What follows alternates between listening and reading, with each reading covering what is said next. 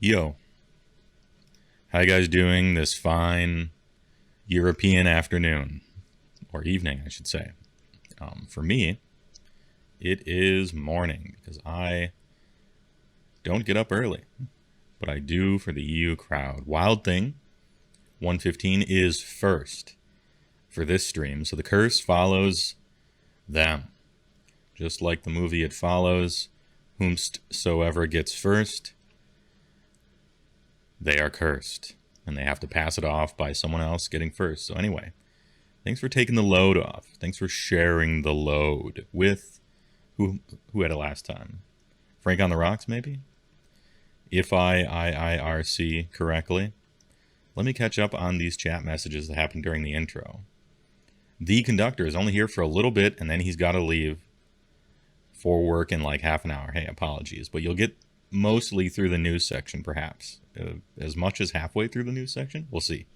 There's a lot of news. Ish. SG Arcade with the HeyWoah nuts and Meth Gang. Good one. Yeah, like peanut butter and chocolate.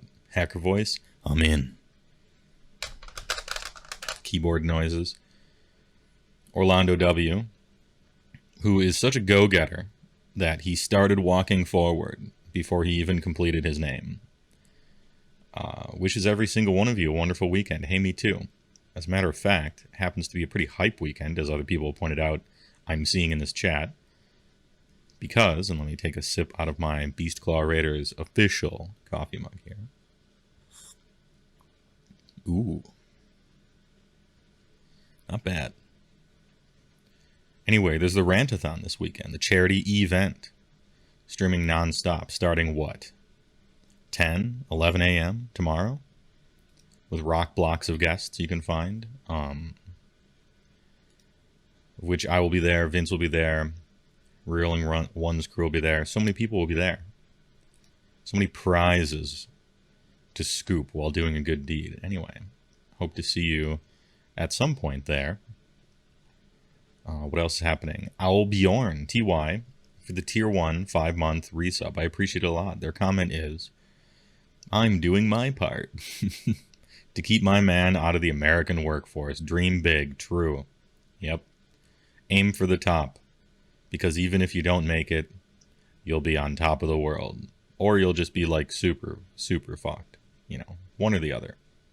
Anyway, good comment. I appreciate it. Fox and Socks with the big flats. I appreciate those. Mr. Meth has me on the car stereo, so I finally did it. I'm on the... I am a broadcaster. It's happening. It's coming out of work trucks. See? HeyWoah supporting the common man. Pulling those 9 to 5s. Or earlier than 9 to way after 5s. You know, whatever.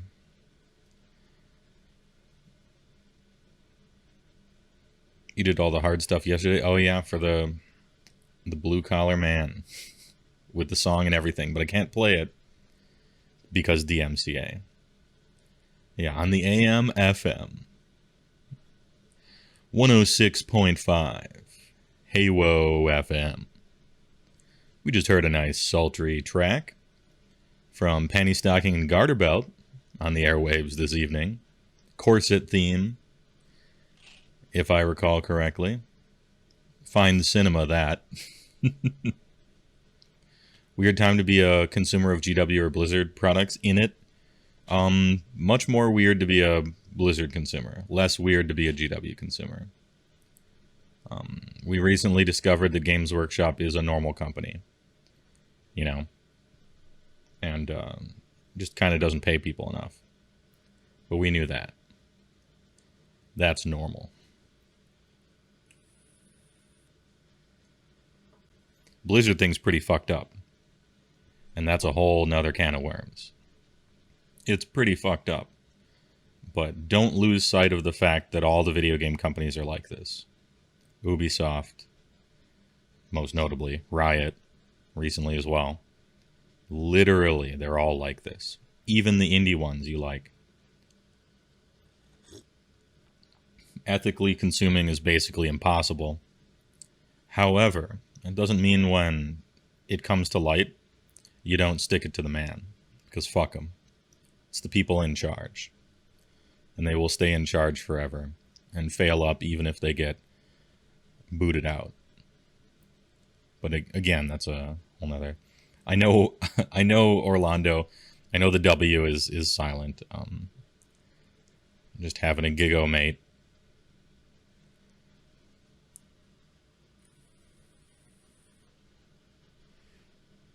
You mean an amount of Riot management is ex-Blizz? You'll find a lot of cross-pollination in a lot of the video game industry. Also very common. TLDR companies suck. Right. They don't have to. But they do anyway. That's important too. That's why you only you only play games you made from scratch. There it is. Yeah.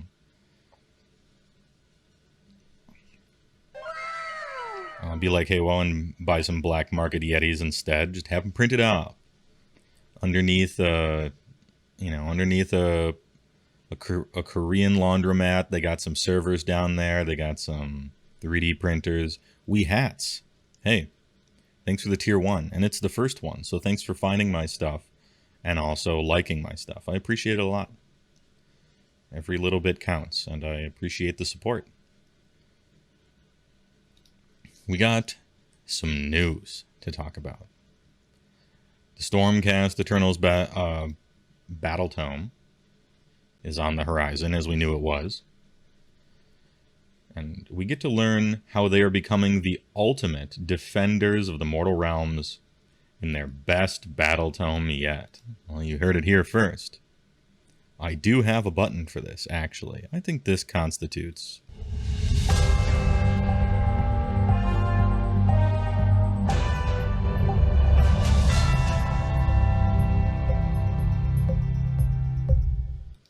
Top story tonight, Stormcast Eternals are set and waiting to receive their first good battle tome.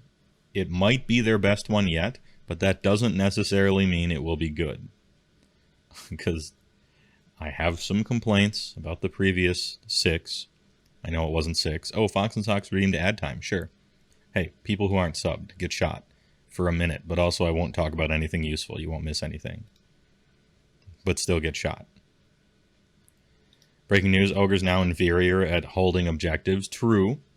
I was already kind of feeling it. If I'm going to be perfectly honest, and I know it sounds like I'm complaining from a position of privilege, what with my army having captured 10 monsters in 2nd edition. But when 3rd edition changed to other people's monsters count as 5 now, and other people's 5 wound dudes counting as 2 now, I was beginning to feel the squeeze just a little bit.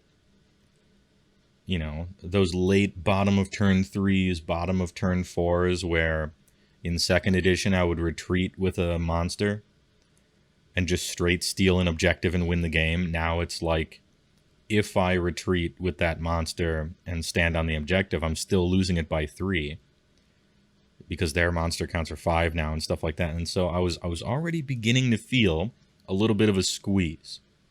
And hey, like an anaconda, every breath you take, it grows tighter. We'll read on.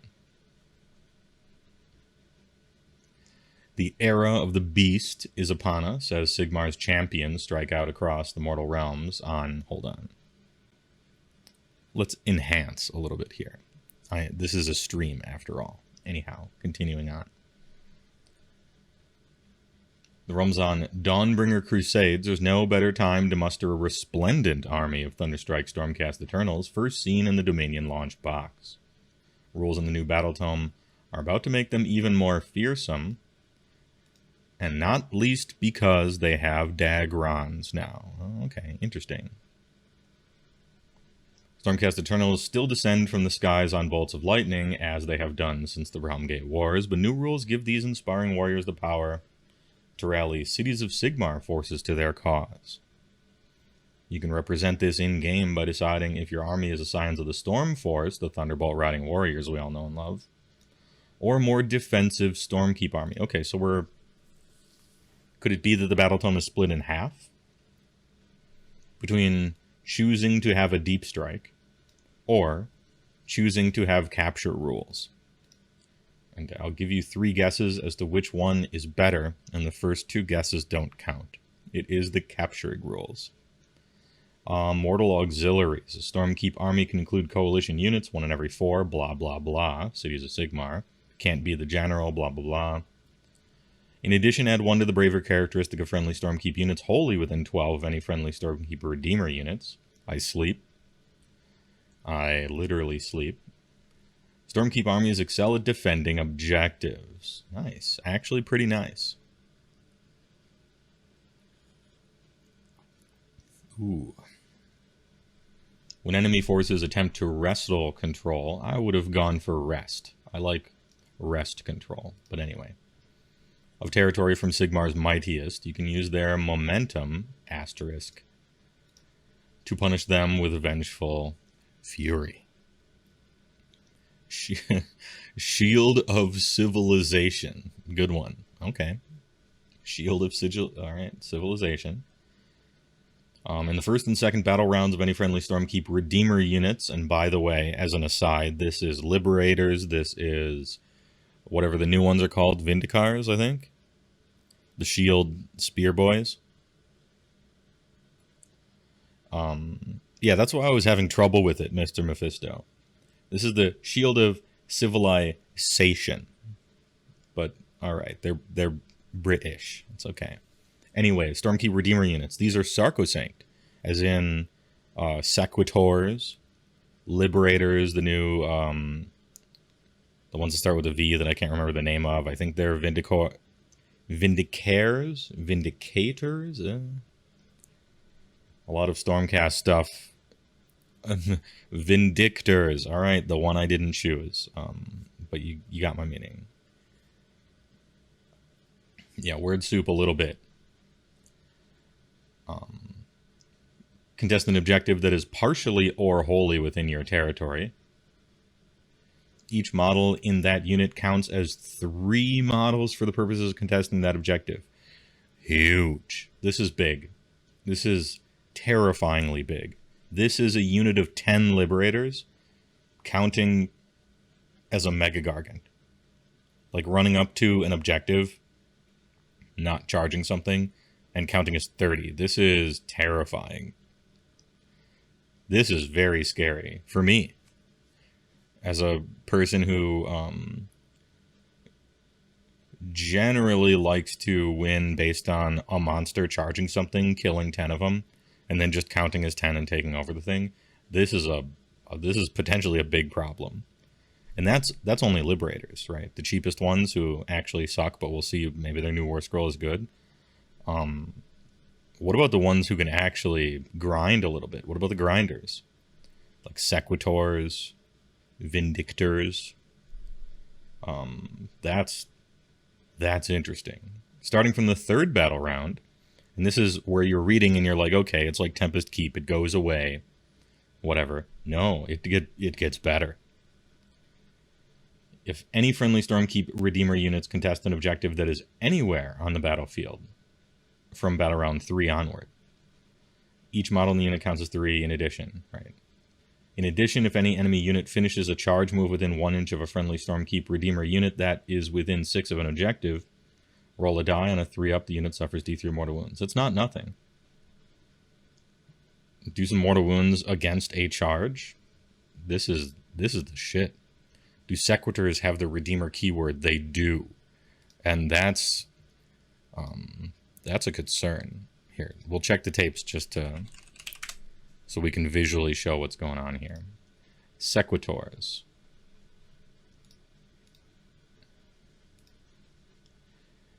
Redeemer. Very interesting. Very interesting indeed. 3 plus D3 mortals if you get charged is sick. That is sick. And these dudes with like a Castellant standing next to them. Big armor, good defense, good offense, ward, like this is the real deal. It's almost like they want Stormcast to be good. Vindicators don't have the Redeemer. I think it's only the currently only the foot-like battle line types ones. I don't believe the... Oh, I suppose I could have just looked it up. I'm pretty sure paladins don't. I'm pretty sure paladins don't have the keyword. However, let's check the tapes and make sure we're being correct about it. Evocators. Yeah, no Redeemer. Like, your elite troops and your mounted stuff, for the most part, don't have Redeemer. It's just like the battle line capture boys that do. Yeah, and Sequitors look sweet, too. I agree. I like the robes. I like the tabards. Ahem. So this is the shit. Ogres suck now. You heard it here first. However, let's read on. Stormcast Eternal heroes who command these armies are not to be trifled with either. Bellowing out commands the rouse warriors to great acts of valor. One such order comes in the form of an old favorite, Staunch Defender, which, by the way, as an aside, is good right now. Early 3rd edition, I know no one ever talks about Stormcast in early 3rd edition because everybody says they're getting a battle tome in a few weeks, who cares? That's been generally the thing that content creators have mentioned. They're like, you know, we don't want to talk about Stormcast because everything's going to change, who cares? Right exactly now, Staunch Defenders are the shit in Stormcast. It's really good.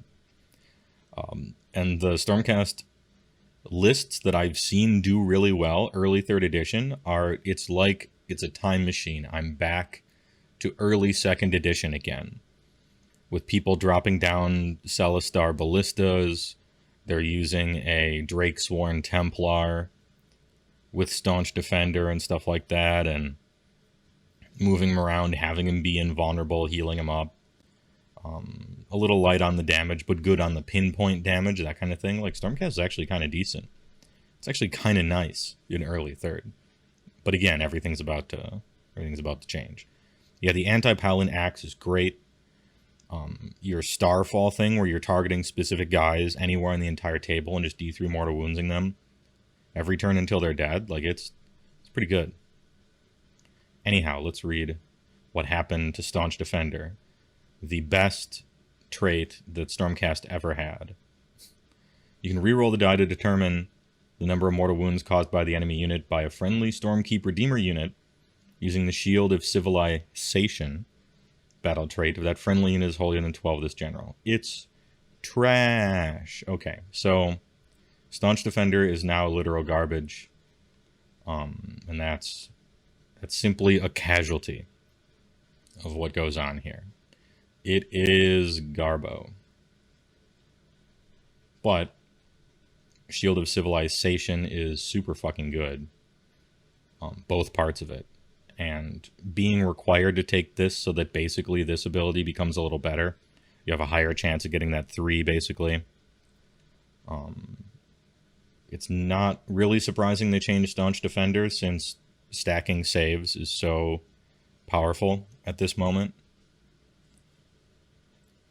If I were a Stormcast player, I would happily take this trade and ask for seconds. You know, oh, my 10 Sequitors count as fucking 30 on an objective. And when someone charges them, they take basically 3 damage. Alright, I'll make the trade. I mean, they're already ignoring Ren 2, probably. So what's ignoring Ren 3, right?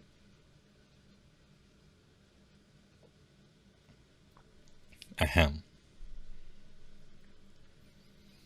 Stormkeep armies may also call upon the aid of Crondius, son of Dracothian, or his moodier brother, Crazy, the Scared. Woe betide any attacking force that's unlucky enough to fall under the baleful eye of these magnificent creatures. Looks pretty sweet. Most of the photographs I've seen of this dude, to me, it's got a bad case of they shot it at a poor angle. I think they look better than this in real life, but they're definitely an improvement in my IMO from Star Drakes and Dreadlords on Black Dragons and stuff. And yeah, they truly are just Mufasa and Scar. But Games Workshop has a 50-year history of just having their dudes be puns about stuff and direct references to other things, so it's really par for the course. I can't be mad. Hats off, Neo Kevlar, sure. Alright, the anime hat's the closest one. This is what you get. Let's see. Daylight will stand forever, no wall stands against it. This is an early stream. It is my once per week Friday EU friendly stream. I start at 6 p.m. GMT, 1 p.m. CST. Because I noticed a lot of my European viewers are only just ever watching the VODs, and I'm like, hey, I should do a EU one that's in their time zone. So they get the gimmick. The whole talking to chat gimmick. Like, they get to do that. That's fun, right? That's a 40K reference. I assumed it was, I just didn't get it. Because I don't do 40K. Have I given my hot take on the hair situation yet? What do you mean the hair situation? Orlando, please explain. I probably know what you're talking about. It's just at this moment I don't know what you're talking about. Anyway, fill me in. Crazy, the scared.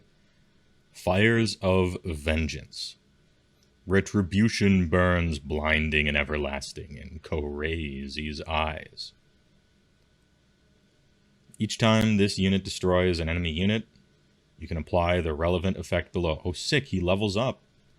Does he level up as awesomely and sweetly as Blood Knights? If the enemy unit was a hero or monster, add 1 to the attacks characteristic of melee weapons used by this unit for this battle. Not bad. Not bad at all. Depends on how many profiles he has, but there's no way I'm saying that this is not good. It is.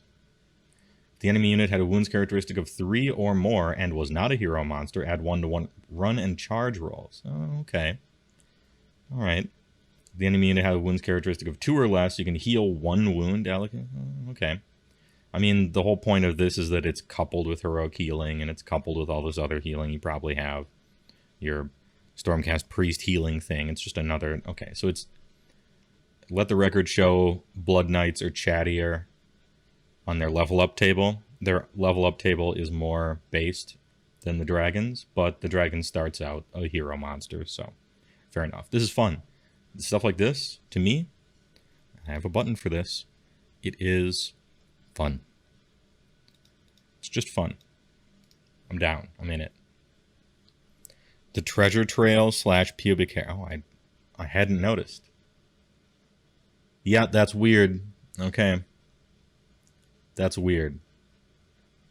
Why did you do that? Can't unsee it. Why would a dragon have hair? That's mammalian. Alright, yeah. That's weird. Thanks, I hate it. And I'll never not unsee it. Well, shit.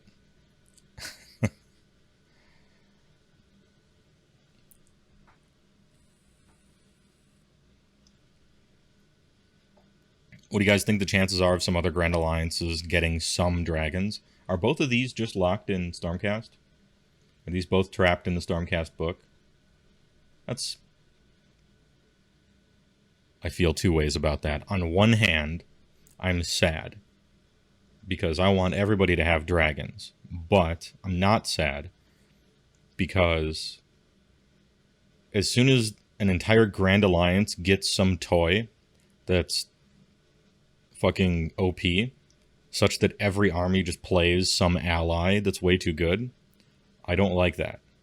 And if the dragons were good enough, they probably just would be that, and I don't like it. I'm against it. So, do I hope everybody else gets dragons? Not literally everyone else.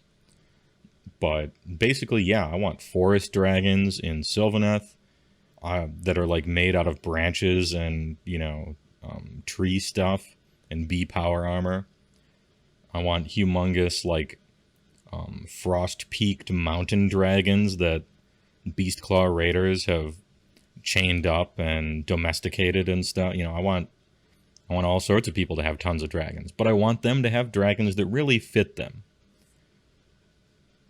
New Death Dragons? Yeah, you know what? Zombie Dragon is a good idea, but like the sculpt doesn't really do it. I want like fucking Syndragosa, you know, Draco Lich kind of stuff. Give me some of that. Right. Anyhow,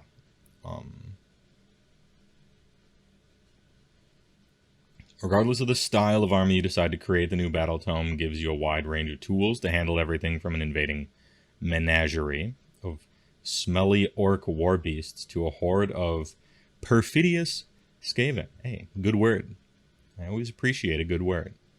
Look at this fucking Chad here. This is awesome. Look at this dude riding this thing, this humongo hobtrog looking thing, and then he's got this sweet ass mask, like a Bane mask.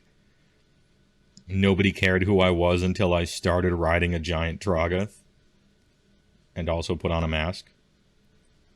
This is the shit. This is super sick. And I don't think we've seen this one before. Maybe we have. This guy's new here.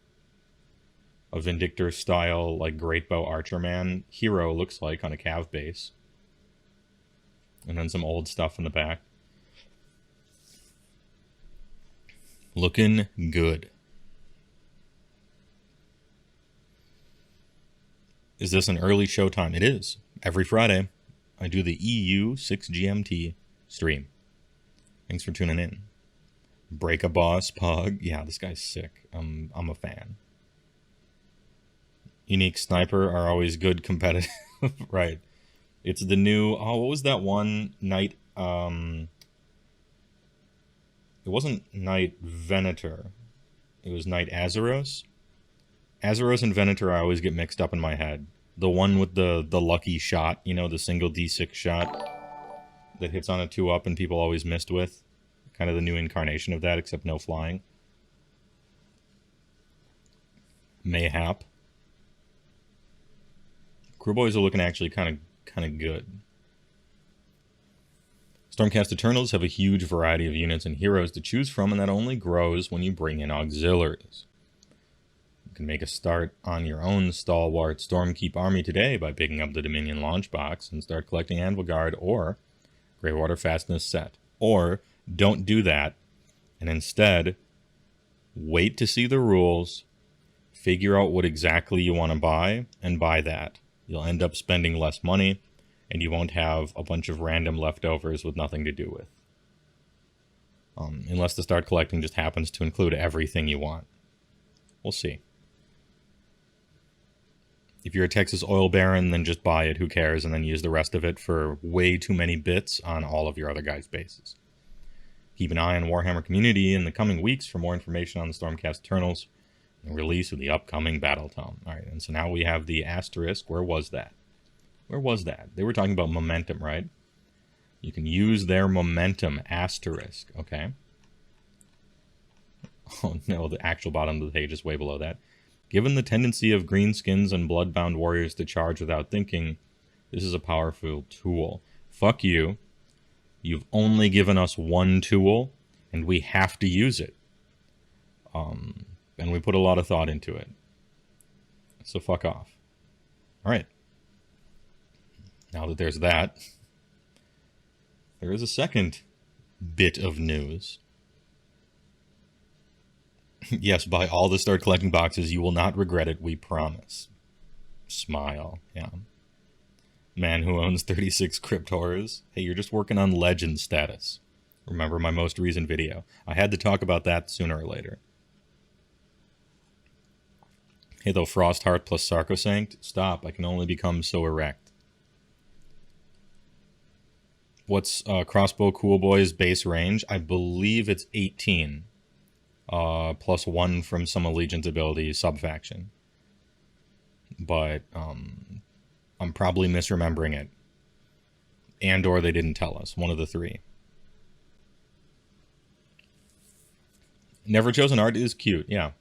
It's comfy. It's like comfy web comic art. It's 1224 plus 3. Ooh, okay. Alright, never mind. 24 is way better than 18 for the Bolt Boys. Nice. And they can be battle line, which is huge. We learned that. The fact that you can make those guys battle line. sweet. The sweetest plum.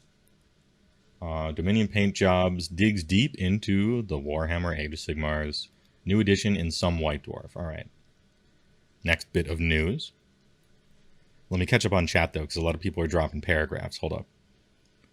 Well, to start collecting boxes because none of your friends collect Warhammer and you have to make an army for them to play with you feels bad, man. Hey, that's how I started the game, too. And getting into the game with friends is obviously the best way to do it, so there is that. 18 snipey boys. Yeah, let's go. White Dwarf 467 digs deep into Warhammer Age of Sigmar's new edition. Alright, please no new battle battalions. August's issue of White Dwarf is almost amongst us. Alright, blah blah blah. Don't care. And they have the two people from Dominion right on the cover. Makes sense. What we got in here? Let's take a closer look at what's on offer. Amongst us. The era of the beast is upon us. Have you ever wondered what goes into creating a brand new range of exciting minis? Yes. The Warhammer Age of Sigmar's designers spill all in this bumper section, which covers the ins and outs of the details and motifs for every model in the Dominion launch box. I'm actually interested in that. Good job. That sounds like a fun article to read, actually. Good work.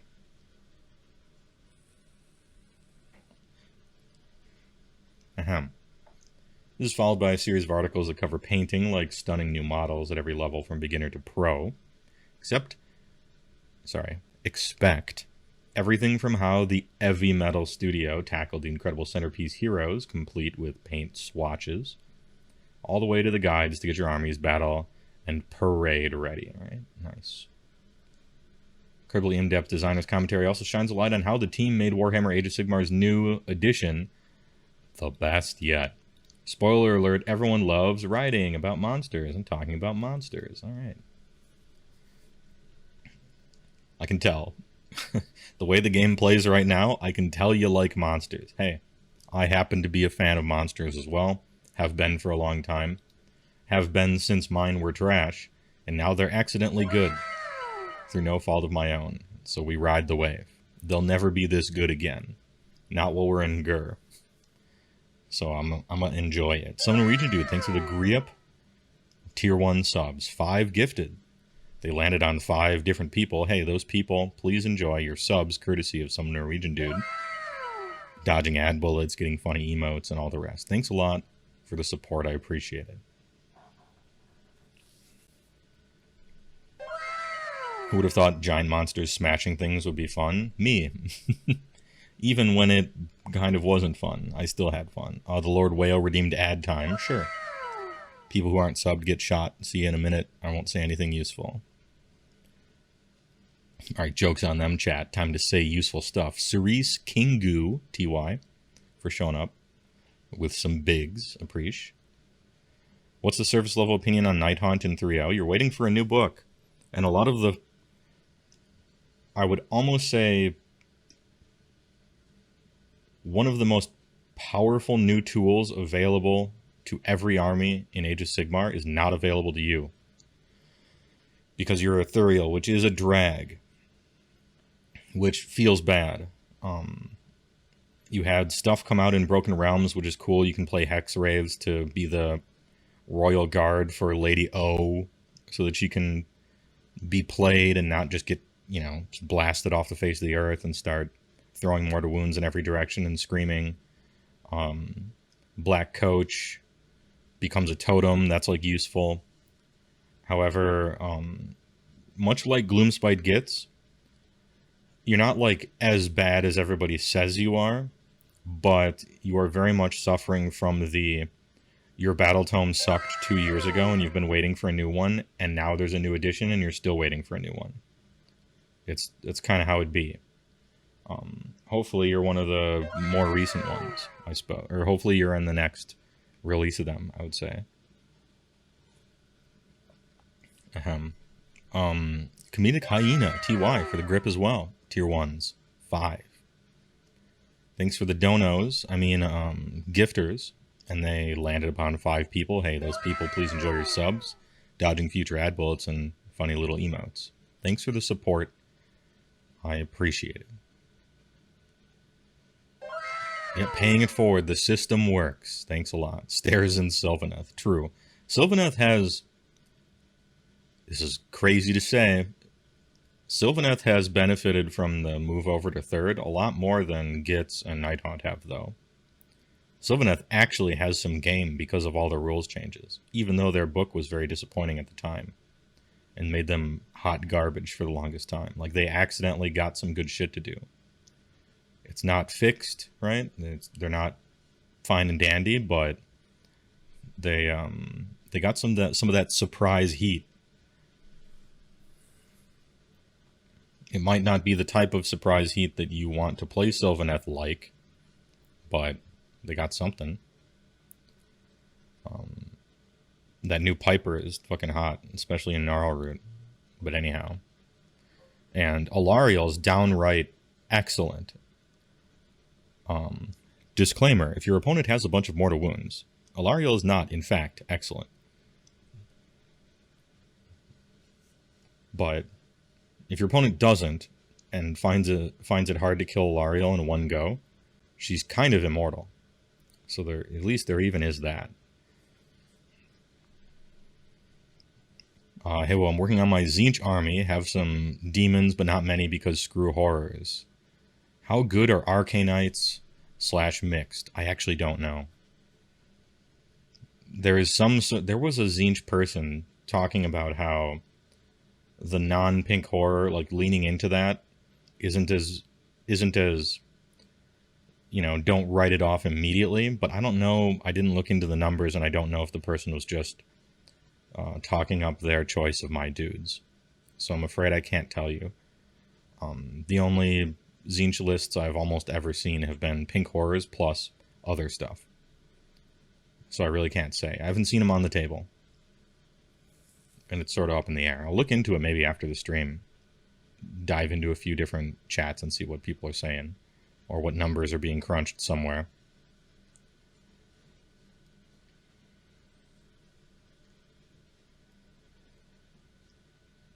Sylvaneth lives and dies by your terrain, and now there's more ways to delete terrain. Right.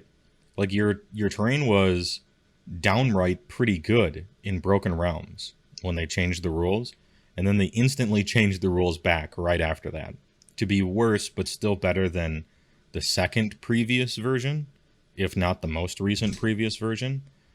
I feel like they're just kind of throwing stuff at the wall and seeing what sticks, and then when the Battle Tome comes out, we'll call it a beta test. I'm not sure.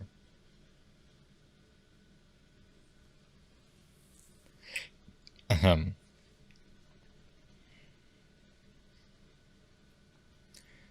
I seen the Death Rattle Skeletons are actually seeing play in 3.0 so far? I haven't, but I haven't looked into it too much. I've surface level paid attention to S-Blight G-Lords. It seems like everybody's on the zombie plan. Because if you just look at the War Scrolls and think a little bit about synergies, you're like, why would I ever play Skeletons? But it could be that someone's found a good use for them somewhere.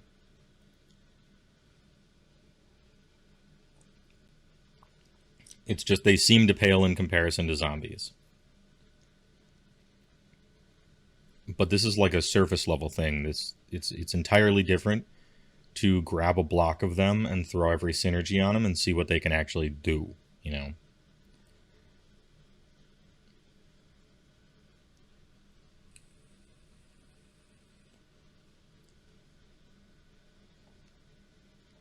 Tree Lords are overcosted in points again too, a shame. True, but the problem with Tree Lords is they have a tiny amount of super random attacks that are on like D6 damage.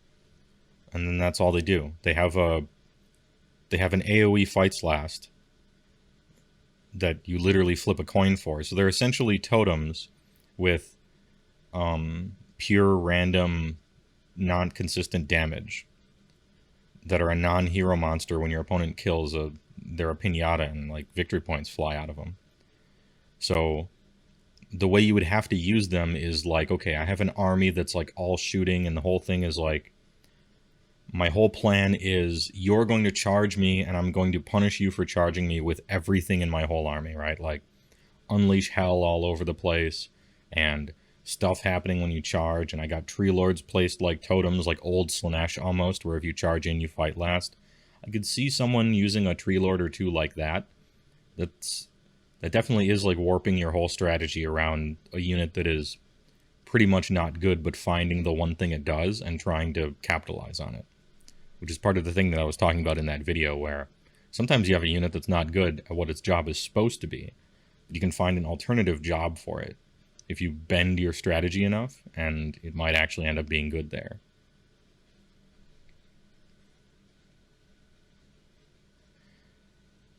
Next up, there's a thrilling battle report, which sees the Indrasta and a warband of Thunderstrike armored. Okay, I don't care about a battle report. I don't like watching battle reports, much less reading about them. Hish with lovely maps. I don't care about maps. A lot of people care about maps, dude. This is fascinating to me. Especially older players, especially Warhammer Fantasy Battle people, especially people that care about the old world. These people love maps. And I have no idea why. It's a map. I don't know. Maybe it's because I have no sense of direction in real life, and when I look at a map, all I see is spaghetti dripping down a page, and I shrug, and then tell Google to give me a purple line where I'm going to drive to. Maybe that's it. Maybe it has to do with that. But I don't care at all.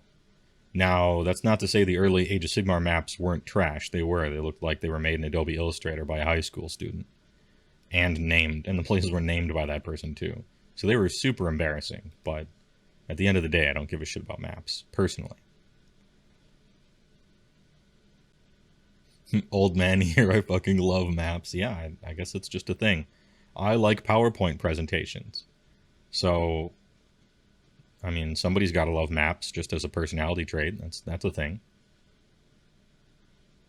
It's a setting where your location is borderline irrelevant because of portals and people want maps. I mean, it's hard to let go. Some people just like maps. Fair enough, right?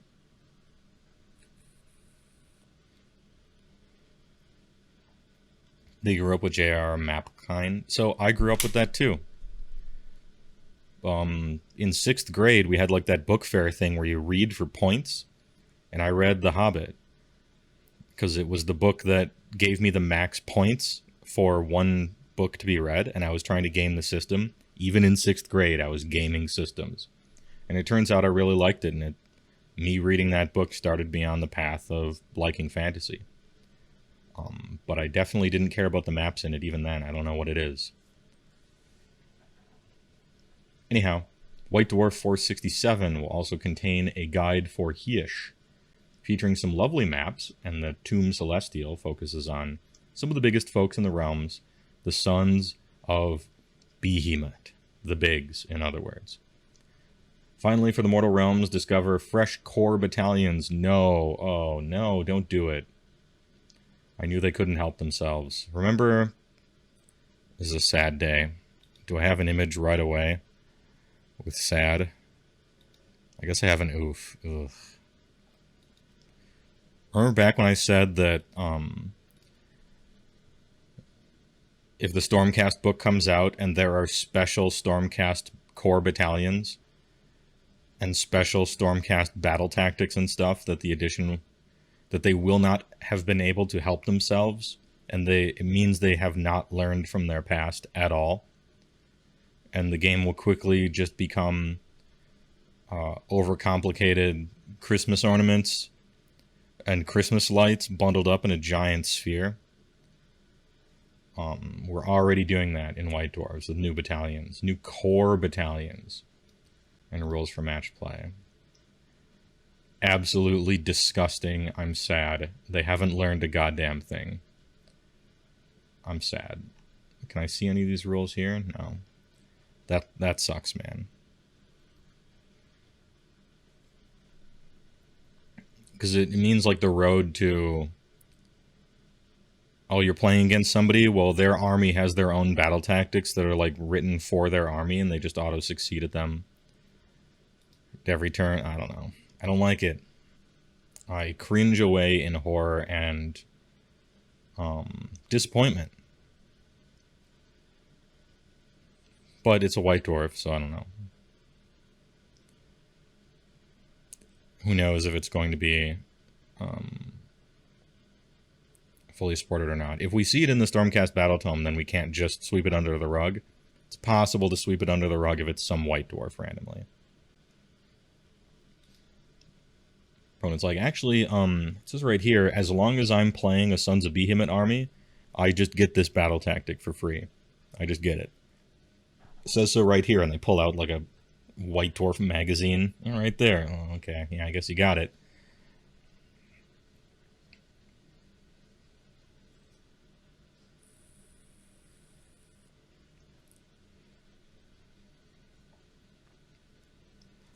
It's in the Mortal Realms section, which means it's probably for playing in the different realms. That could very well be Leadfoot.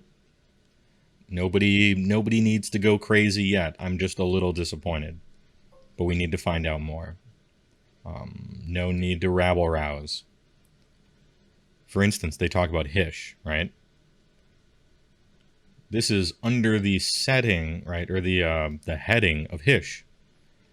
And the current GHB plays in Gur. And it just, like, tells you play in Gur. So, maybe they're just like, we're exploring some Hishian core battalions. You can use those in narrative.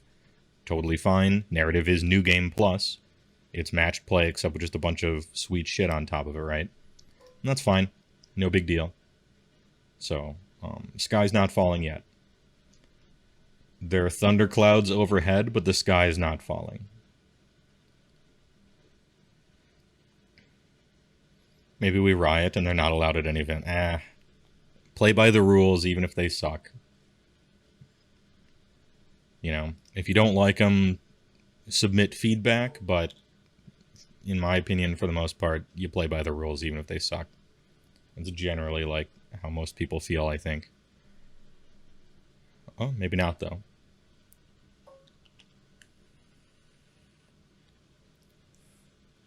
Ahem.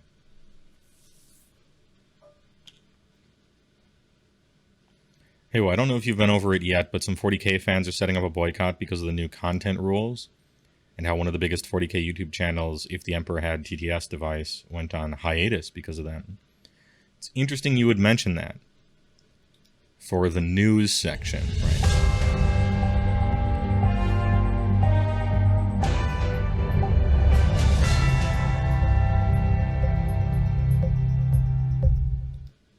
All right, top story tonight.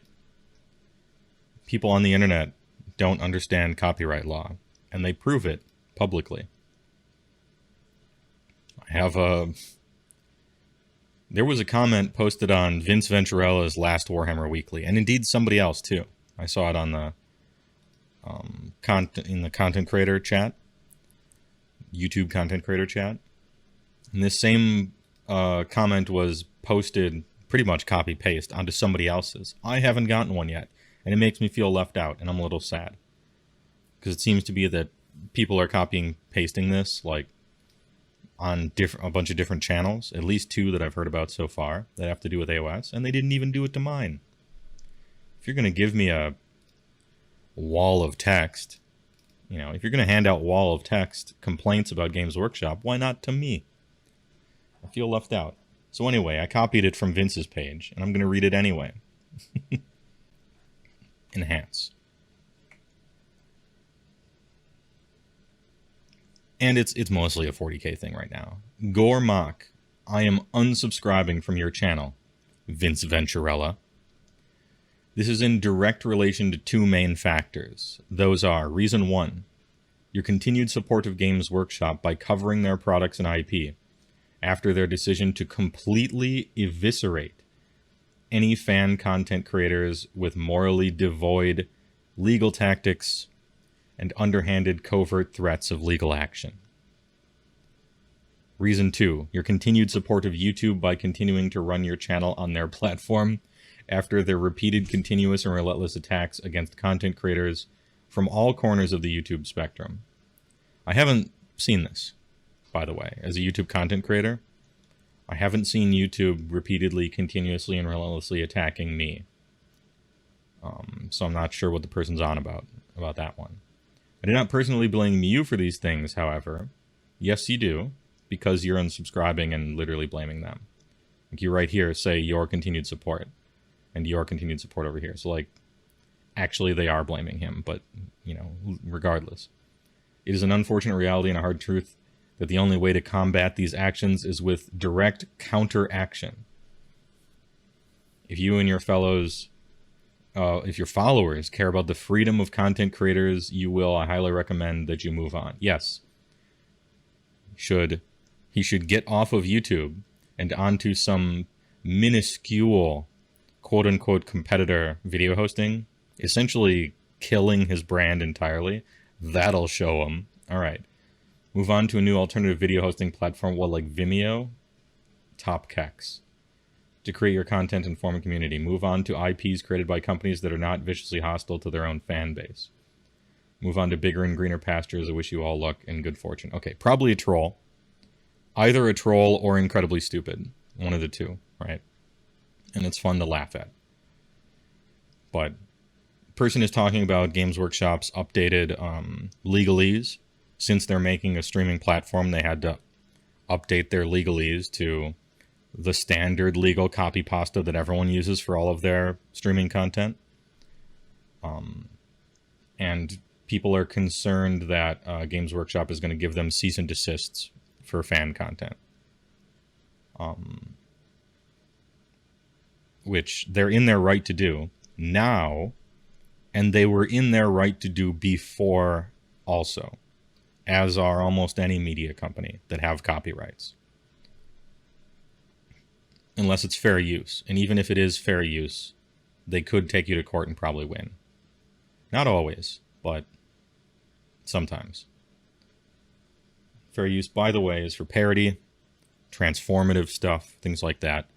It's like, for instance, Mad Magazine can't be sued by Disney for making fun of Mickey Mouse because it's fair use. This is like the classic example.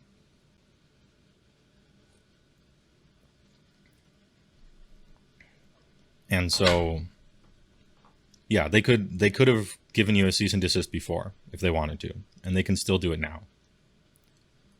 But they don't, because for the most part, companies are more than happy to absorb free advertising, which is why most, and I say most, some companies like Nintendo, some of them are more draconian than others, but normally they have a history of that. Has Games Workshop issued cease and desists to anybody? No. And so I don't see it. If they do, okay, then it's time to be like, now we need to make a statement. But if they haven't, then I don't see it, because they have the same rights as they always had. They just updated their language because they have a streaming service now. Specifically with, if the Emperor had a text-to-speech thing, this is very healthily and comfortably under parody and fair use, for sure. They're literally making fun of it. I don't know. It seems like they're jumping the gun.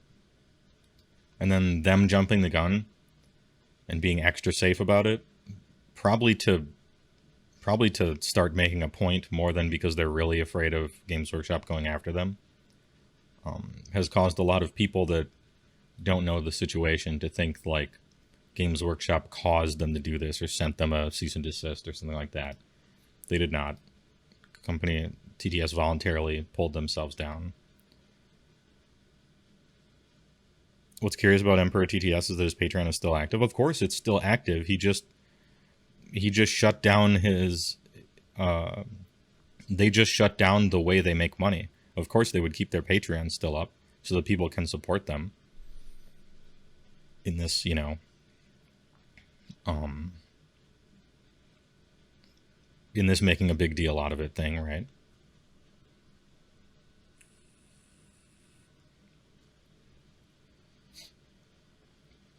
Asriel says, TTS is probably protected under parody and satire laws. Yeah, probably. But the risk of a slap lawsuit is too much for the creator to risk. Disagree with the second half of the sentence. They're fine. They're very fine. But that's just in my IMO, right? This person considers it a risk to their livelihood, right? So they took it down. And that's in their prerogative to do.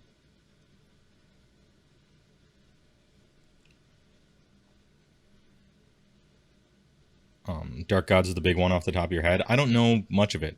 Most of the like fan stuff is just 40k fan stuff. There isn't a lot of Age of Sigmar because it's new. And there wasn't a lot of Warhammer Fantasy Battle stuff because no one played it. Shots fired, I guess. Because 40k really is the IP it's the IP and the setting in the world that is amazing and inspires people to do all this stuff. The fantasy stuff Games Workshop does, not so much. So it's probably not going to affect us very much. And it also means that I don't know a lot of the channels that have to do with this, because it's 40k and I don't care about 40k. The only fan stuff I've ever seen has been memes, which isn't really fan animation, and Astartes, which I thought was very good. Great storyboard and telling a story without using dialogue. But that's pretty much it. I haven't seen anything else. I watched a few minutes of TTS because this thing blew up. Seems like just a straight satire to me. And having fun with it. And they were totally safe. And I didn't find it that entertaining. But the reason is I don't know anything about... I'm not into the 40k stuff. And it's clearly for 40k people. So there's that. Donk Zera Height, TY for the ad time. Get shot. I'll try not to say anything important for this minute, but also get shot. Ooh, and I'm going to respond to Cohen Cambria, who is not subbed. I'm going to respond to his comment after this.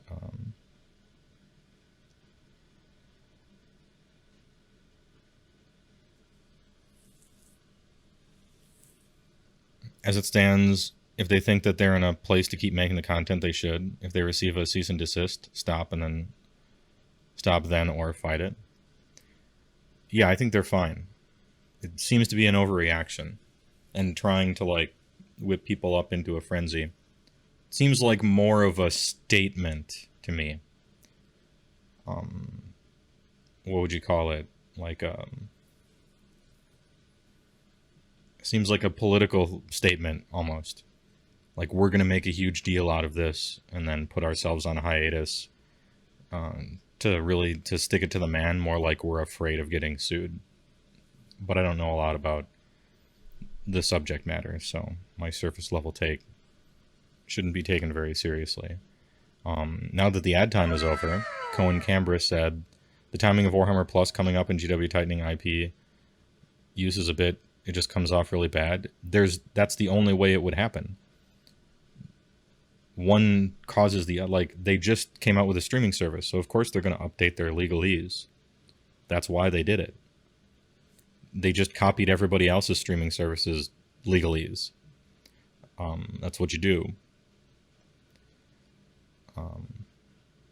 It's Emmett, TY for the primer. I appreciate it. 5-month reprime. Thanks a lot. Their comment is yeehaw. You've yeed your last haw. Anyway, thanks a lot. Good comment.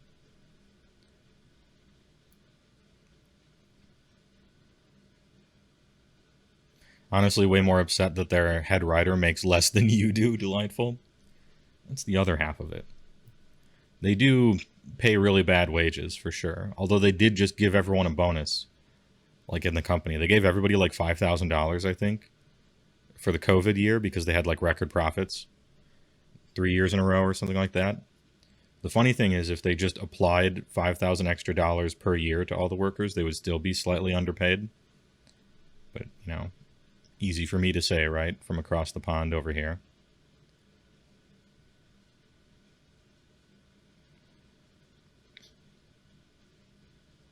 Your worry is Your worry now is that GW is going to go after assets uploaded for Tabletop Simulator on Steam? Nah. If they haven't done it yet, I'm surprised that they would decide to do it now.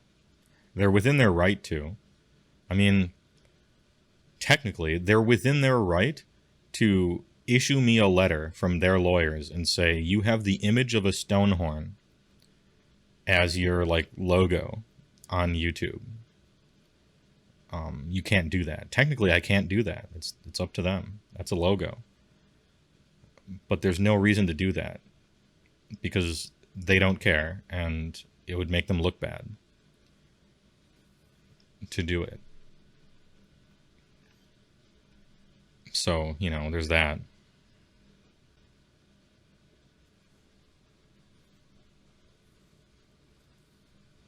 And I'm free advertisement. I am free advertisement. That's the whole point of streaming and YouTube and stuff, is that you essentially become like an uncontracted advertiser for the things you're doing. You make some money off of it. In a great reversal of roles, you pay the company in exposure for being able to do it, which is kind of nice.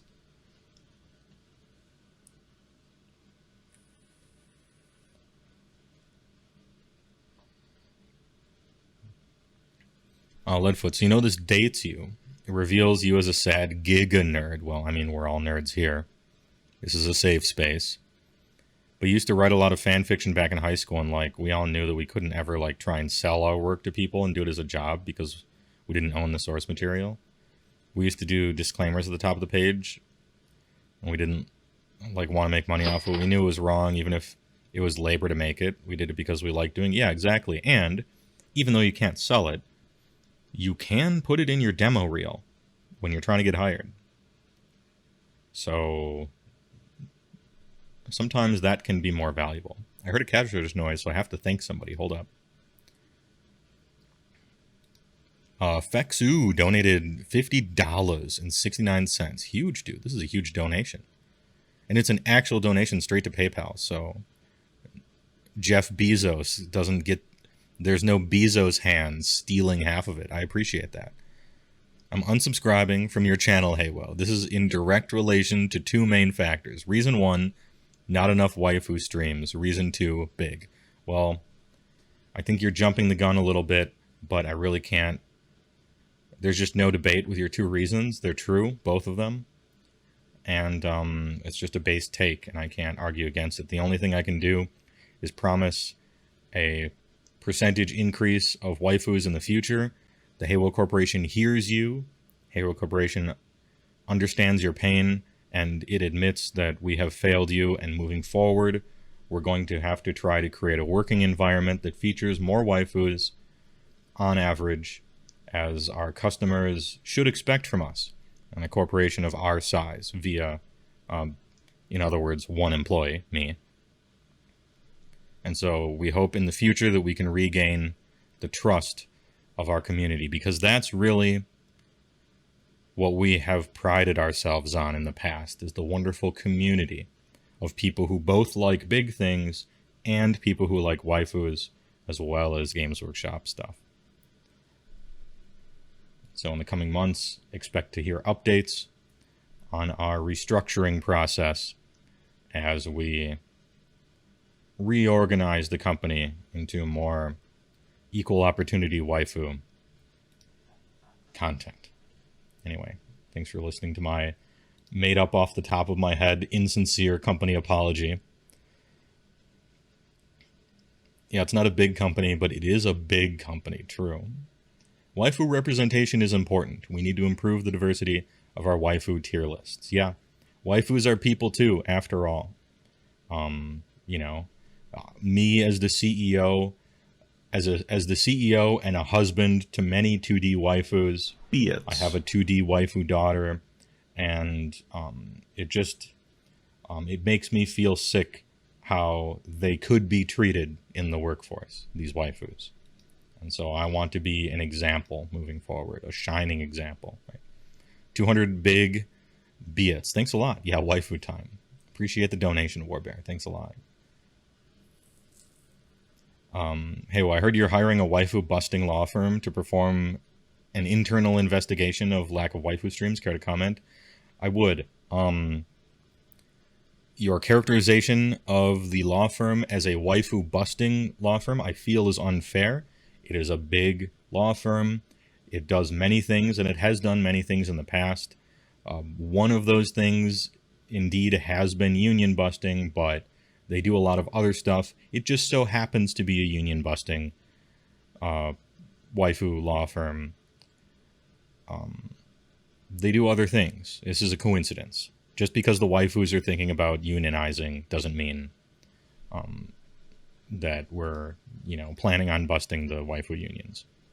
We just hired a law firm that kind of does that, but only sometimes. You made it to CEO. If I'm the only employee, I guess I can call myself anything, right? Yeah, I have friends that are waifus, right? So I'm not, I'm not waifu racist. I have tons of friends that are waifus. They let me say ahigao, even though that's their word. Usually just when I'm singing along to a song, though, right? That's just lyrics.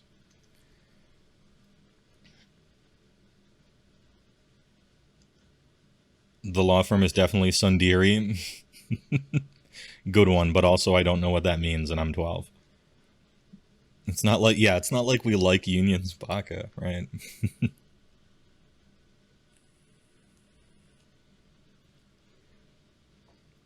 With VTubers being a thing, the Anime Girls Union may become a reality. Ooh, I can't wait. It's going to be so good. It's going to be so good to hear some 78-year-old judge holding a piece of paper, moving his spectacles down, being like, so you are, you play a character called Gura, right? And this is a talking shark council, is that? Yes, that is a talking shark, yes. And she's, she has a tail, yeah, she has a tail. And here, these old white men talking about VTubers. Oh, I want the transcripts. It's going to be great. She's hydrodynamic, Your Honor. Can you define that legally, please? Sure. Can you read that one back? You are famous for saying the letter A. Is that correct? Yeah. Yes or no answers, please. When am I getting a Marathi VTuber model? Ooh. I don't know. I would have to use some... I don't know. Any VTuber rig that I would set up would just have to end up looking like me, otherwise it would be too weird. Right? Imagine some, like, snake waifu, and then it's just my voice. This would not be okay. It'd be a little weird.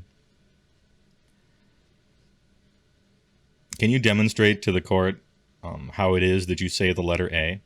Ah. The entire, like, the entire court, like, swoons. Innocent, Your Honor. Oh yeah, speaking of, streaming and laws and poking the sleeping bear, I'd like to introduce you to my premium content, HeyWoah Plus. For the low, low cost of nothing, you can get my premium content, which, in this example, is actually the opposite of my premium content. This is the worst stuff. This is the trash.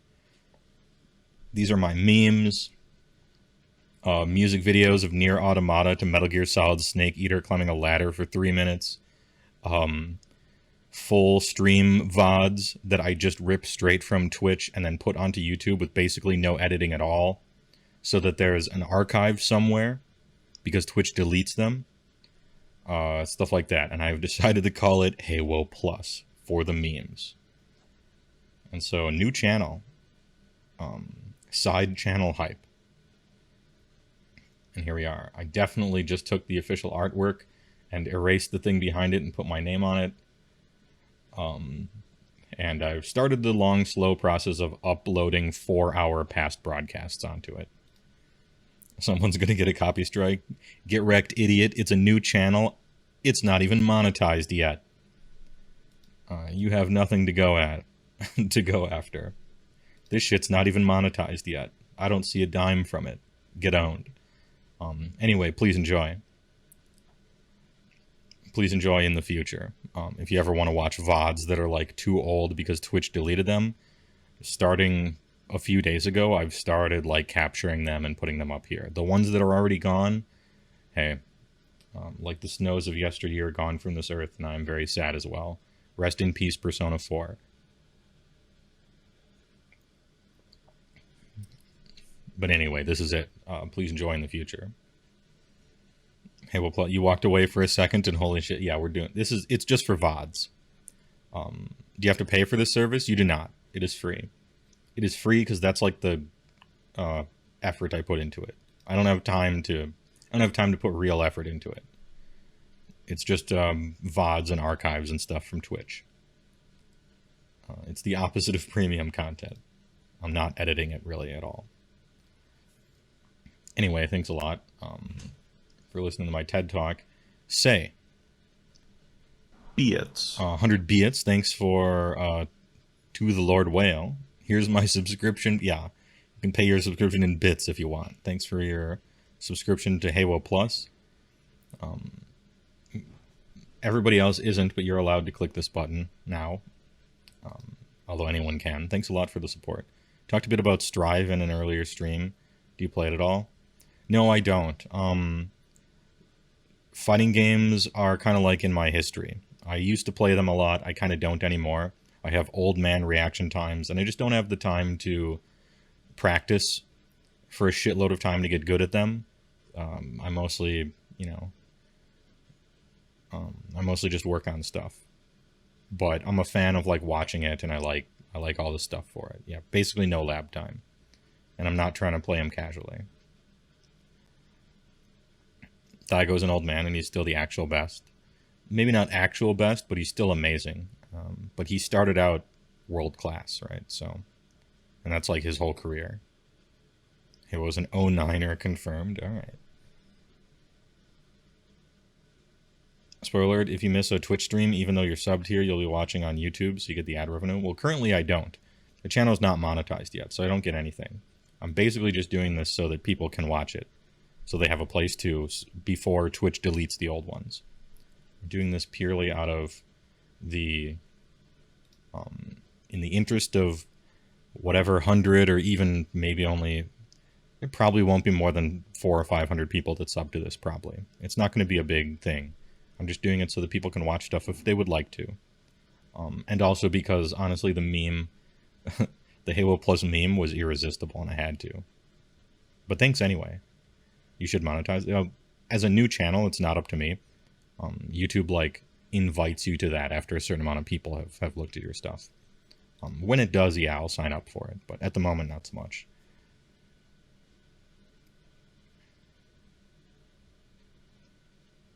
Don't sell yourself short. Your Transistor video reminded you of the Transistor soundtrack, which is big. Hey, thanks. I appreciate it. Yeah, these were... For like 5 weeks in a row, I was doing like... I was trying to edit a music video as quickly as I could right before the stream as like an exercise. And, some of them I put more work into than others, obviously. But they were kind of fun. They reminded me of making music videos back when I was in high school. You were subscriber 15. Does that matter? It does, yeah. You have the 15, right? Imagine if it was a limited print run and you got number 15. That's big. That's super big. Anyway, appreciate it. Am I an artist too? I suppose. I do have a Bachelor of Fine Arts, and I've performed art in the past. I've made music with my brother. I've done drawings, charcoal, ink, watercolor. I've done paintings. I've made movies. I've directed stuff. I've acted in stuff. I suppose that makes me an artist in a sense. A lot of being an artist is sort of like back in the old days, calling yourself a pro versus an amateur. It's sort of like whatever you call yourself.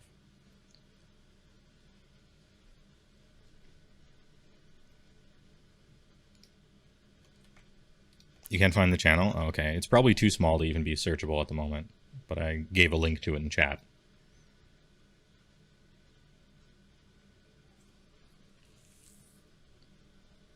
Anyway, TY. Could it be time? Sorry, I've had to wait for a while. Am I a big crier at sad movies? It depends. Sometimes they really get me, and sometimes they don't. I'm in danger of being very affected by movies, one way or another. If there's one of those super awkward scenes in a movie where it's just like cringe content, you know, like it's embarrassing for someone, or somebody's pretending to do something but the bad guy knows about it, or what, like, I actually have to leave the room. I have to leave. It's too awkward to even watch. I don't go in for cringe content either on YouTube or anything. I can't deal with it. It's too much. So yeah, I would say that I'm very affected by movies. You know, if I ever watch Your Name for a second time, I'm gonna have to bring the tissues. It's just how it is. Ahem. But usually only if it's made well. If it's not, then I'm sort of watching it like a technician watches a car turn on. I'm like, okay, you chose to do that. You chose to do that. That was a weird reverse shot. This editing isn't very good. Oh, that's an unfortunate performance. Okay, you did a cutaway because you didn't want to show the actor's face, so they fucked up probably. All right, this is a VO. Ooh, that was a weird effect. You know, stuff like that. Or so you went with this thing in the story, and yeah, that was the easy way out. But I feel like you should have foreshadowed it better.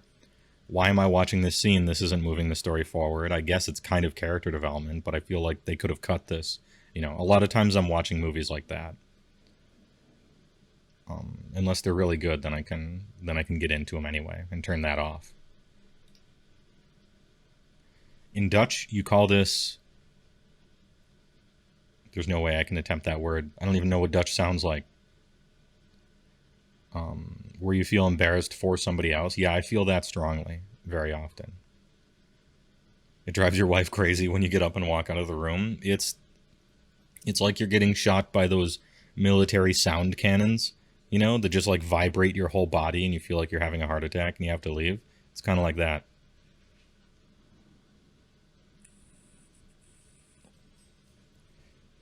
You were so close to hating Your Name, but it turned out good. Yeah, no spoilers. No spoilers. It's probably my favorite anime film. Beating out some other greats. But I've only seen it once, and I don't want to watch it again because it's like perfectly crystallized in my mind. Do I play Tarkov? I do not know. I don't go in for first-person shooters much any longer. I used to be really big into first-person shooters, first half of my life. You know, the Doom death matches and Quake 3 arenas and Unreal Tournament stuff. I was really big into those while I still had young man reaction times, but not so much anymore. And a lot of the FPS genre has become like, how should I put this? Very much samey. With those like big maps where everyone shoots each other or hides until someone finally wins, like stuff like that. Don't go in much for that type of gameplay. Tarkin Rex, dude, hats off, sure.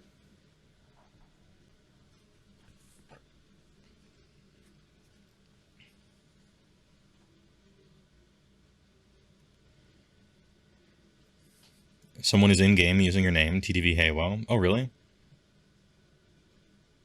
Interesting. Because when I came up with this name, nobody had this name. And that's one of the things I liked about it. Is that I understand it's dumb and it's spelled wrong. I know both of those things. But nobody has a name, or nobody had a name like that.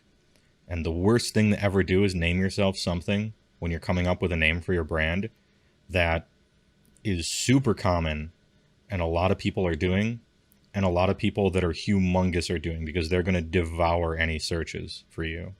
So at least there's that. Donk Ray Zeit, TY for the ad time. Get shot people for a minute. And then when we come back, probably going to do a TTS game.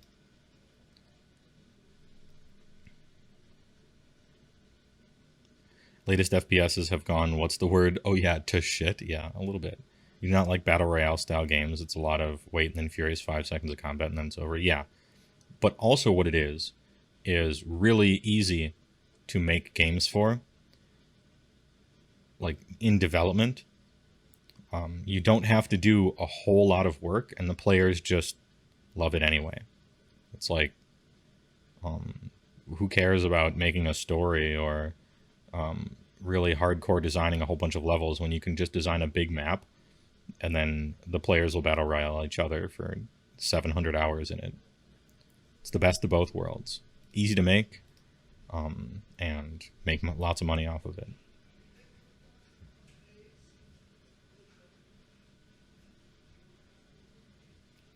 TTS game Pog. True, yep. Having a TTS game, and it's against a sub. Tarkin Rex, as a matter of fact, who's in chat, is whomst I'll be playing against.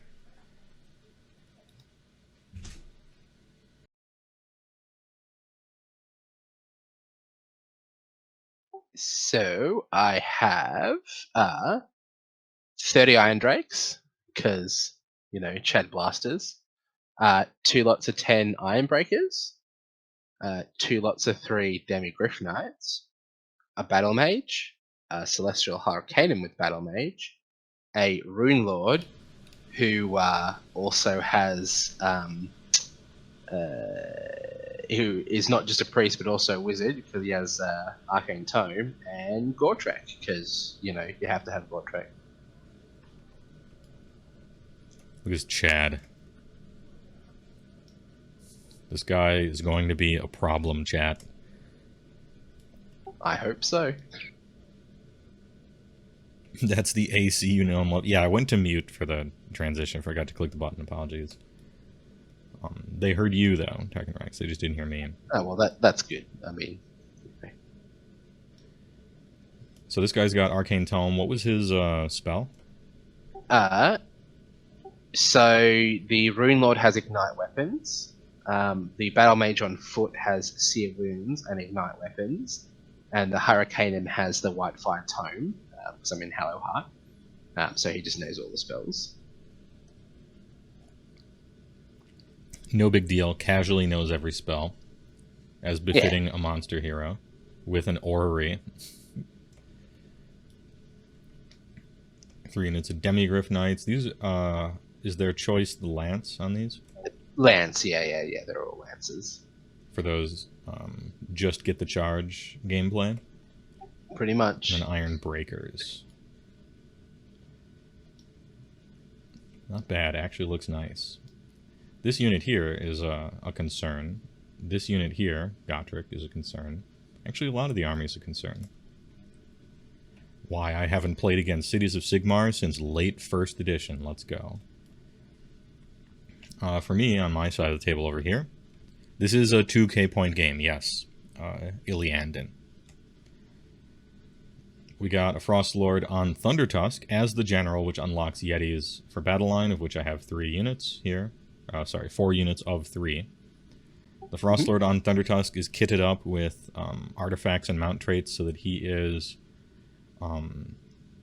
as hard as I can make him to kill, for the most part. He's got Rimefrost Hide, which reduces incoming rend by 1. He's a Thunder Tusk, and so he's at -1 to hit in melee. He has Amulet of Destiny for a 5-up shrug. And he's got Lord of Beasts as the general, which gives +1 move to monsters within a range of him. Which I should write on a little note. I think I will do that. But Mr. Woe, the tiny hero, only has 8 wounds. How hard could it be to kill? Well, let me educate you as you watch this game.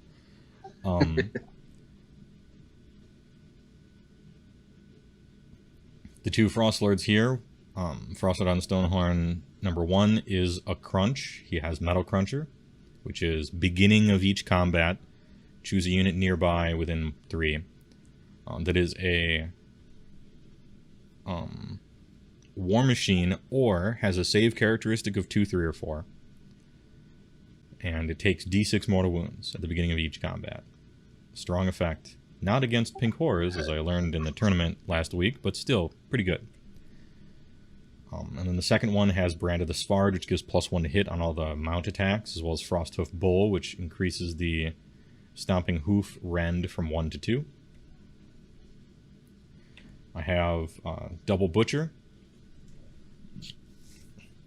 One Butcher has Rib Cracker, and the other Butcher has Molten Entrails. Rib Cracker is 18 inches, -1 enemy armor, and Molten Entrails is +1 monster dam, mount only. And both of these cast on 7s because it's Ogres. No Fire Belcher? Yeah, so the thing is, normally I play with 1 Butcher and 1 Fire Belly, but I forgot that. And in the sound check right before this, we'd already made the game and everything, and I couldn't summon a Fire Belly to the field. And so we're just playing it with Double Butcher, even though this makes me worse. Because I really do like that Ash Cloud -1 to hit. That thing's really good, even if it's hard to get off. But this is fine. I think Double Butcher is better myself, but that's just me. You think what? I think Double Butcher is better myself, because I like Rib Cracker and Molten Entrails, but that's just me. Yeah, I like both of them. When people are asking me about what to do for your casters in like a Beastclaw style army, it really is like personal preference, because any combination of the 3 choices, you could have like a decent argument for wanting. You know, your what is it? The Butcher's War Scroll spell is good. The Slaughtermaster's isn't, but he has the pot. But the pot's a little worse now because it doesn't stack with all-out offense. And he's also the most expensive choice, but, you know, this and that. Firebelly's good because his spell lures are great, but, you know, they're hard to cast his spells. All sorts of ways you could go with it, really. Yeah.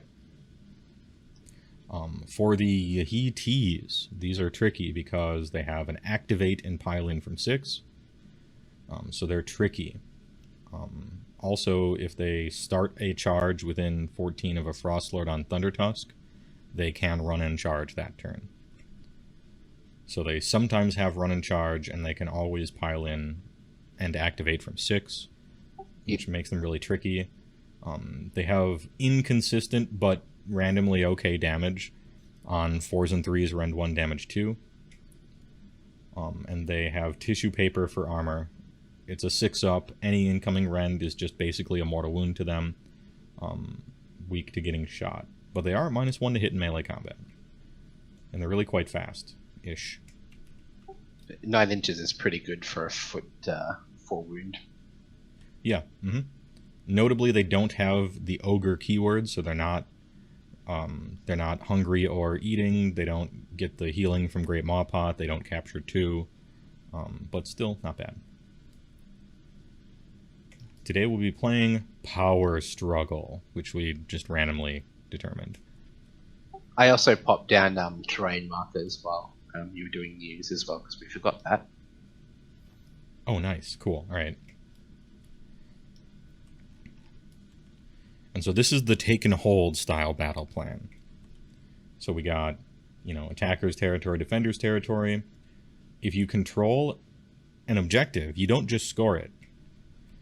As a matter of fact, you only score any objective if you have controlled it for 2 consecutive turns of yours. 2 of your consecutive turns for each one of them. With some limits like normal, where you get 1 point for 1, 2 points for 2, and then 3 points for any number more than that.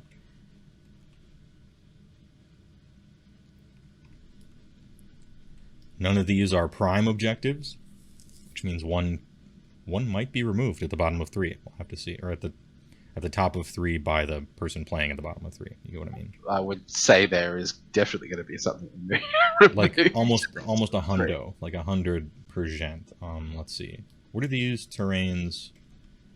I'm not familiar with the symbols. I don't know them by heart. Let's see.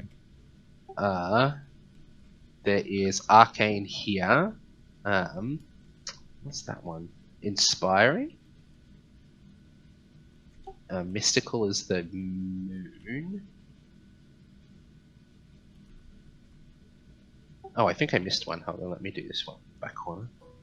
Alright, Inspiring is Bravery, and Arcane is Good, and Damned is... Add 1 to hit rolls for attacks made by the unit. Cool. But it has to be within 1. And you have to take D3 mortal wounds. Probably, I'm thinking no. And then there's Sinister, which is -1.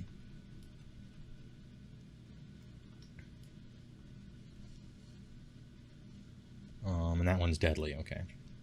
Yep. So there's only 1 Arcane. Yeah. Only 1 Arcane.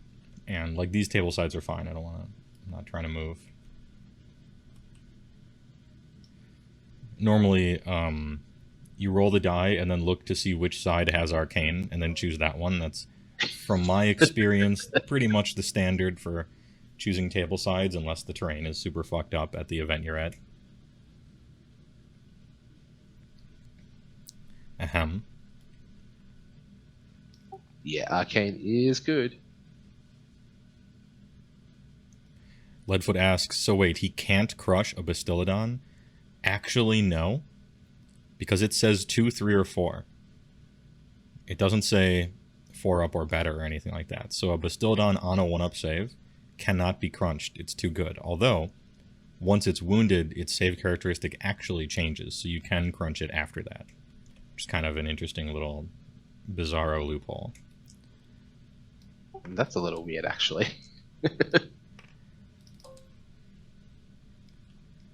What else? Oh, and it cares about the characteristic. It doesn't care about modifiers to a save roll. So, like, if your save is a characteristic of 5, but you're getting +3 to it, you can't crunch it because it only cares about characteristic. It doesn't care about, like, what your save roll is. It cares about your armor characteristic.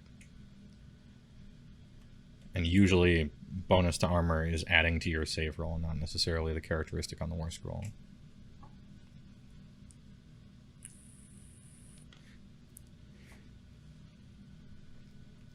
Anyhow, I think we are, for the most part, pretty ready. What is your...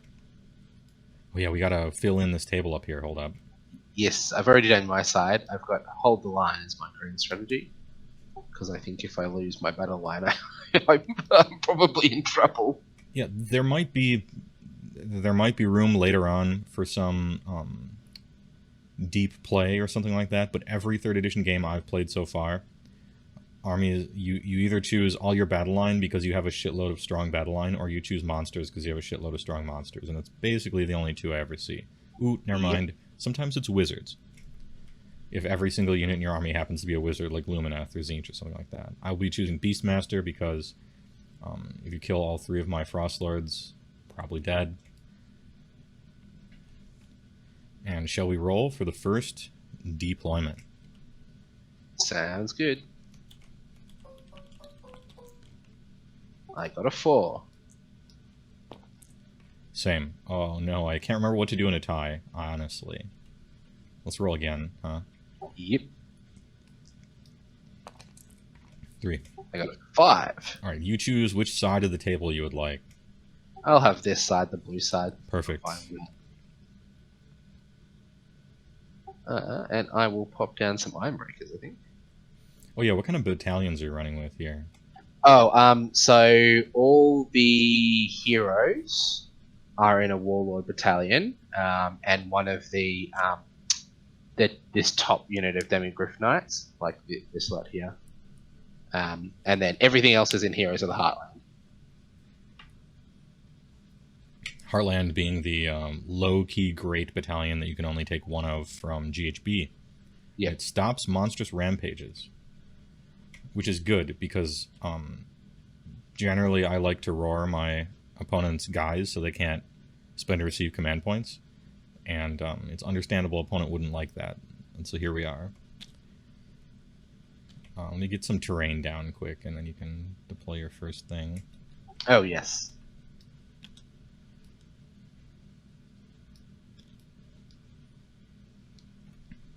It's going to be somewhere like right there. I'll see if I can fit some sort of horn in front of that thing.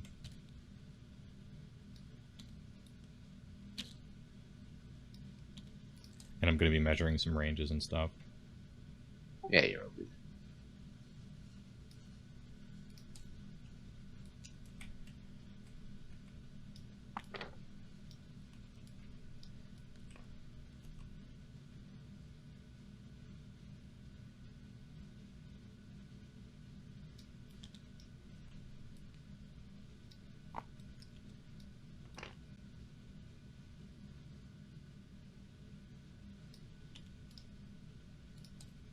Alright, I'll lock that in place.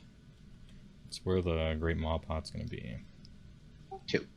And my first unit of Iron Breakers are there. Alright. Oh, have you played against Ogors or Beast Claw before? Yes. Well, I play Beast Call. Well, So then I don't need to yeah. explain too terribly much, but I will kind of a little bit just for the chat. Yeah, for sure.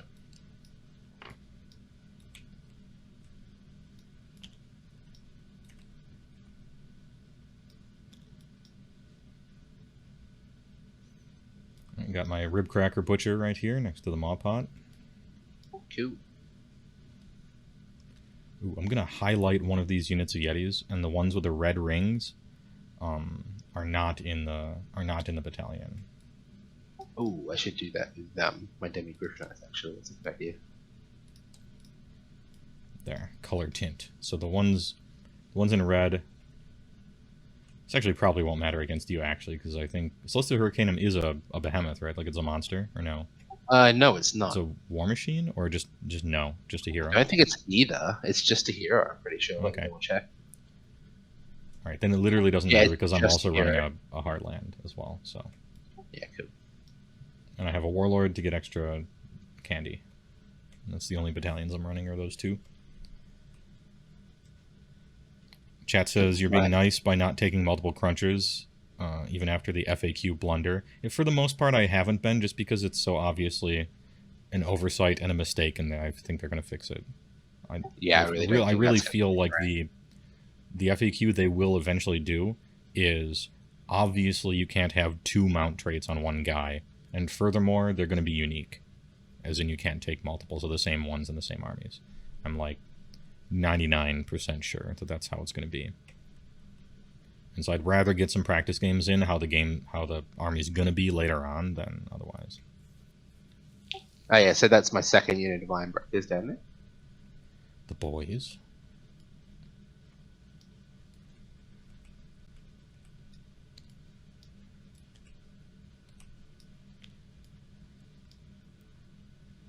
Alright, got the Molten Entrails Butcher over here on the left. Sweet. You know what? I should open up your Battle Tome and stuff and check out your spell lores and things like that. Let's bring in some notes here, so I don't have to ask you everything. Although I still might, because it's probably better for the show.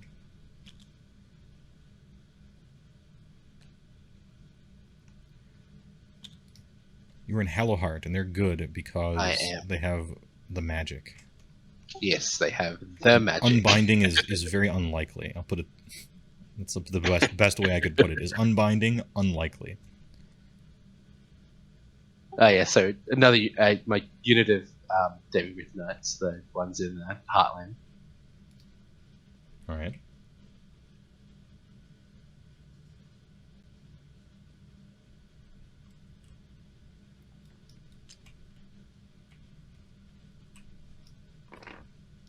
What's the move on Demigryph Knights? Are they 10? 10. Yeah. Yeah, 10.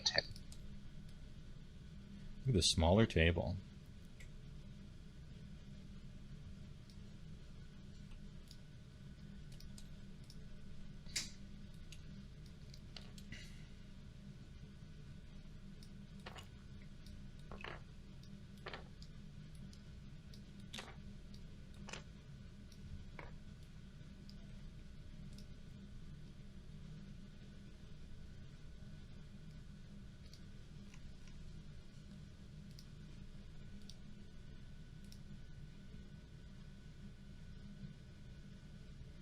Is that Yeti's down?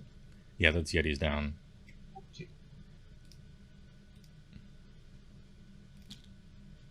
There's my reference sheet.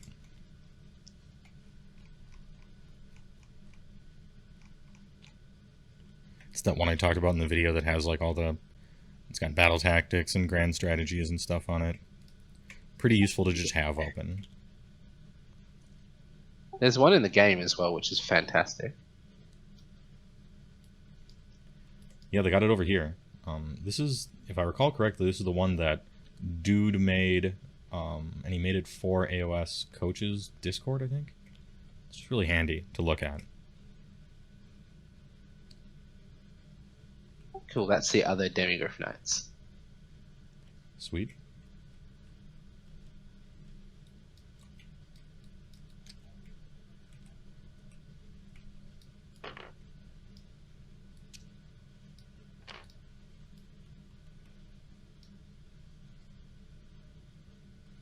So some more Yetis over here. Cool.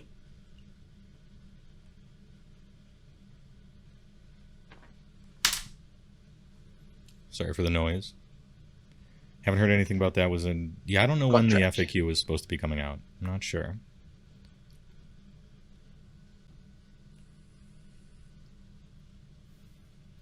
All right, and there's the Trek, the man himself. He's down. Yep. All right, and now, since he's down, he's deployed, now I have to make my decision. Am I going to Unga Bunga, monkey noises coming from the side of the table, and roll my supposed Anvil Thundertusk right up there and be like, I bet Gotrek can't kill him? Or am I going to play smart and basically run away from him the whole game with my high movement?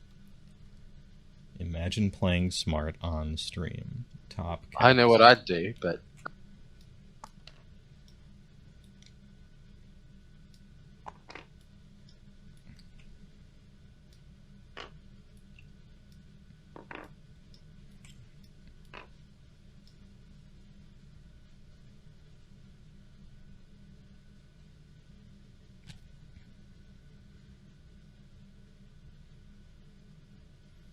And here come the lads, the Iron Drakes.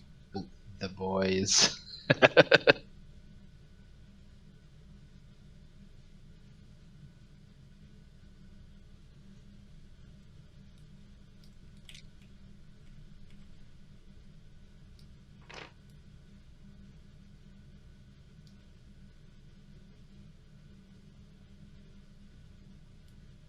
Some more Yetis over here. Cool.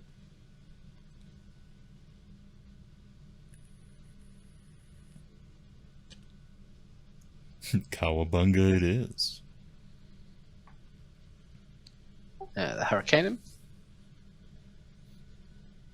Alright, well protected behind a line of the boys.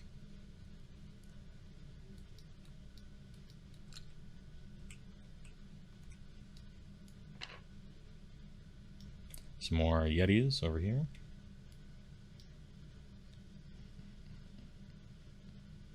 My Priest Wizard Rune Lord. Feels so wrong, but it's so right.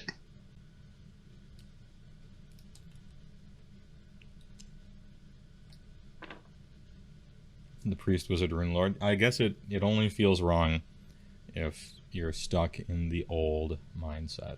Hey, why can't dwarves be wizard? I don't see a reason. Dude's got a book. That's, well, yeah. Cruncher.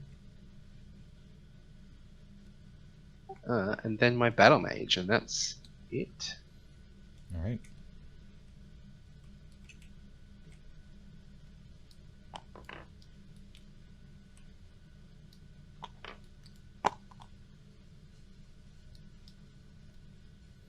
And then we got the Frost Lord with all the candy over here, and that's my last. That's my last drop. Cool. And you are finished deploying first, which means you get to fatefully choose who is the one who goes first. Yes. Oof. Measuring, I think I need to do.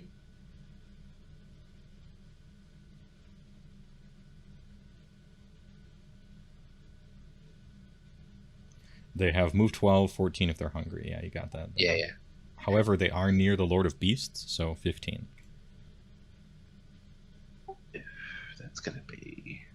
Why can't Khorne become wizards? Because Khorne himself hates wizards for lore reasons. Although, technically, right now, you can just give someone an Arcane Tome and they can, but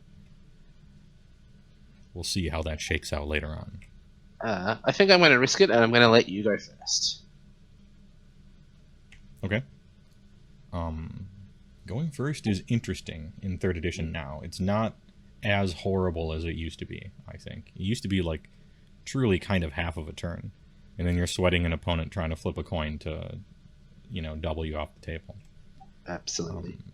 I just need a quick bio, if that's alright, before we start. Hey, I just ran out of coffee, so Let's all re-up, and I'll answer chat's question, especially Femonks, when we get back. Hey, see you guys in a minute. Please enjoy some BRB music. Fill up your stuff, and we'll be ready to get this game underway. BRB.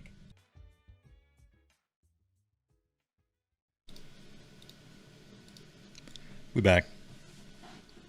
All right. Let me catch up on chat while Tarkin Rex is still AFK for a moment.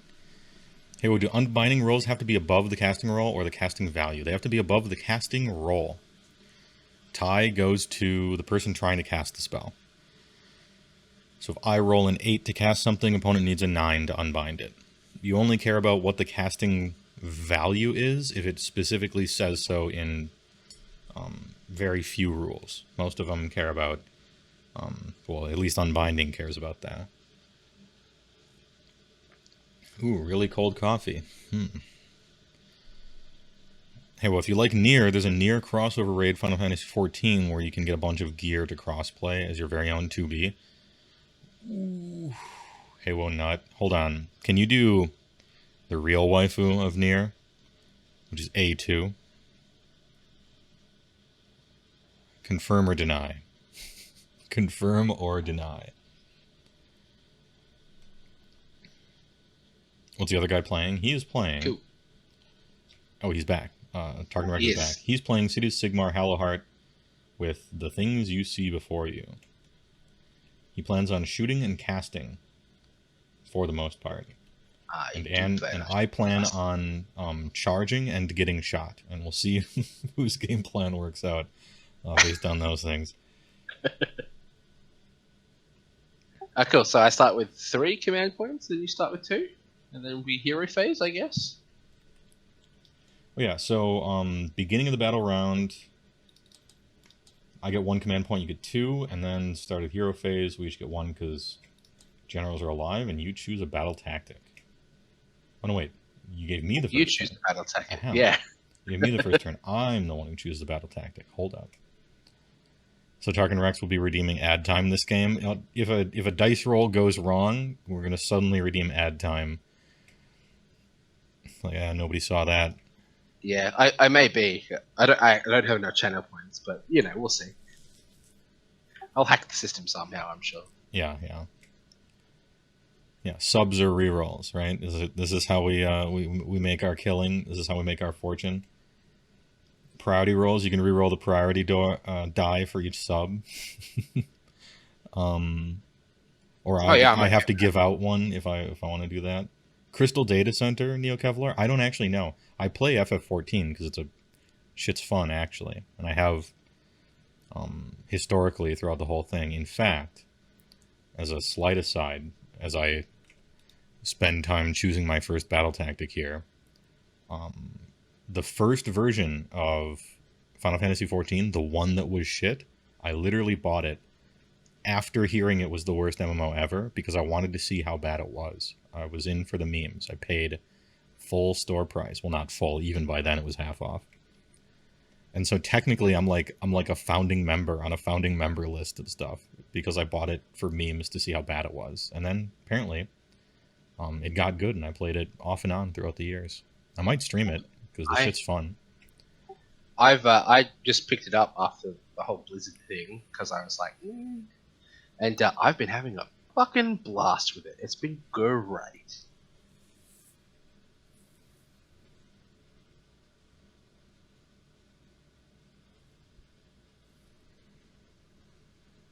Because I was playing retail, but yeah, now I'm definitely on the Final Fantasy XIV train. I can't wait to get to level 50 so I can blast with a red mage. Yeah. Do you have a spell in your lore somewhere that buffs movement of some sort, like flying or bonus move or teleport? No. So the range of your Iron Drakes really is just the range of your Iron Drakes plus their 4 Pretty much. Yeah, 16 plus 4, so they're 20s. Yeah, and if I stand still, I get an additional attack. So if I want to capture the center objective, I'm getting shot, and then you flip a coin to shoot me again, is what you're... essentially what you're saying. Yeah. Yep. Alright, well, some turn 1 indeed.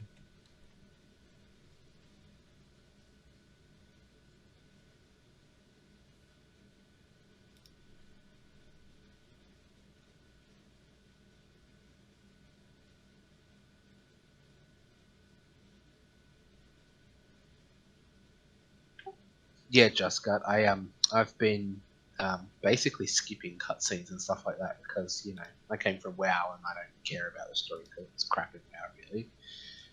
And I've been told that's a massive mistake, but oh well. That's Yeah, what YouTube it's videos are not your for, right? fault. You've been trained by World of Warcraft to skip that shit. Because it is skippable. Like, there's nothing redeeming there.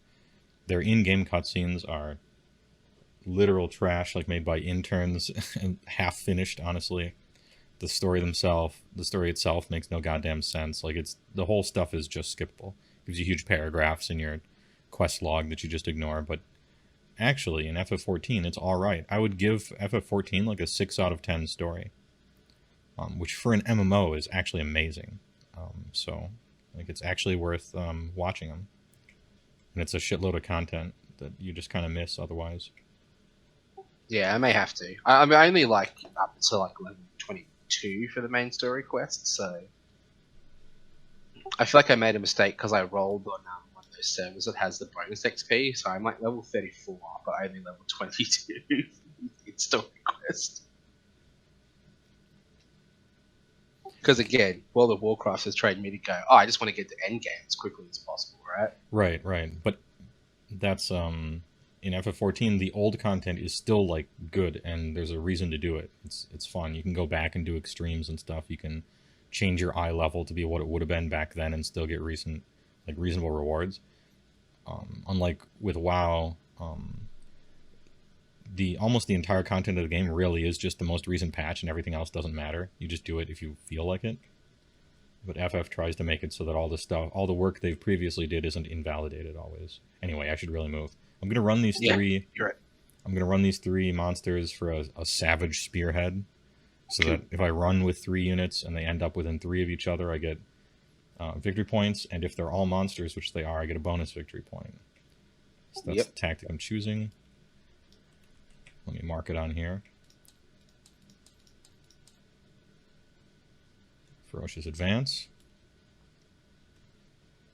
And I got another beginning of hero phase ability to do, and that is, what's my heroic action? I'll take a command point, I suppose. Yes, I I don't will see also really try any other thing to do. on my Hurricane, Hey, which we I got get. it.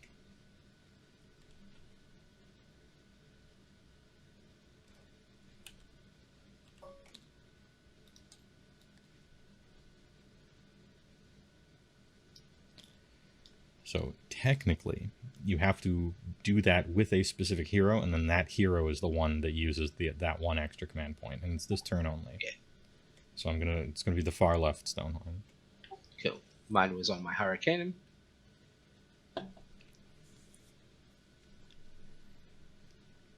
And then further hero phase stuff, I'm gonna cast some spells. Sounds good.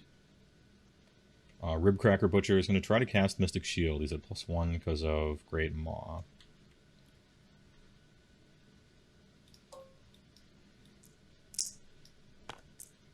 I got a 7, which does. Do you want to? Are you in range to unbind with anything? I'm out of range from both. I think we out of ranged each other because, well, first of all, I wasn't going to manage to unbind anything Hallowheart anyway. So Yeah. my +1 isn't going to make, I don't know, your D6 plus some other stuff. So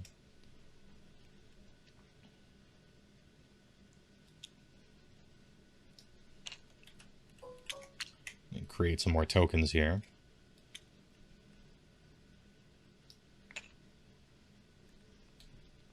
So we got FL on TT here. He's got Mystic Shield. I succeeded at casting a spell with a Butcher, so I might choke on it. I don't. And then Molten Entrails guy is going to try to cast that. And he does with a 8. Cool.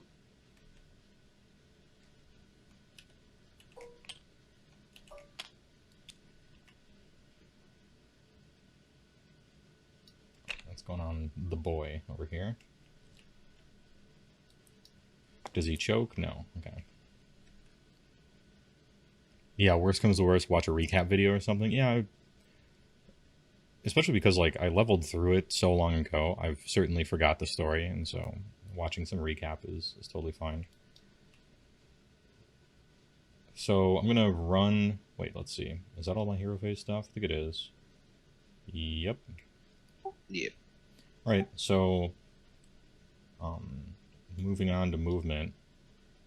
I'm gonna run with all three of these monsters so that I can complete that one Yep. battle tactic.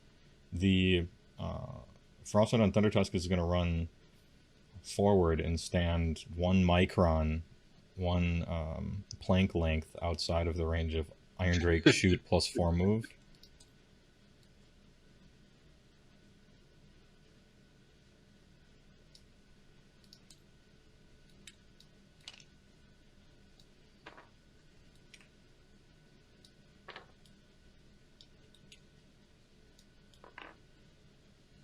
Yeah, which is that, and then the other guys are gonna also run. Just so I'm, yeah, we're good. Yeah, cool.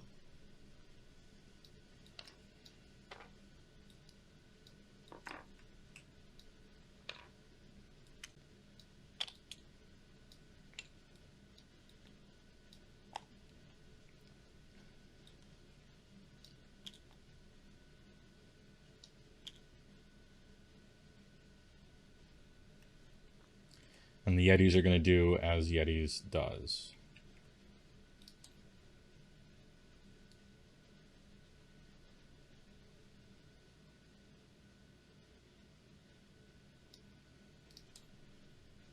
And they have 9-inch move. I'm just gonna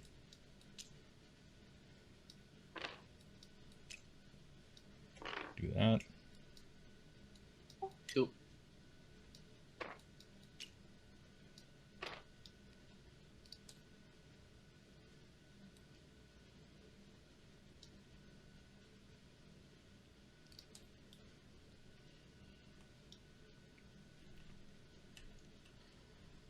Shooting phase. I'm out of range of everything. Charging, no. Combat, no. Battle shock, no. Okay, great turn. Yes, I'm 18.2 away from the front ones. Yep. Yeah, just making sure. You could shoot them, I guess. But yeah. Yeah, I know the leader Iron Drake does have a shot, but I feel mostly protected against him. Yeah, it's not a... And I have to move at least a little bit forward somehow, right? Anyway, so I've accomplished my battle tactic. I control 2 objectives, but I don't get points because I haven't controlled them for 2 consecutive my turns. So I score Furious Advance with the monster bonus. I'm at 3. And no other things. Ooh, hold on. This terrain, is this deadly here? The spiky thing? Which one? Yes, so I have to roll dice, and on a 1, my idiots get hurt. Oh, yeah. So this will be the front unit. We're good. Back unit. Good. Could I have saved those 6s for something worth it? Cool. I, surprisingly, am also going to do Ferocious Advance. And I lose my command point. And then your hero phase, I get 1. Because my general's alive, so I'm at 3. Do I even pretend like turning the Frost Sword on Thundertusk into a man who's able to unbind is like worth it? I don't think I'm actually going to use... all these command points are going away, so like getting a 4th one seems non-ideal. You know what? Let's blast. And roll like boxcars on this guy. The Frostbite on Thundertusk, he is able to unbind this turn. I'll choose that for my hero action. Cool. I'm gonna get another command point with my Hurricane, I guess. Or try. I do. And then I will immediately spend that command point to give me D6 to my casting. So I get 5 to my casting.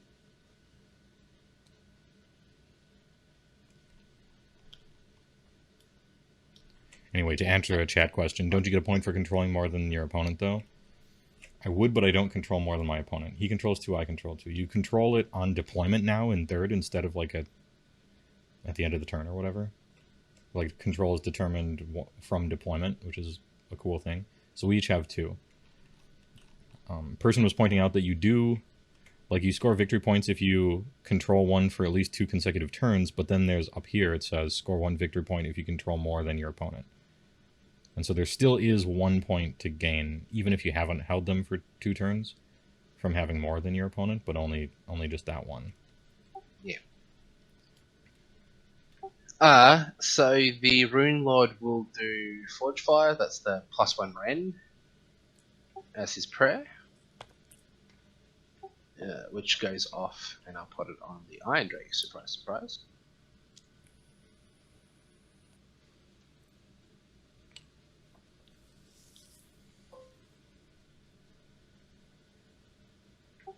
Then I'll start casting, so the Hurricane will do Seer Wounds on itself, which goes off on a lot. I'm sorry, what'd you say? Oh, I'm doing Seer Wounds on my Hurricane. My Hurricane is casting Seer Wounds, and it's gone off on an 11. So I get D3 wounds back for 2.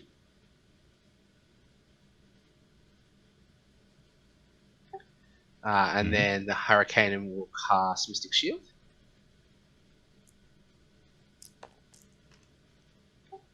Which goes off on a 13 or 14. I feel like that's too high. Yep. And he'll put it on the Iron Breakers at the front, I think. All right.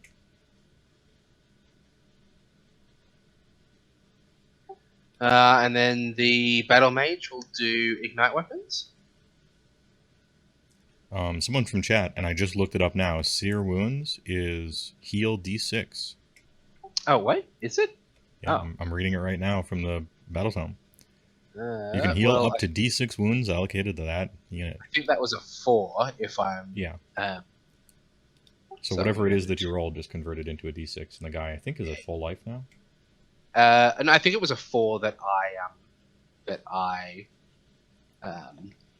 did. So he'll be on 1 wound.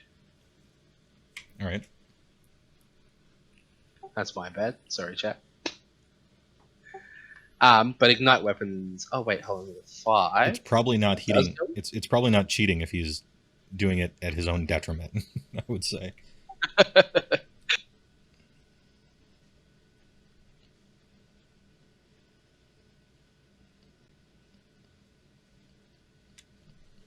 And I'll put, again, that on the Drakes, so they're +1 to wound. And that's all my casting. So I'll go into movement. Oh, so the Spearhead will be Gotrek, Iron Breakers, Iron Drakes, so... Gotrek will run for an additional 2.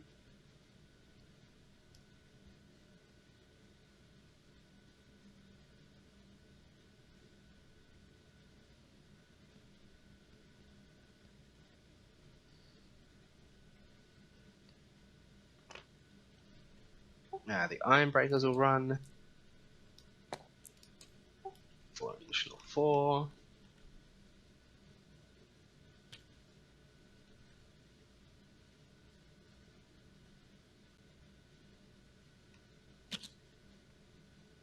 And then the Iron Drakes will run for an additional 4.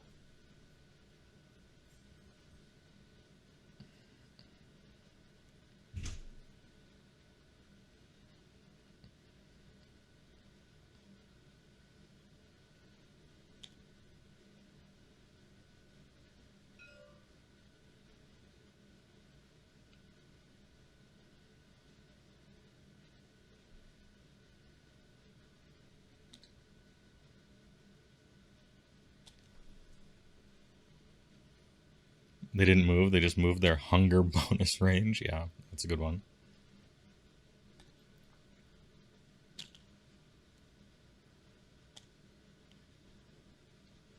This is going to be a bit messy. It's fine.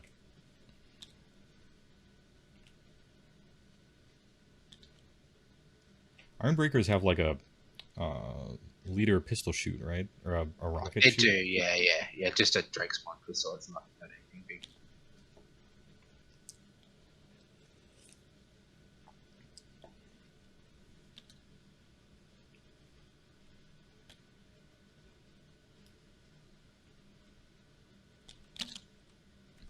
Let's see a tabletop view here. The dwarves marching out of the mist. Oh, I've lost one somewhere. Here we go.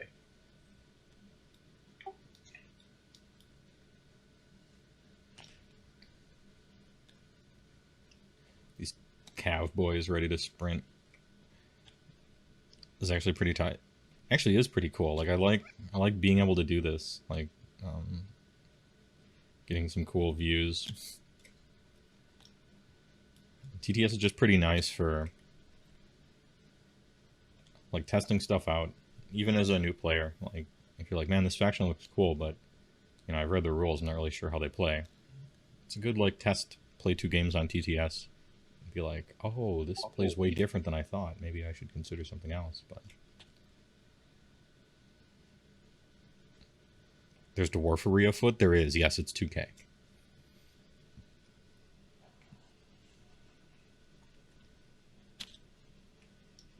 And then there's Drake spawn. Right?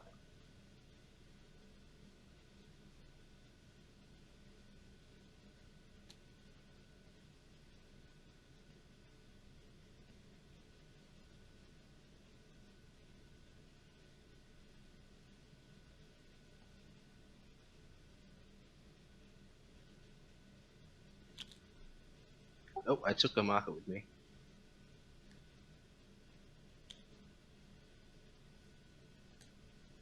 Do a barrel roll, yeah. Okay, that's my movement. I'm not in range for any shooting. 8.9, huh? So I could redeploy if I so wished.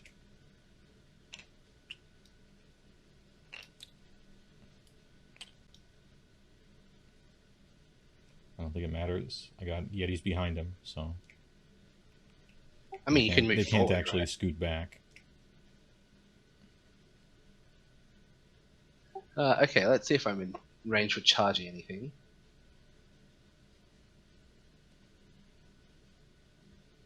.1, so technically no. 8.9, so yes. I think I'll go with the knights over here. Alright.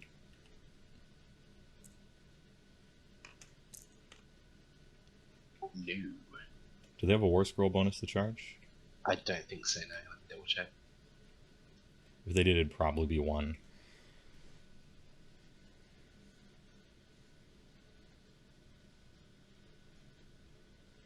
Oh yeah, I got your Grand yeah, point there. Good yeah. point, B-Timmy. Yeah, it's just 1 to run and charge rolls, so no. I don't think I'm going to try and charge for these. I don't think it's in range anyway. Yeah, no, cool. Alright, that's that, I guess. So, I scored Ferocious Advance, but no monster. And I control more than you? Yep. You got that central one. So it's 3-3, the tie game. And the relative peace we've enjoyed for the first battle round will soon be shattered, I believe. Is it about to go away? Yes. With a big, well, what else is going to go away but all of our command points. Oh, cool. Shall we roll off? Big prio. Nothing happens on the battle plan before prio is determined, right? Because this is, yep. All right, nothing. Let's go. No, but I rolled the 1, so I feel like I'm about to get charged. Well, I rolled a 6, and so we are completely the opposite. Now let me think about this. It's not always just the right idea to slam ahead. So if you went, these knights would kill these yetis. Possibly not all of them, though, because I have 2 ranks of them, and they're -1 to get hit. Nothing would happen to these Yetis over here. You would move something like 100 men onto the center objective, and it probably would have too many dudes on it for me to recapture, which is a thing. I would get charged by Gotrek, and the Frostwood on Thundertusk would truly have to test whether he's an anvil or not. I'm concerned about that test. That is a tough test. Don't you have to be within 3 to control? You have to be within 6 default, unless it says 3 on the battle plan.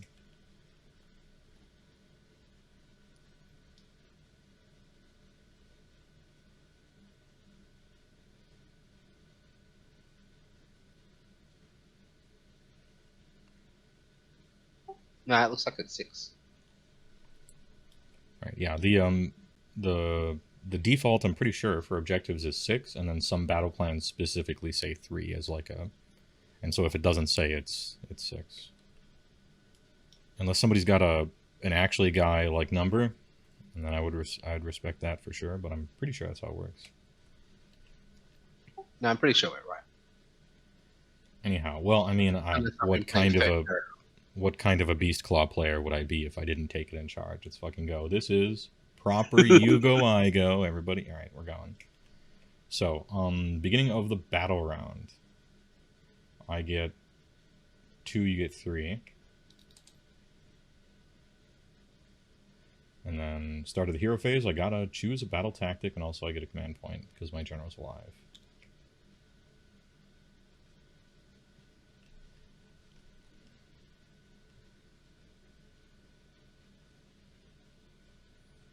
Are those iron breakers or longbeards? They are iron breakers. Have I decided between 2 butchers or butcher firebelly? Typically, I've been playing butcher firebelly. It so happens that I didn't save that, and I saved double butcher by accident, so I'm playing with that. It's not that much worse. Arguably, it's not even worse. It's just like personal preference, what kind of spells you want. Let's see. Battle tactique. Those are iron breakers. Yeah, iron breakers. Sure. Not longbeards.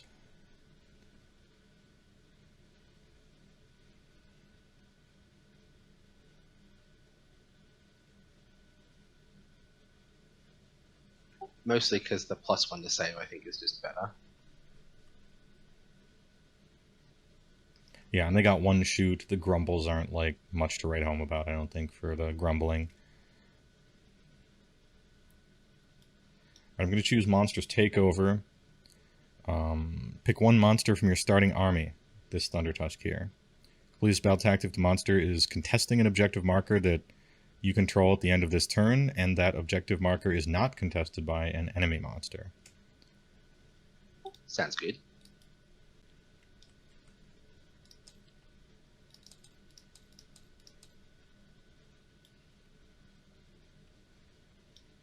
Oh, somebody said 18.1.1 my dude, but also it says 6 inches. Okay. Not bad. So, let's see. Still in the hero phase. What's your heroic action? I guess just a command point again for my hurricane. But I don't get it.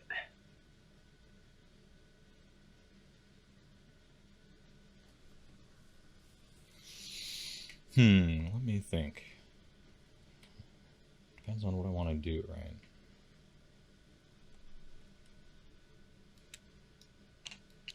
I lose these, hold up.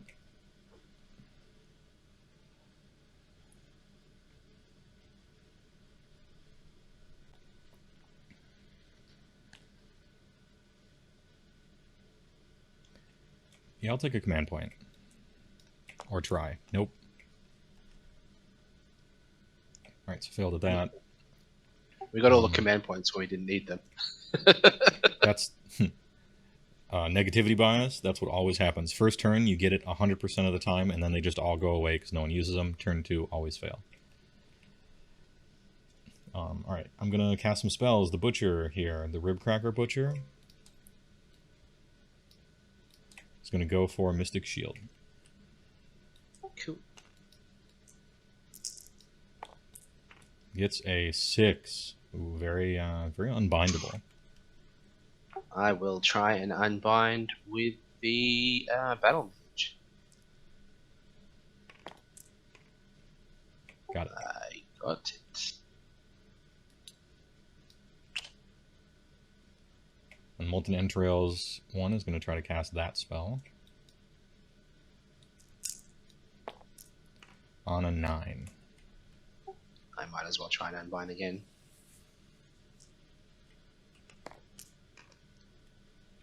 No, that one goes off. Alright, does he choke? No, almost did.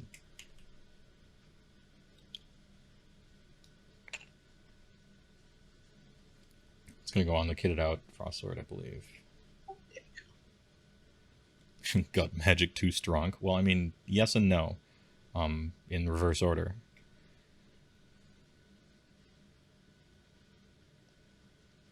Time for moving. How many wounds do Demigryph Knights have? Is it 5?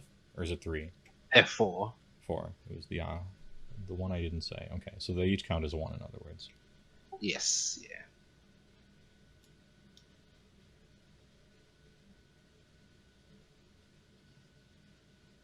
Okay, well, first things first.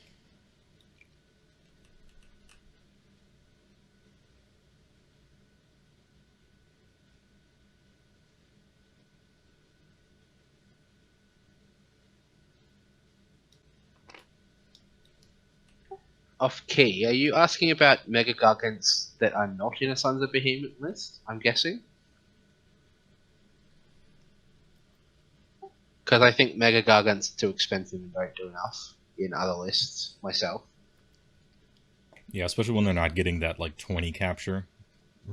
Like, Mega Gargan's capturing 5 for 500 points in somebody else's army. You probably have access to a better monster than that just in faction. Although, obviously, not everyone does, but... Yeah, but I mean, I just think they don't do enough damage as well, so they're not going to smash things, and you're just going to sit them on an objective for 5 models, and they're not going to do much for an entire game. I think, yeah.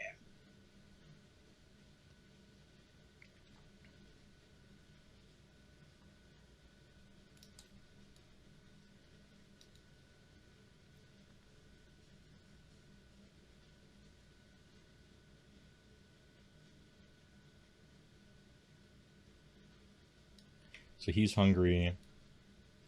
It's 5 up to this point, which means technically his move is on 15, so I have another 10. So I can pretty much go right there. Cool.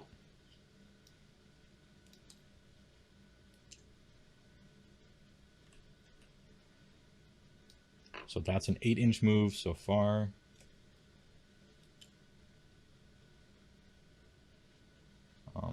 Can you give me a 9-inch from your shoot men?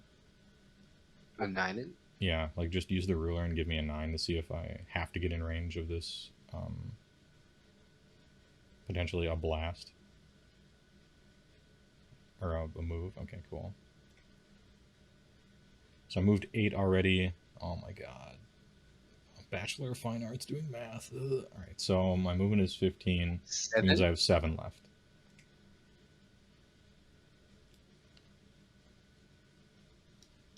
All right.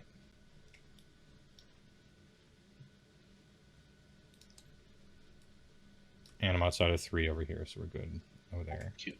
Do you wish to redeploy any?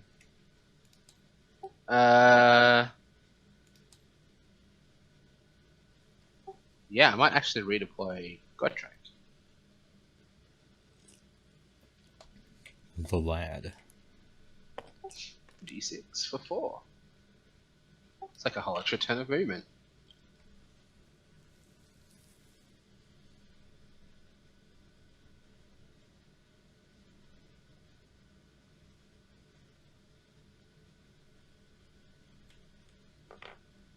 There we go.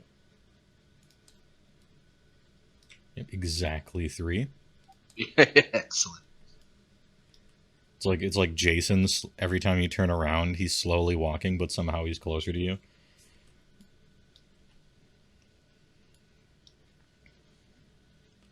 Alright, and then some more movement here. I think, let's see, what do I want to do with this Frostword in the back here?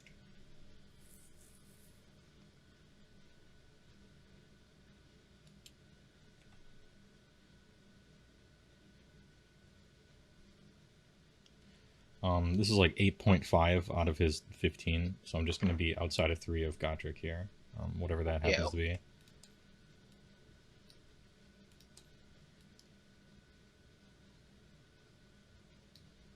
That's 3 there.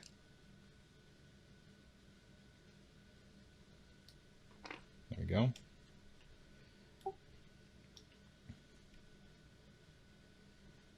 As far as the HETs,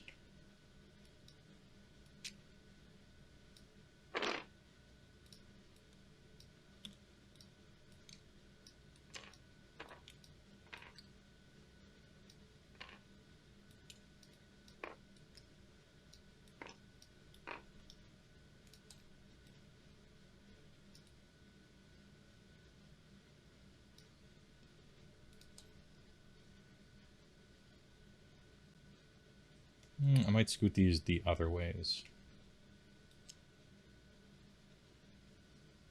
From the front line up here. Yeah. So like that.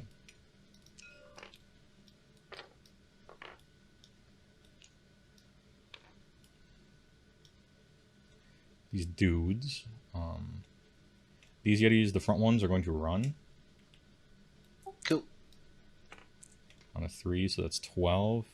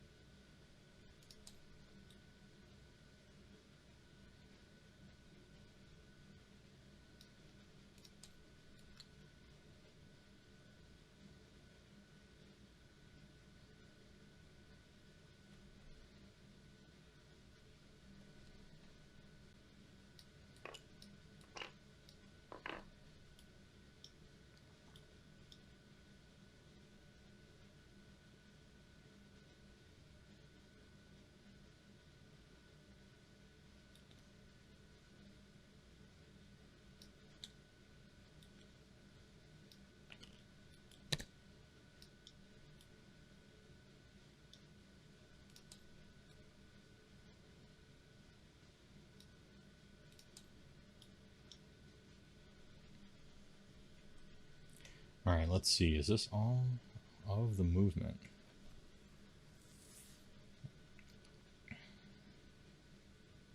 Combat coming up. Don't touch that dial. Well, we'll see. I'm going to let the winds of fate blow me in a direction or two.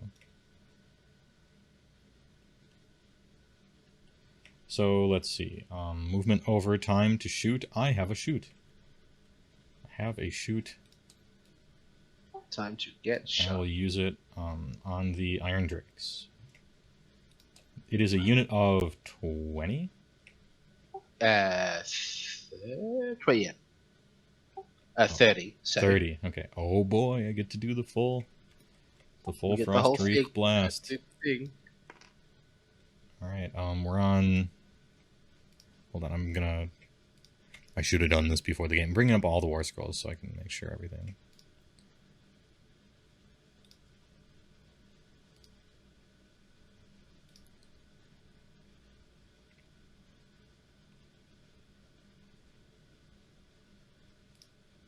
Just like opening them in a bunch of tabs here.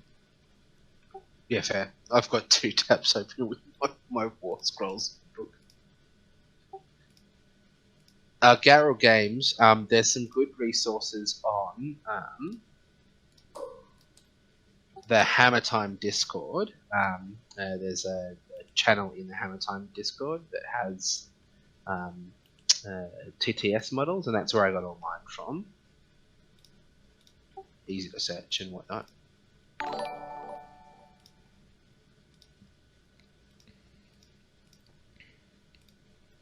Alright, we back. Anyhow, it's 20 or more, so I'm looking for 4 ups with these 12 dice. Ooh, that is 7. I'm sorry. Yep, 7, which is 1 above average. Not bad. 7 mortal wounds. 7 gone.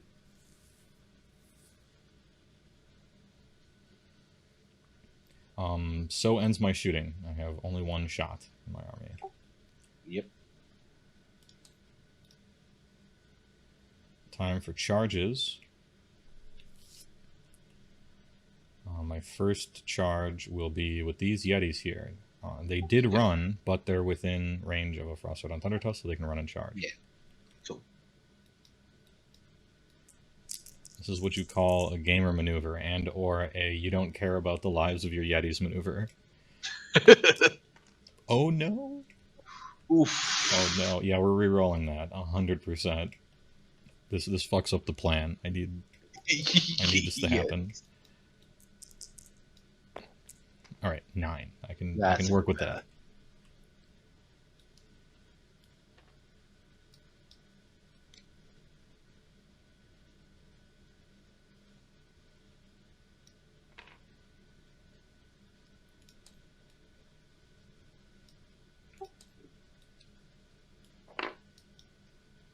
The idea is also the pull Gotrek in.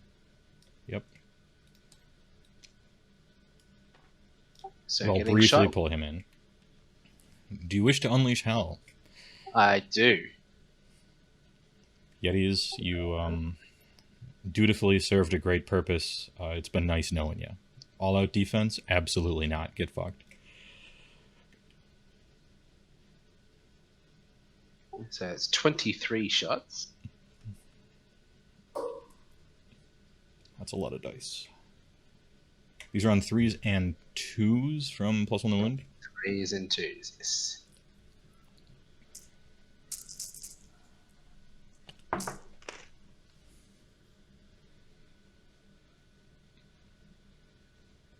Yep, that's pretty good.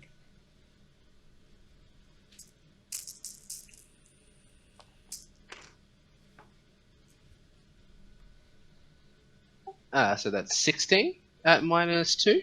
All right, at Ren 2, they have a 6-up save, so the Yetis are biggity blasted off of the table.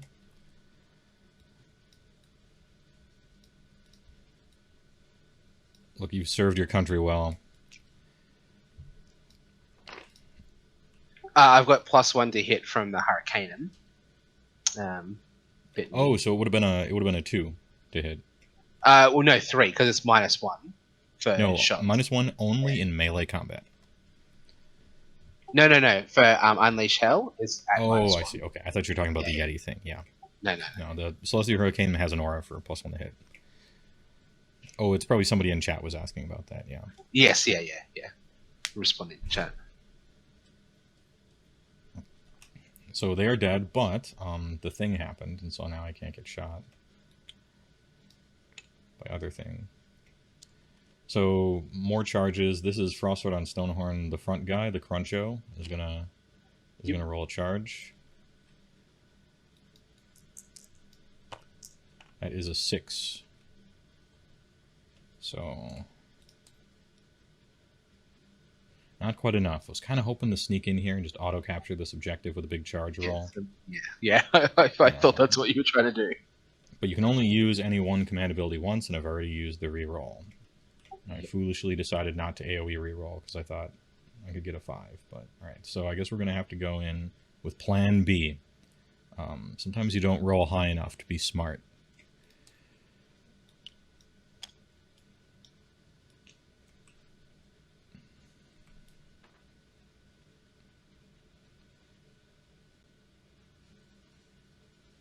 Trying to stay away from Gotrek.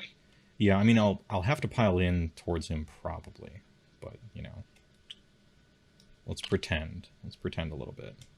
Yep. So this is a charge. At the end of that charge roll, I'm gonna roll 6 dice, looking for 4-ups. Doesn't Frostwood have a reroll aura? If you spend the command point on it in the hero phase, yes. But I abstained, which was probably a mistake.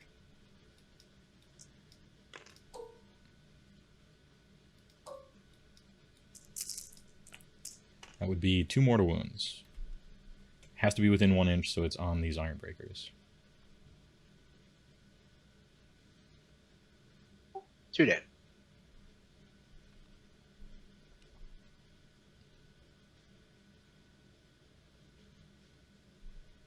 And aside from that, I don't think I have any other charges that I'd like to do. I think we're done on charging. All of your guys are in the fun battalion, so no monstrous rampages. Yes. Yeah. No monstrous rampages over here, although the red ones aren't, I guess. What's this terrain? What is this? This circle. Oh, it's inspiring. Okay. So that doesn't matter right now, but it will later.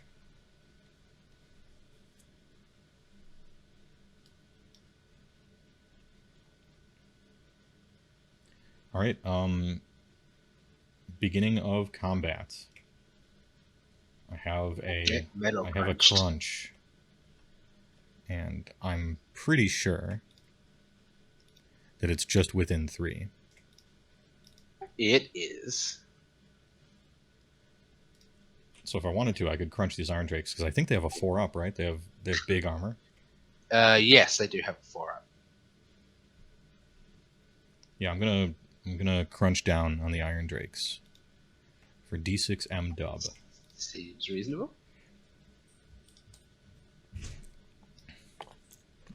Womp 1. All right.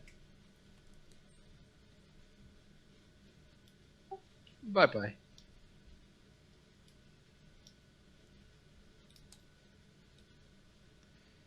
So the Iron Drakes are 1.8. Yes, they away are. from the Frost Sword. So I'm going to be attacking them with my 2-inch reach weapons, and I'm attacking the Iron Breakers with my 1-inch reach weapons. Yeah, we're punching and kicking. Punches and kicks have always bothered me because they do my brain in, because they're different profiles on every single War Scroll that has them. Even though they're named the same thing. Frost Lords are 3 and 3s, Huskguards are 3s and 4s, and then Beast Riders are 4s and 4s. And it's an ogre punching you, and he does 1 damage. I'm like, come on. Yeah. Feels a bit silly. The silliest feeling thing is that the Huskguard doesn't even have a weapon, he just punches you. Anyway, so I have +1 mount damage because of the spell. I have another +1 mount damage because I charged this turn. Yep, so big dam coming in. Whew. And this is the one with only Metal Cruncher. So he's not the full kit out version. Do I wish to spend my command point on all-out attack? I might do it. Blood Vulture is confirmed not a weapon. 1 mortal wound doesn't do anything. He basically scratches you. Right. I mean, I like it. It's nice. If you have a bunch of Beast Riders and Huskguards, it's almost like you're doing 4 mortal wounds a turn or something, like, depending. That's kind of nice, but... Anyway, we're down to 0 command points. This is all-out ETK. Cute. For a little +1 hit. I'm gonna all-out defense, I guess, my Iron Drakes.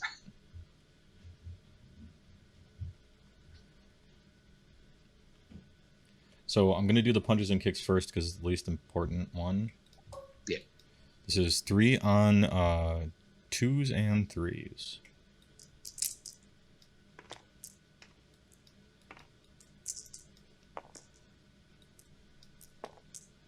Two at no rand.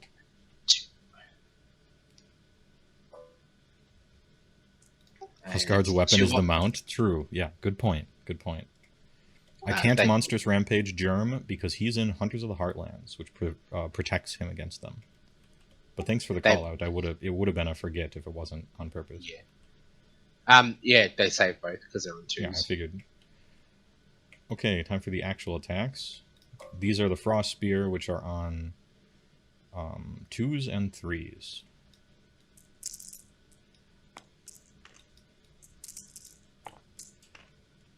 That's 2 at rend 1.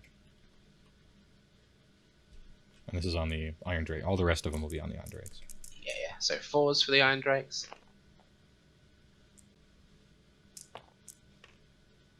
Oof, take 6. Yeah, and both of these damages aren't affecting the Frost Spear, so it's just 6 dam.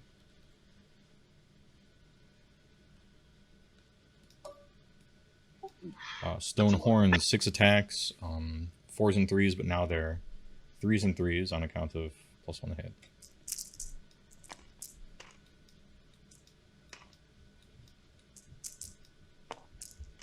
4 at Ren 2.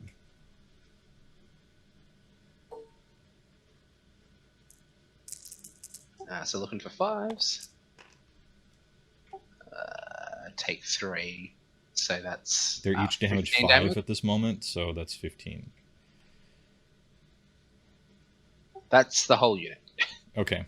Then the extra stomping hooves are wasted, but in my opinion, it's better to overkill a unit than split attacks and leave 2 alive. 100%.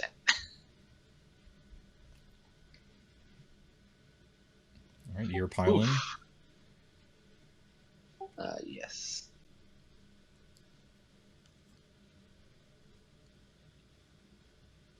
True, that does make up for rolling the 1 on the D6 germ. Yeah, it feels better.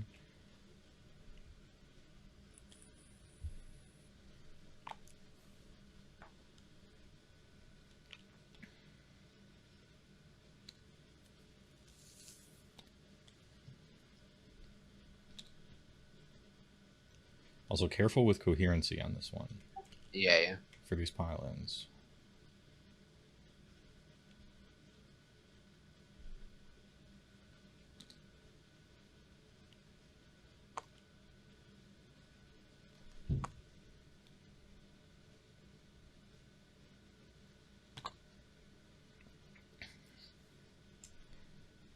I don't know about that one, B. Timmy. Yes, the Iron Drakes were one of the things he had that could probably drop a monster. But Gotrek is... I haven't played against Gotrek at 3rd. He might just be Hungry Hippo here. I'm kind of... Yeah, I'm seeing. hoping. Cool. Iron Breakers. What am I doing? Good luck killing Gotrek. I kind of can't. My damage comes from like shitloads of damage on like single attacks, and he converts that to 1. So they are. I don't have the silver bullet for Gotrek. That's like a million individual 1 of mortal wounds and stuff. Like, I feel like he's just gonna. It's So it's about 10 attacks for the Iron Breakers. Okay. Gotrek is gonna slap. I actually want to see it. I'm excited, even if it means my guy dies. Hitting on 2s, I think. Let me just check the range for that. Yeah, hitting on 2s.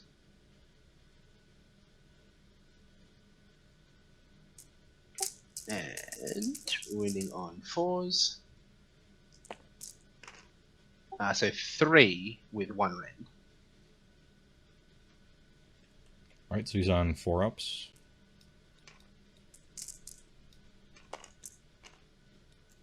Two. It's 1 damage each, right? They are, yeah, just 1 damage each. Getting my 5-ups here. And hey, that's 1. I'll take 3. Exactly not charted yet.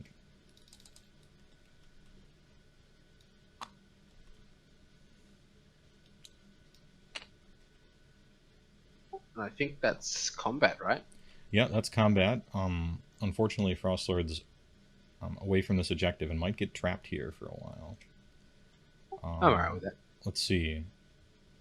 I think of your Ironbreakers, only 1 died, right? From some punch, I think? 2 did. 2 died. Sorry. You're yeah, near +1 bravery train, so I don't think you even need to roll. Oh, no, I don't. Yeah, because I'm +1 bravery. Yeah, so I'm good.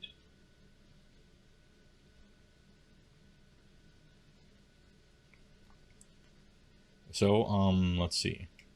I do control this objective with the monster I said. So monsters take over plus monster. Yep. And I've consecutively controlled these 2 for 2 turns.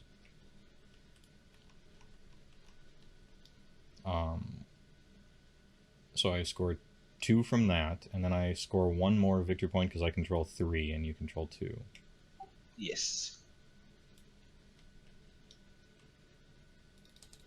So I'm a 9.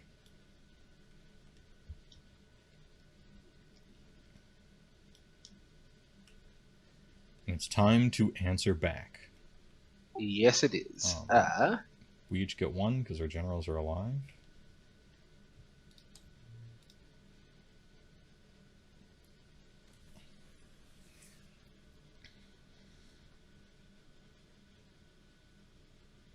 You So I added an think. extra die there, I think. It was 4 total attacks that got through and you saved one. Oh, I rolled 4 5-ups instead of 3 5-ups.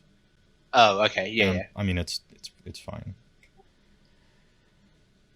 I am going to do for my battle tactic. Bring it. Oh wait, hold on. Yeah, no, I'll do bring it down. I think, and I'll pick your kitted up Frostlord. You're doing what is it? Bring it Bring down. it down. Yeah, Is Bring It Down the Monster Slayer or the General Slayer one? Monster Slayer. Slay the Warlord is the General Slayer. Okay.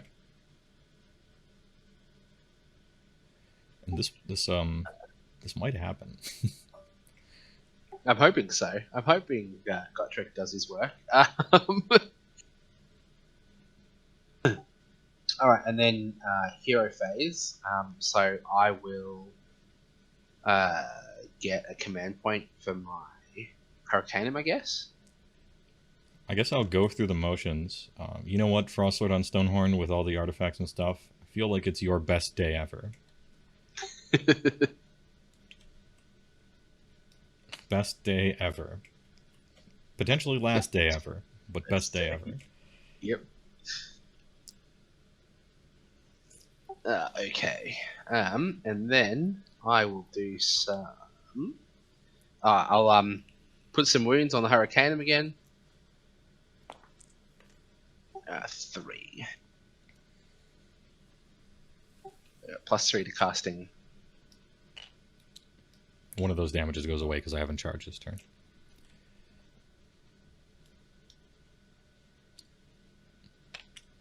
All these go away as well.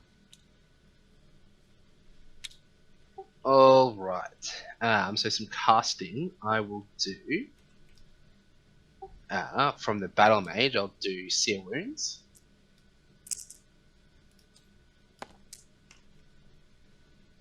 Which goes off on a 9.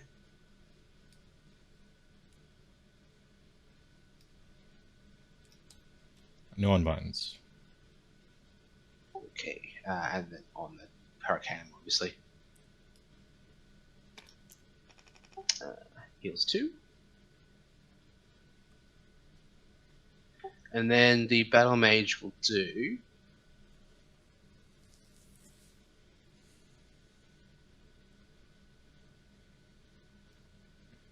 I guess the Battle Mage will do Ignite Weapons. Alright, what's that one again? That's your city's... +1 right. to wound. Yeah. +1 wound. Which goes off on a 13? 14? Yeah, alright, I think that does go off. Yeah, on Gotrek.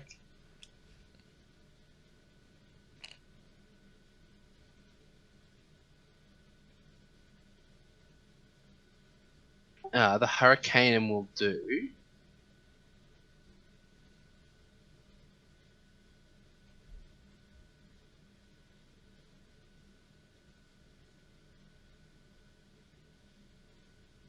The Hurricane will do Roaming Wildfire.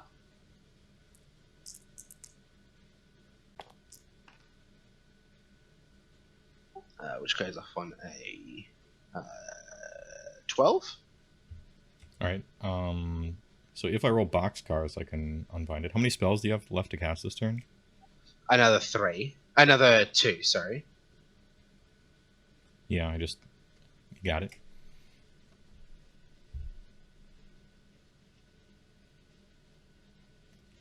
How much damn? Oh, so on the kitted up Frostlord, we'll do D3 for 2.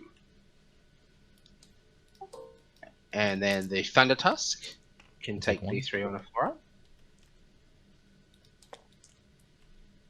He does take D3. Thunder Tusk takes how much? 3?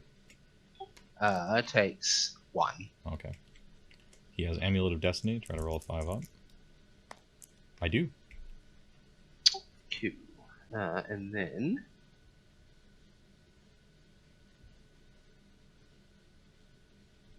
HeyWoah still streaming? Yep. Yeah, this is the EU time slot. Hurricaneum will do... Ooh. Hurricane will do Chain Lightning, I guess, which is exactly the same spell. Okay.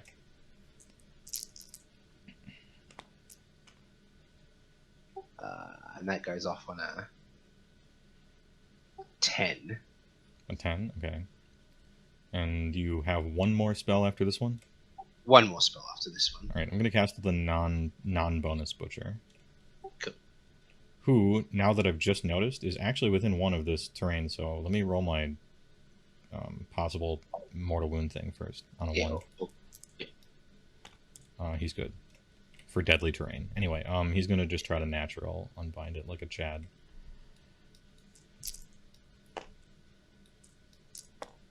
Nope. Cool. So on the same targets again, so they've kitted up Frostlord D3 for 3. I'll take 3. And then the Thunder Tusk doesn't take anything.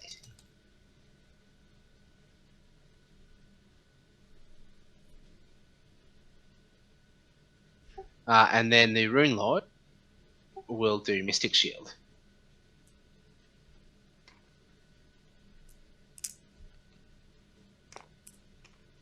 Damn. Which goes off on a 12. Alright, well I can get a 13 with the Butcher that I left here. It's possible. It's actually really close. So close. Hey, good effort, Butcher. You tried. And I'll put that on the Iron Breakers. Oh yeah, the Frost Sword's close to it too. Hold up. We're good. The deadly terrain. Somebody pointed it out. Oh, yeah.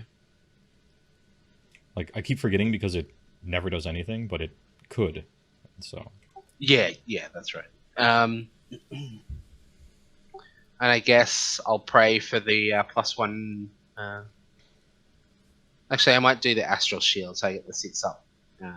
Feel no pain.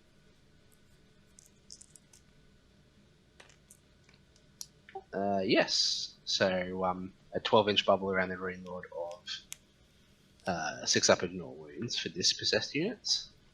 Is that a holy? Yeah, it is holy. Yeah. Oh well, they're holy anyway. Yeah, I've still got movement. It's also a prayer, so it's also holy. Yeah. Yes. All right. Cool. Movement.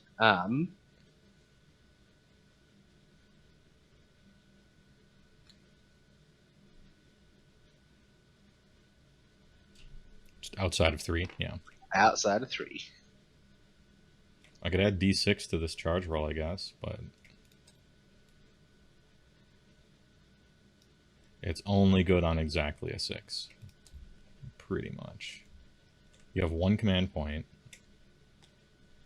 I might actually... Hold on. I'm thinking about it. You can keep moving and stuff, but I'm actually thinking about it. Yeah, cool.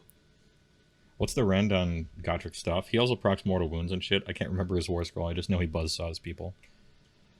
I think it's -1. Let me double check.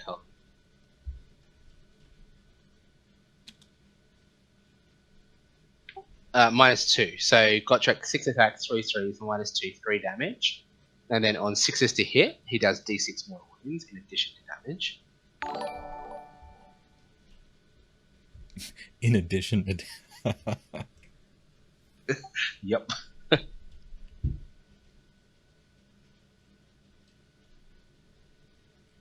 Alright, how many attacks?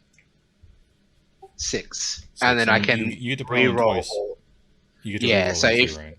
Yeah, I get to reroll all hits and wounds as well. I feel like actually my best chance of surviving this is you failing a charge roll twice. Not having anything to do with combat, honestly. Does he fight away... does he fight like immediately after, or is it just a second pile-in later when you choose No, him? it's at the end of combat. If this model was in 3 inches, then fight.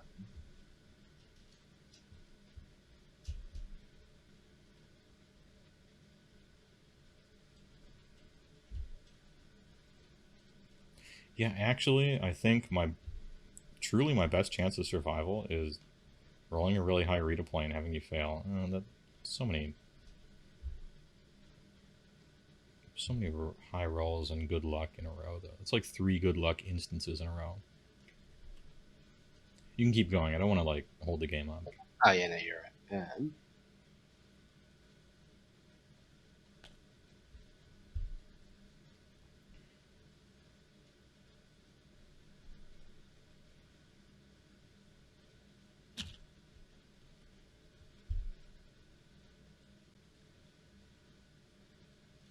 Yeah, I think he's just Giga dead plus 1 armor or not. Yeah, I'm gonna try to redeploy. I'm gonna try to get really lucky, I suppose.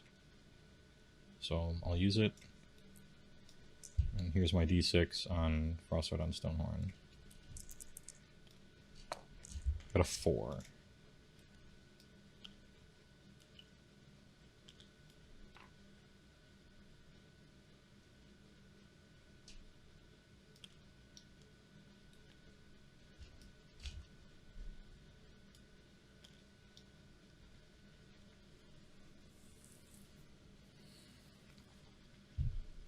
Cool.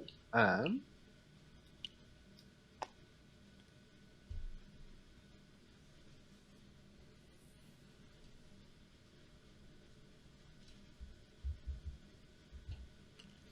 Iron Drakes the shooting dwarves that slap? Yes.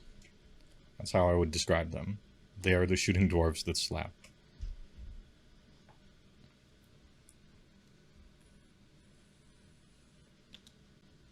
Okay, that's movement done. So shooting.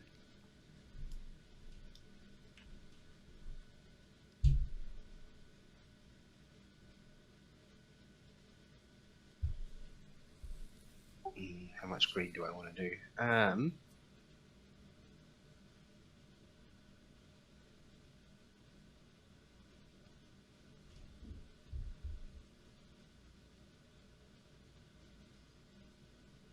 The Hurricaneum will do its shooting into the Frostlord that's already in combat, I think, in the corner there. Okay.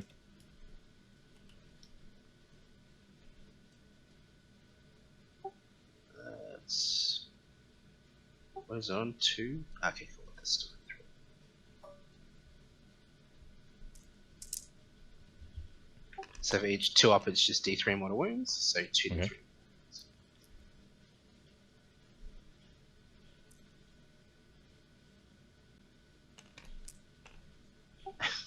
Oh no. 2. 2, okay. 5 ups. Wow, okay. Yep, that's a 5 and a 6. Yep. And then the breakers will do their 2 Drake fire pistols into the same dude. So hitting on 3s and moving on 2s.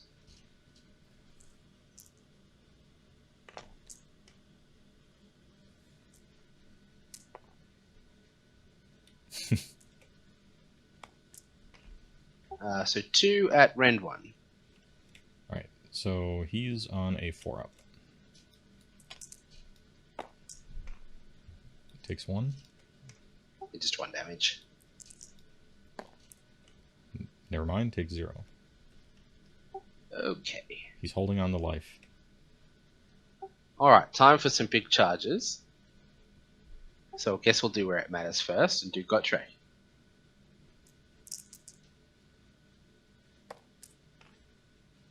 Oh dear. 8.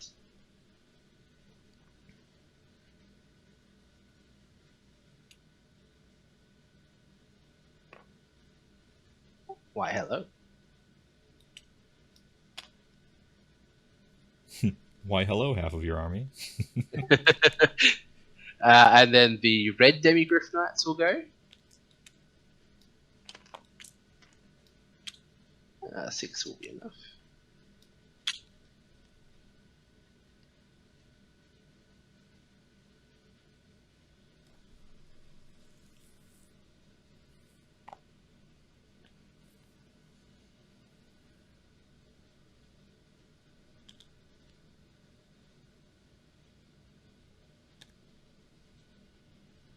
And then the other Demigryph Knights will have a go.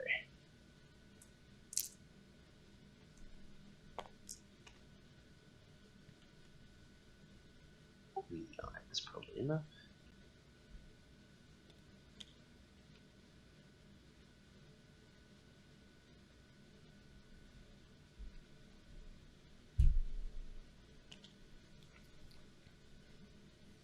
A million archers on the walls, and by the archers I mean Dwarven Iron Drake Blaze Masters, and the walls are Phoenix Guard. Yep, that reminds me of Cities of Sigmar. Good, yeah. Both units Okay, cool. good. Let's charges, I guess. I will not be unleashing hell. Okay. For a series of reasons.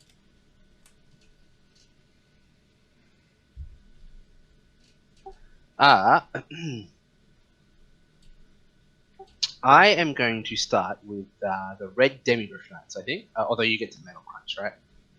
And I get to what? You get to Metal Crunch on your Stonehorn, right? Oh, hold on. I actually get to Monstrous Rampage. I was thinking all your guys are immune, yeah. but the red guys aren't, right? They aren't. Yeah, right. Also, Gotrek technically isn't, right? No, he's in the Warlord Battalion.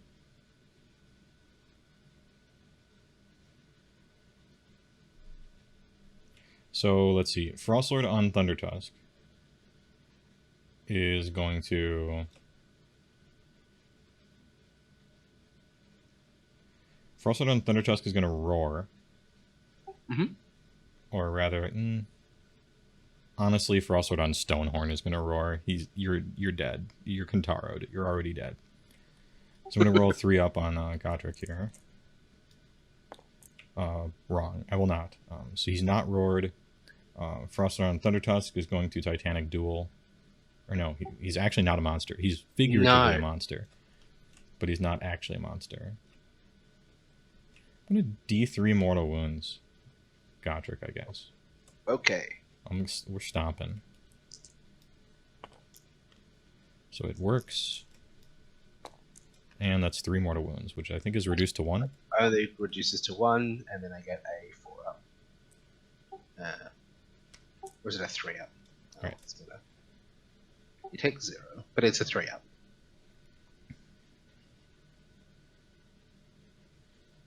Alright, monstrous action's done. There's Frostlord onto the Griff Knights? Right, but I've already used the 2. I don't have any other use. Right, yeah, that's fair enough. Yeah. I guess I could remove this. It's not garrisonable terrain, so actually I can't do anything to it. Okay, yeah, fair enough. So beginning of combat, I'm crunching, and Demigriffs are on a 4 up naturally, right? Or even a 3 up. Yeah, they're a 4 up. All right, we're crunching. I'll crunch the Demigriff Knights. 5 mortal wounds, big roller. Oof.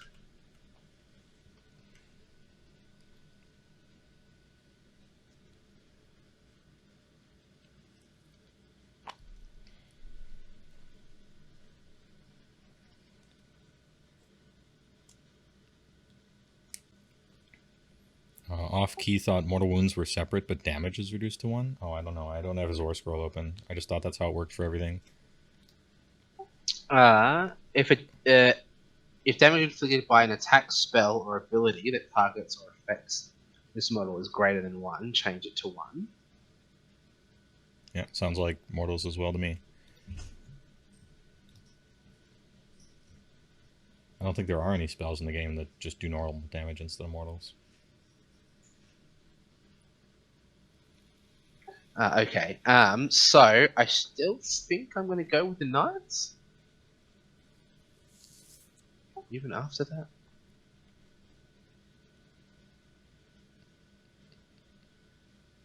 Yeah, I'm going to go with the Knights. So, the Lancers...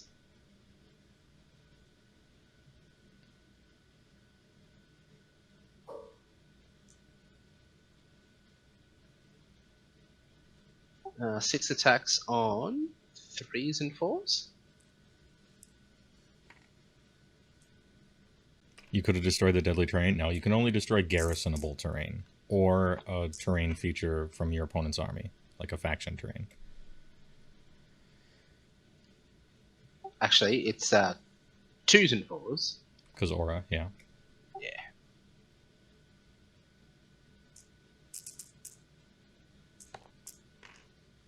So 4 at neg 2.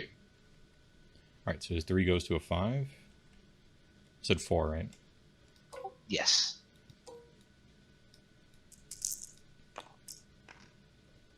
Take 2. And it's 2 damage each. So 4 damage total. I'll take 3. Cool. Alright, on to you. Oh no, wait, I've got beaks and claws, sorry. Beaks and claws.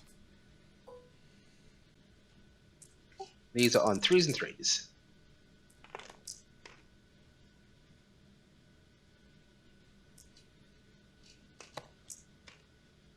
So that's another 4 at neg 1. At neg 1, so I'm on 4s. I'll take 1. Just 1 damage. 7 out of 14. Alright. You 100 support Oh, wait, hold smashing on. faction terrain, says the Lord. Hold Whale. on.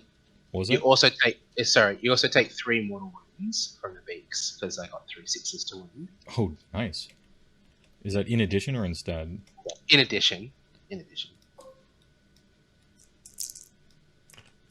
I'll take 2. So that's 9 out of 14. Alright. I support being able to take normal terrain, roll a 3 up, and just remove it from the fucking table. Get out of my house. I hate terrain as a non-flying army. Yeah. Alright, well, I'm gonna activate the guy who's dead in the future, and that is Frostsword on Stonehorn with all the stuff. Sounds good. And I'm targeting Gout Wreck. And I have 4 damage on him.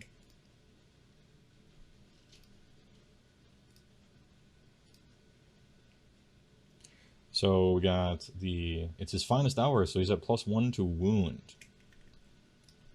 It's his best day ever. So I'll start with the Frost Spear on 3s and 2s. Yep.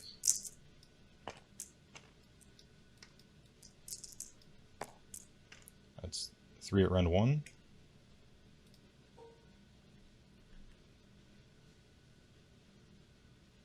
Yeah, so 5s.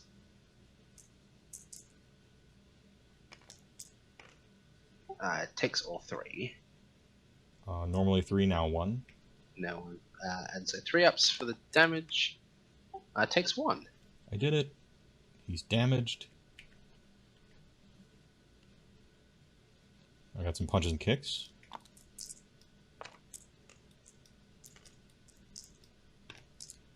Two at no rend. So 4s.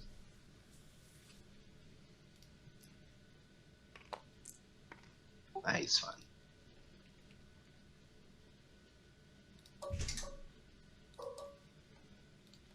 And he has the chart, which means only 5 rock hard horns. Although they are on 3s and 2s currently, from Brand and Best Day Ever.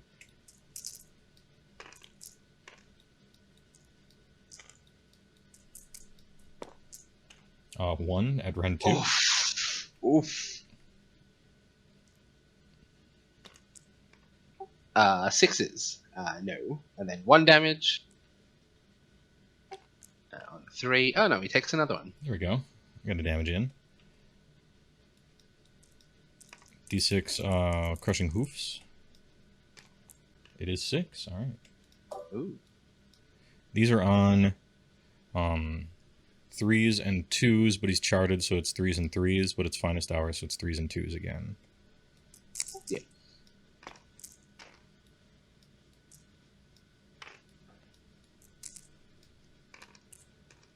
Two at rend, Frosthoof Bull, rend 2. So 6s again. No, takes both of them. And 3s. He's fine. Alright. The Iron Breakers will go again, I think.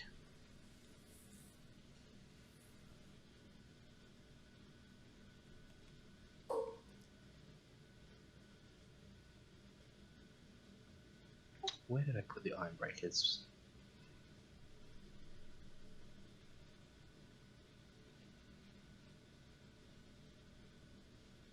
There. 10 attacks on 3s and 3? Yes, 3s and 3s. Should have gotten 2 more wounds there with the 2s with the hooves. That was 2s to hit. I was on 3s to hit. I rolled 4 2s. If it was wounds, it would have been, but it wasn't. It was on hits. How many saves? 2. 2 saves. At Rend, no? Rend 1. Alright, so I'm on 4s here. Ooh, take it. 1 damage each? Yes, 1 damage each. It's no rend, actually, sorry. Oh. What did I roll 3s or 2s anyway? I rolled 2s anyway, probably, right? Oh, I didn't see, I'm sorry. I rolled 2s, right, chat? Hold on, we can I'm pretty sure I failed anyway. we can check the last rolls. Well, I mean, regardless, I happened to roll insane, so I got 2 5-ups, so... Yeah, you're fine. It was 2 2s? Okay, that's what I thought. Cool, back to you.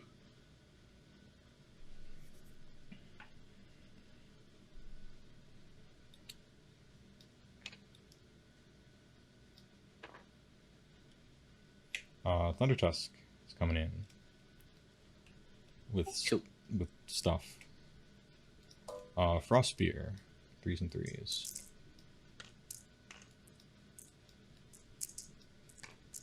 Three at Rend 1. Yeah, he checked the log afterwards. I didn't know there was a log. I knew there was a rewind time, but I didn't want to rewind time. 5, so he's fine. Alright, he's fine. And then big Stompo horns that have the same profile as the Crushing Hooves, 3s and 2s.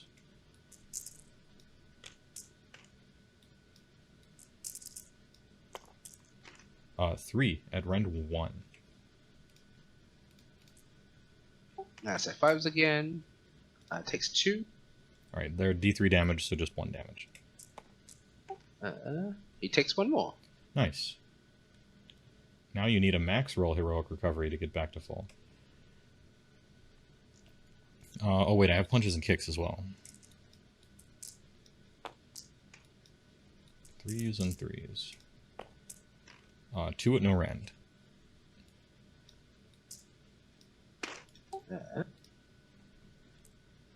So 4s. Takes 1. And 3s. No, takes none. Alright, he's fine. I'm going to go with the other Demi-Griffin Knights. Sure.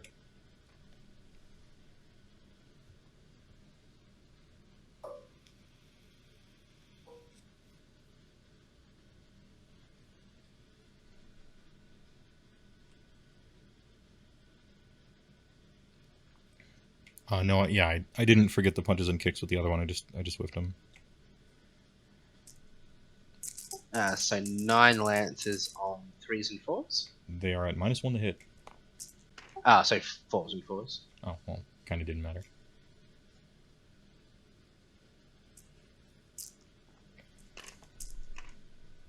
So that's 3 at -2. Take it. And it's 2 damage each. So 6 damage total.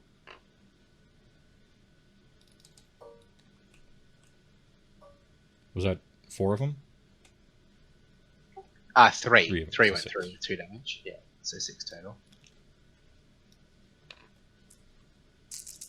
And then the beaks on 4s and 3s with the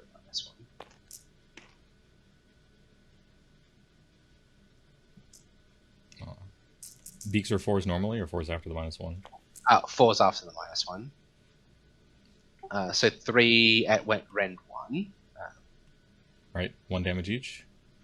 Yes, sir.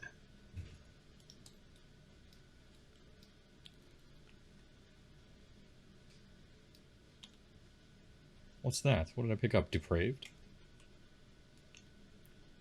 I tried to pick up the Yeti and I picked up this depraved symbol.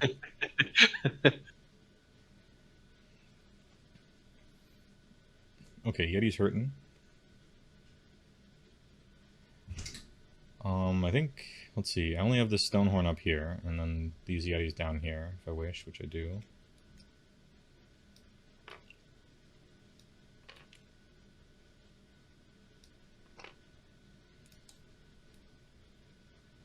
exacties. Nice. So these 3 Yetis, 3 attacks each, 4s and 3s, rend 1 damage 2.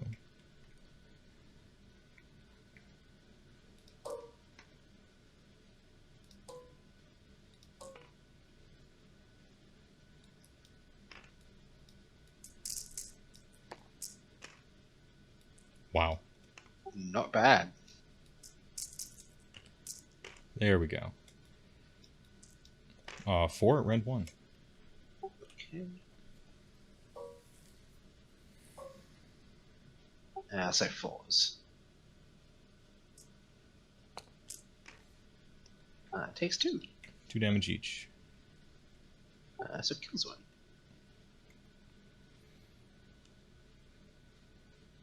Am I planning to make a highlight video of this? Probably, if I have time. And then I guess I'll go with Gotrek. Time to slap. Into the Frostlord.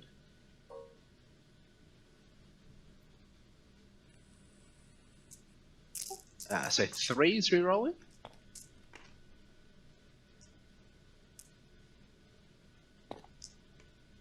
No. No mortal wounds. And 3s rerolling. So that is 6 at rend 2. Right. So I'm on 2 up, rend 2 is 4 up.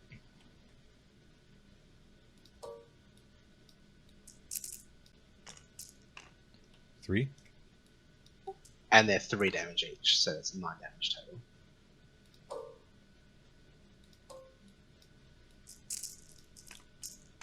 Oh my god. Oof. I'll take 3. What a fucking Chad. That's not what I wanted to see. True. I think he's still dead though at end of combat. Yeah, But it means I you will don't get to get fight to again. you don't get to come into the Thunder Tusk, unfortunately. I do have some more pylons before end of combat though. The singular remaining Yeti down here is going to attack the Demigryphs. Yep.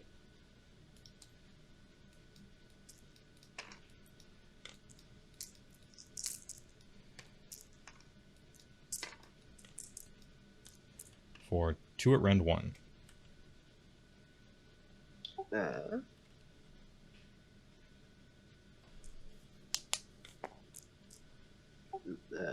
Take 2.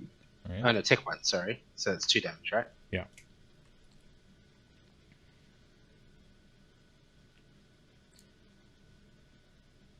And then the Frostlord on Stonehorn up here. Yes. Oh, that's a good point. How many points are you? How many what? How many points is yours list total? Because Triumph. Oh, this is 1995. Okay, so I get the Triumph. Yeah. I'm 1950. Good point And on my the Triumph was inspired, so +1 wound. Okay. Yeah, thanks, chat. All right. He's heavily wounded. He has 9 damage on him. So I feel like I would like to attack the. And then this. Let's see. The Hornblower. The Demigryph Knight Hornblower has 1 wound on him already. How many guys are here? 8.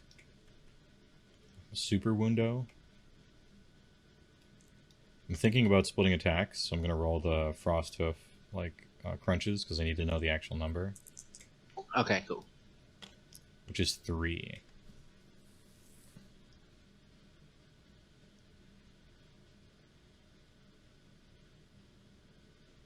I'm going to say the...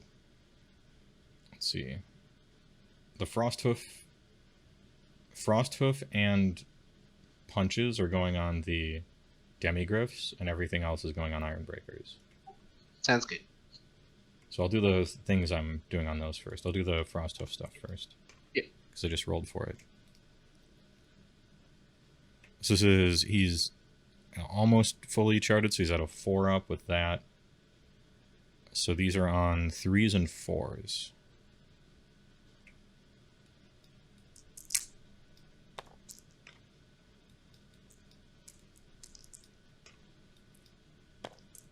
Nothing.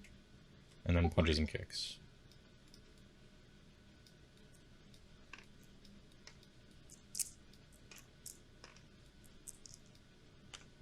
One at no rend.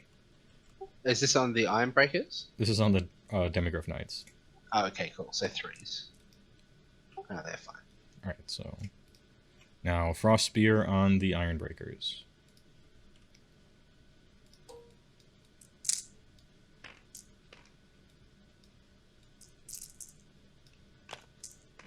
Two at rend 1. So 4s. They're fine.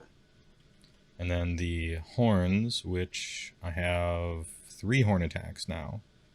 4s and 3s.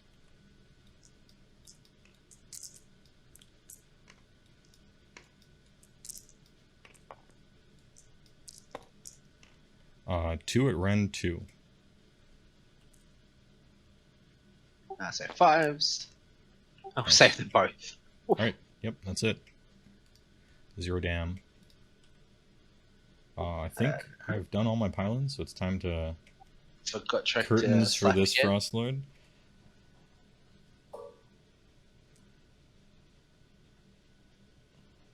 Alright, so 3s and 3s.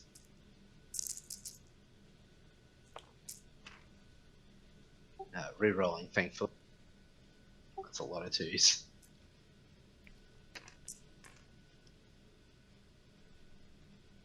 So you also take D6 mortal wounds. Okay. For 3.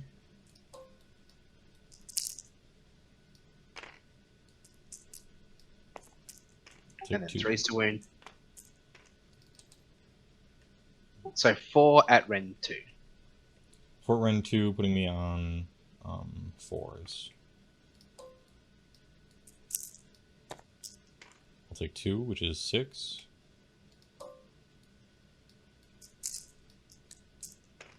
And I'll take 4. Oh. 1 life What remaining. left? Well. I have no other trickery, so that's that, I guess. I got some battle shock over here. This Yeti is almost certainly fleeing. Perhaps. Do you have like a -1 bravery thing or any banners or stuff on these Demigryphs? Gryph Knights. The Gryph Knights have banners, which adds +1 of bravery. So on a 6 on both the Gryph Knights, they can run. So the ones the Yetis, they're fine, and the ones the Frostlord, they're also fine. Yetis have bravery 6. They lost 2 guys.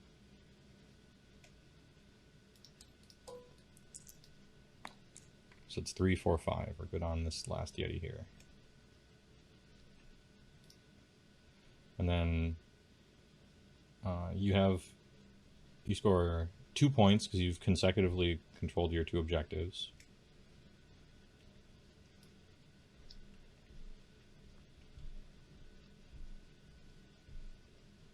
So 1 and 2, but then nothing else.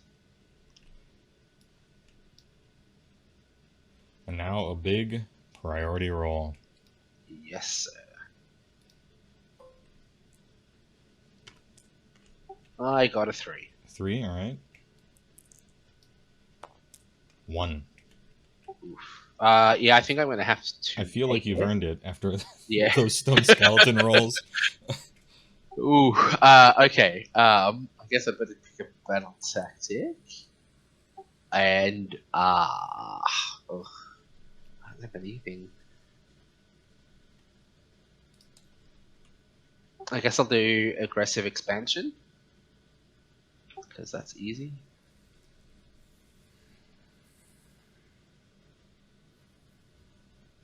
Okay. And I get 2 command points.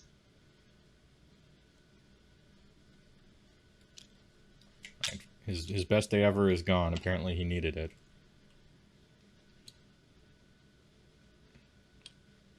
Well, okay, if we're time travelers, the play was not to redeploy, it was just to all-out defense and then roll amazing.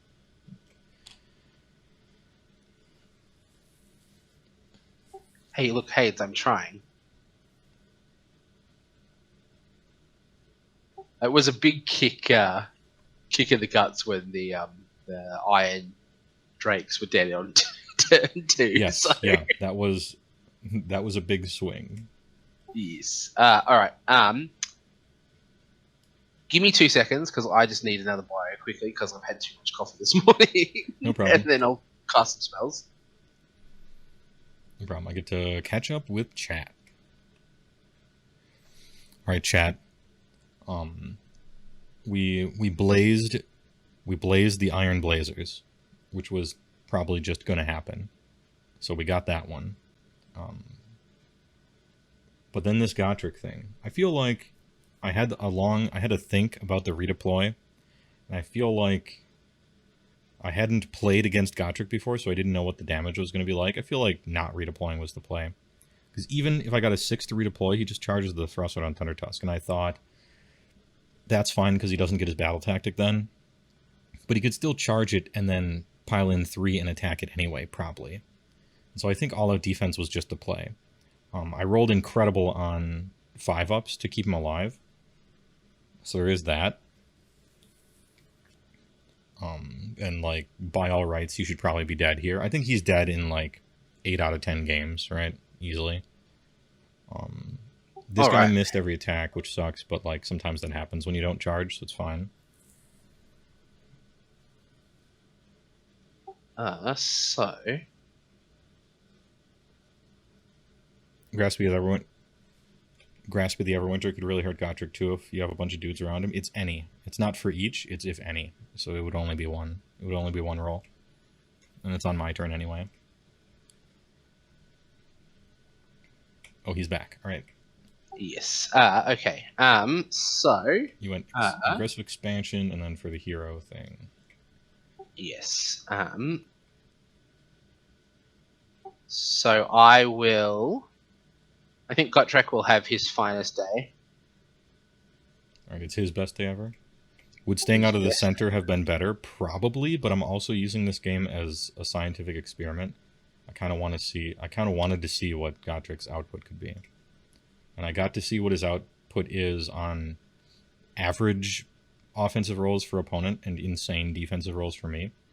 And so I count it as a Frostlord's dead, 8 out of 10 combats on average with Gotrek, right?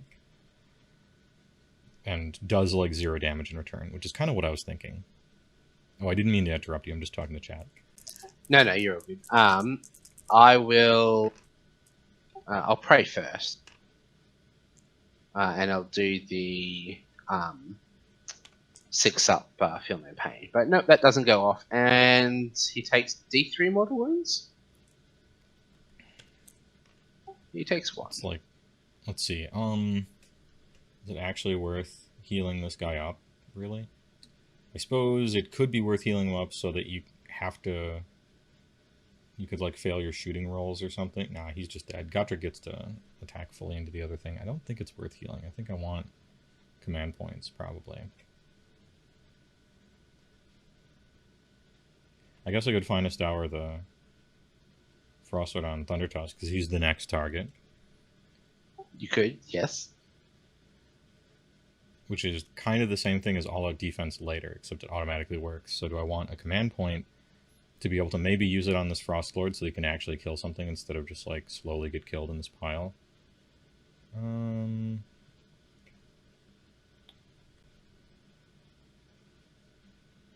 Yeah, I think it's just finest day ever. Plus I get to test out the Anvil Thunder Tusk. Nobody ever attacks this thing. Yeah, finest day ever on Thunder Tusk Frostlord. And continue with your hero phase. Yeah, cool. So I will the Battle Mage.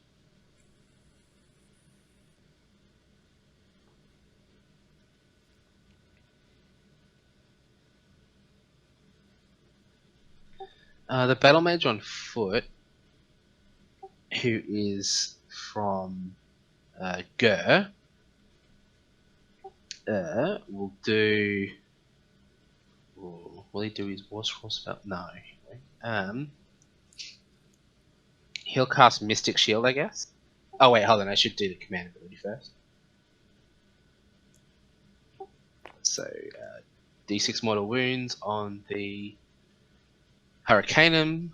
So 3, and I got +3 to casting. And then the Battle Mage on foot will do Seer Wounds.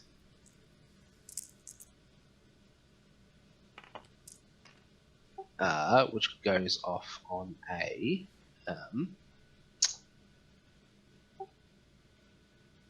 11. Okay, it does. The Hurricanum. Of course, yeah. In 1. Yep. And then the Battle Mage will do. Might as well do Ignite Weapons on Godtrek again. Which goes off on like a, I don't know, 16. Sounds good. Yeah, I don't think I can roll that.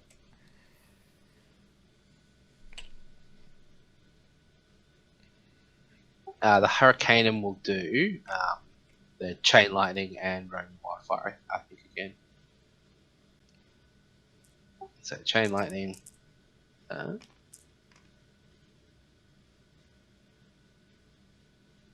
Which goes off on a 10. His plus to cast right now is a 5, the Lord Whale. Which plus, spell is plus a cast is a 3. This is Roaming Wildfire. So it's a D3 mortal wounds, and then something with 6 inches. That's D3. Yeah, I'll try to unbind that. I can possibly get a 10 at +1.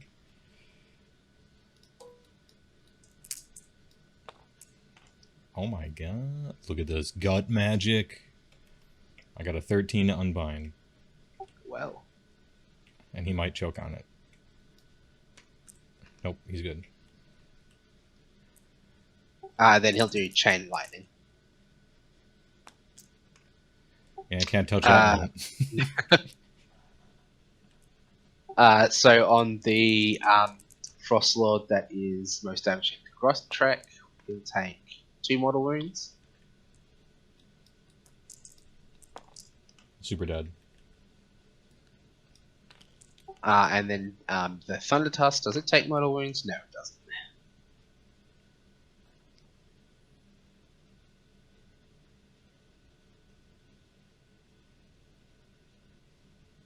Does he explode though? Oh, when he dies? I mean, philosophically, probably, yeah. But no such rules, no. No, unfortunately not. That would be cool, but unfortunately not. And then the Rune Lord will do Mystic Shield, which goes off on a 7. Actually, just a 7? Yes. He doesn't get any of the bonuses to cast because he's not Collegiate Arcanum. Okay. I'm going to try to unbind it with the normal Butcher. Absolutely not. Damn, I really could have gotten that one. And that can go on the Iron Breakers. Okay, movement. Just going to be these Iron Breakers.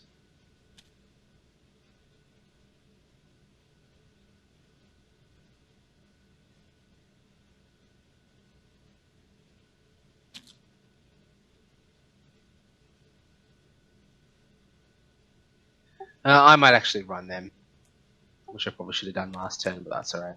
For 1. Oof.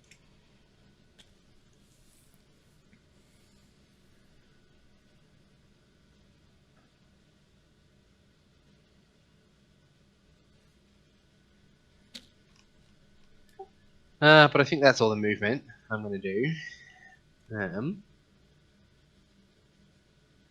So shooting. So I'll do the Hurricanum into the Frostlord. He only gets 2 dice now, though. The 2-ups are D3 models, so 2D3. 4, 4. I'll take 3. 2 life left. And then the pistols from the Iron Breakers.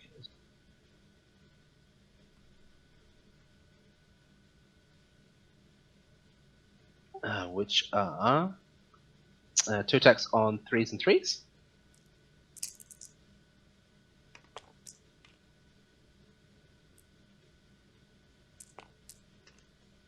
So 1 at -1. 4 up.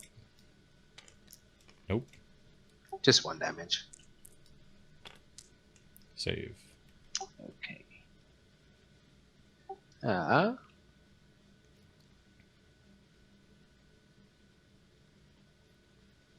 Yeah, that's all the shooting. All right, cool. No charges, because everything's in combat that can charge.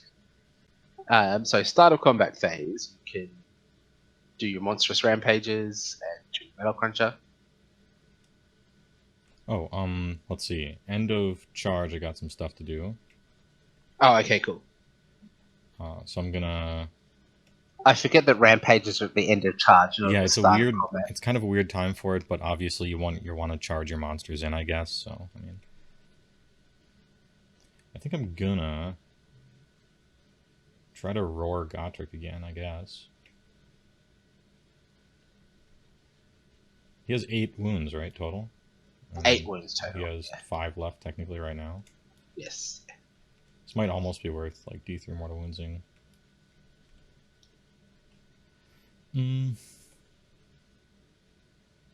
Because what else? I do D3 against Iron Breakers, and then there are fewer Iron Breakers to attack in. Frostbite Stone over here is probably dead.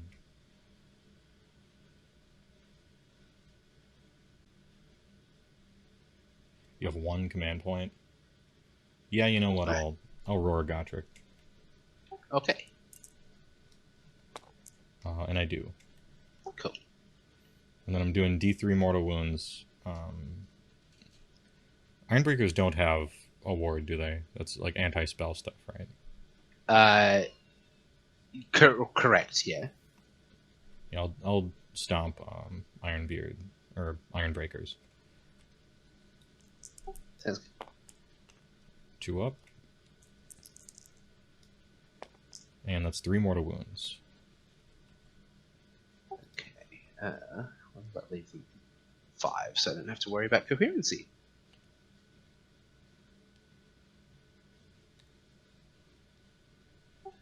Okay.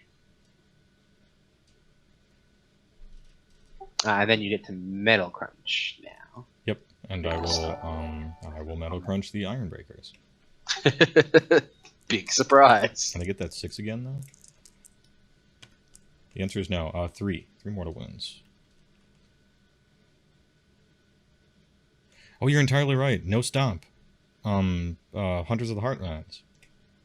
Oh, okay. Yeah, it'll have to be on the Demigryph Knights with Okay. the red thing. So we'll swap the 3 damage over to them. That's all right. They took 3 here, so that's them. And they took 3 from it, so it's From the Metal Cruncher, yeah. So this is exactly why he took this battalion, because it's good.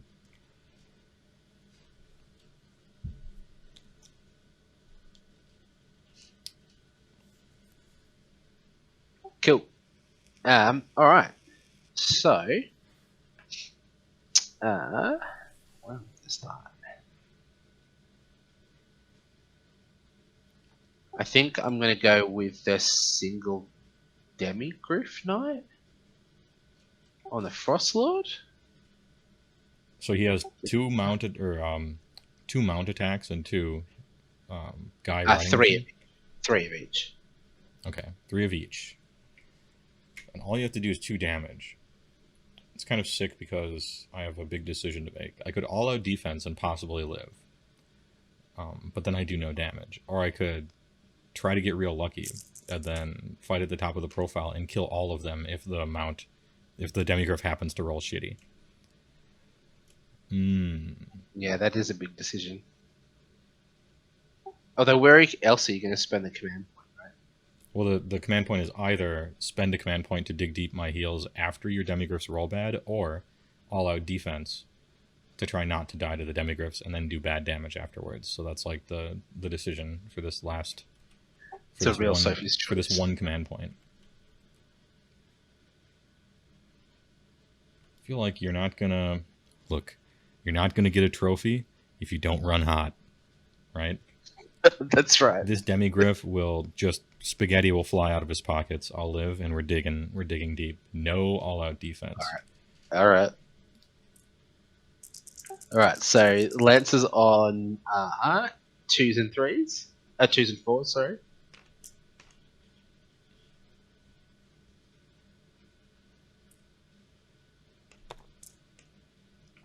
One with no rend. All right, I'm on a 3 up. Got it. Oof. The sweat. And then the beaks and claws on 2s and 3s. Oh, that was lucky.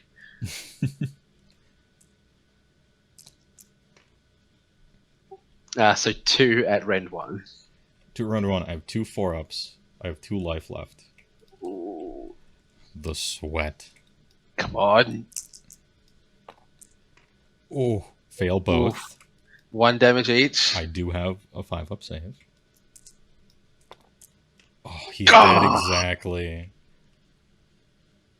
Oh no. Alright. We risked it and we lost. We rolled the dice. He was still on +1 damage too. That would have been some big damn on the swing back. Oh yeah, I should use the monster spell on Godtrack. The what? The Gur monster spell Oh, to make him a monster? Yeah. to make Godtrack a monster. So then he can use monstrous actions. Yep, and fulfill his destiny. Because he truly is a monster. Alright, so what am I doing now? I guess I will pile in with these 3 Yetis over here on these demigriffs.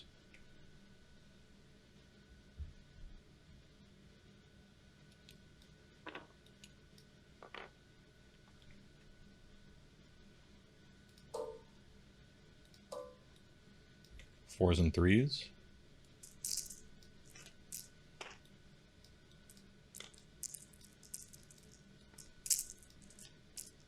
Oh no, 2 at rend 1. Okay.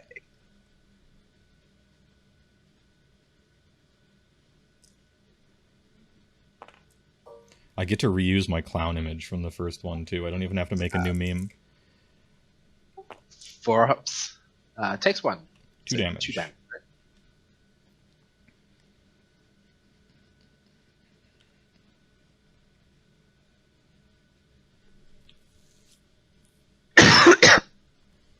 Oh, sorry. Alright, so got triple now, I guess.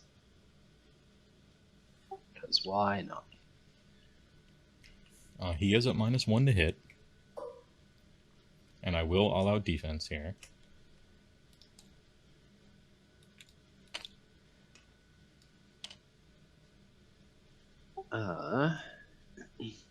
Is it... I think I'll spend my last command... Oh no, I can't because he stomped him, didn't he? He's roared. And not stomped him, he's roared. Alright, well...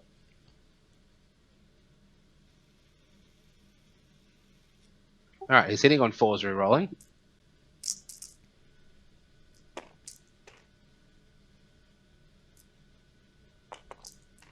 Oh no. You take 3d6 mortal wounds. Okay.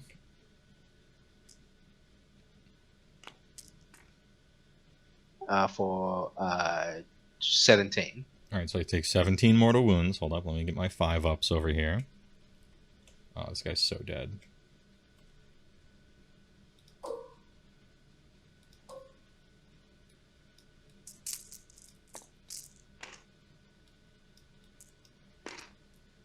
So I'll take 11 from that. So he has 3 life left. And then wounding on 2s. So that's 6 at -2. 6 at -2, and I'm on +2. So I'm back to a 3 up. Oh no, wait. I also have negate 1 incoming rend. So I'm at 3, 2, 1, 2. Yes. And how many is this? 6? 6. Ooh, I'll take 2 actually. Yeah, that's 6 damage total. It's 3 each.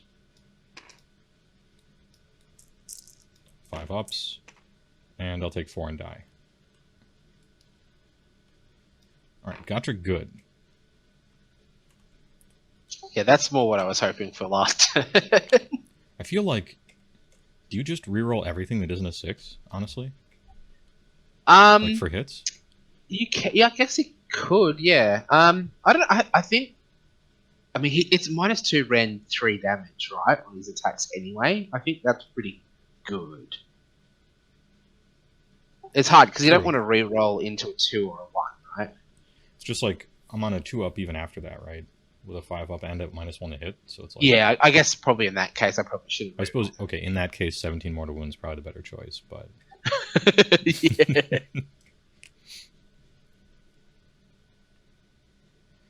You have what, 1 Demigryph Knight here still to fight? I do, and you've got 1 Yeti there, don't you? Yeah, so you might as well.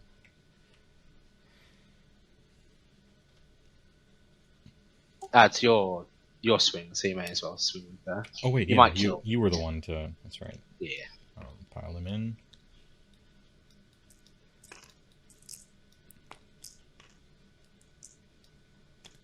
One at rend 1.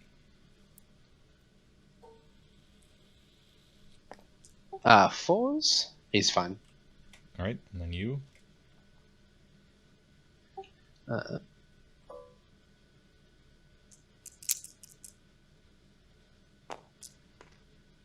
This is on. With the lances, 4s with the -1. Yeah. And 3s. And 4s. So 2 with no rend. Ooh, I get saves. 6 is. Oh my god, this Yeti. Dude, he's fine. He's chilling. And then the beaks on 3s and 4s and 3s. Oh, he might actually be dead. These beaks are rend, right? Yes, and you take 1 mortal wound in addition. Alright, he's no longer chilling. Oh, 1 with 1 rend. Alright, he is sweating and chilling at the same time. He's good. 1 life left. Alright. Okay, so end of your turn. You control 3. So you get 3 points from that. Your battle tactic was aggressive expansion. Yep, which I scored. And as far as Battle Shock is concerned, this was a 1-man unit last turn as well, so I'm good on that. That Demigryph Knight, both the Demigryph Knights can run on a 6. So the one with the Yetis is fine, and the red one also fine. And I think I lost 3 from the Iron Breakers.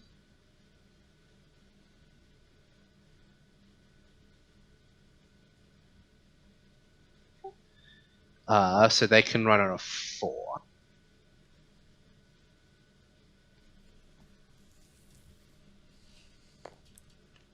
But they're fine.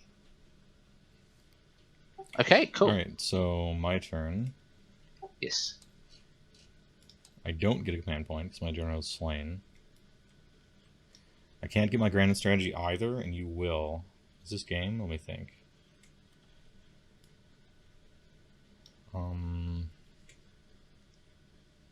I think it's going to be hard for you to get on the center objective, so I'd say it's likely that I'll get there too. So one and it's more possible I for the can rest of the game. complete one more battle tactic, but not two more.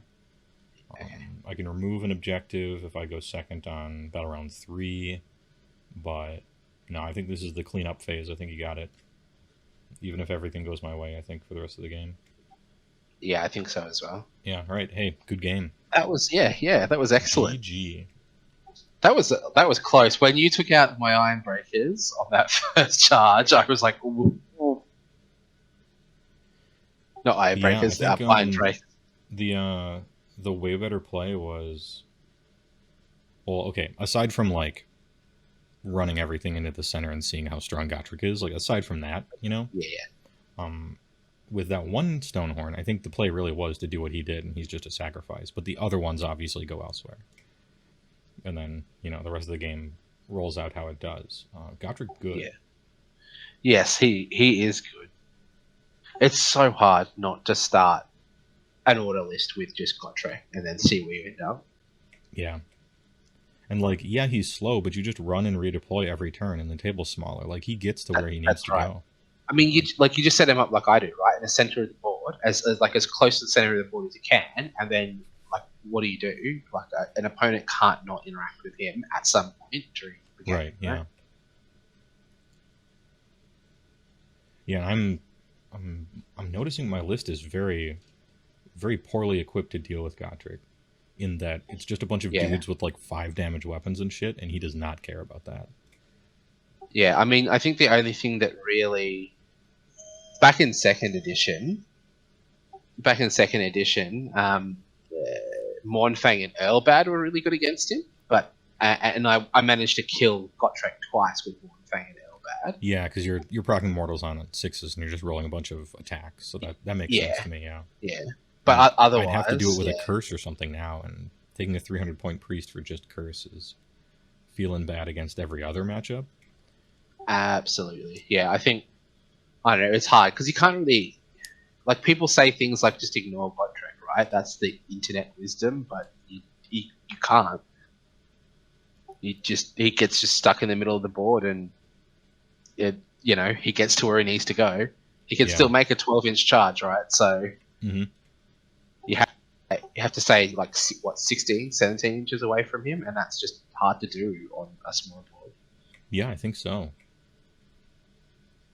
Yeah, I think these Gotrek matches might just be kind of bad for me, in a manner. I suppose it depends on a lot of other stuff, but yeah, he must be fed sacrifices, and you do the whole keep stuff away from him, which means your movement is super awkward for the whole game. Still, it wasn't like I felt hopeless, right? No, absolutely. It wasn't like this is actually kind of a reasonable matchup, as long as I'm not trying to like poking the sleeping bear. Like, what happens if all the Stonehorns go in the middle? Like, if I was playing normally, even I think it'd be a struggle, but it's not like I don't think I get crushed exactly, because I get a lot of bonus points on battle tactics because I basically always complete them with monsters, and you don't. Yeah, that's right. And a lot of you guys are slow and stuff, and so like that's my advantage, and your advantage is that eventually I won't be able to get away from Gotrek, and he'll just slowly kill my army, and then you play the game. Yeah. Yeah. All right. Good. I might also go because my sun is up. Also, if I didn't, what was that? I might go because my son's just woken up. If that's no problem. Right. Hey, it's a dad game. We prove it every stream. That's right. Hey, thanks for playing. But that was fun. Yeah. Thanks for playing. I enjoy the game. Tarkin Rex. And I'll let you get on getting on. All right, I'll see you guys later. Yeah, the morning sun.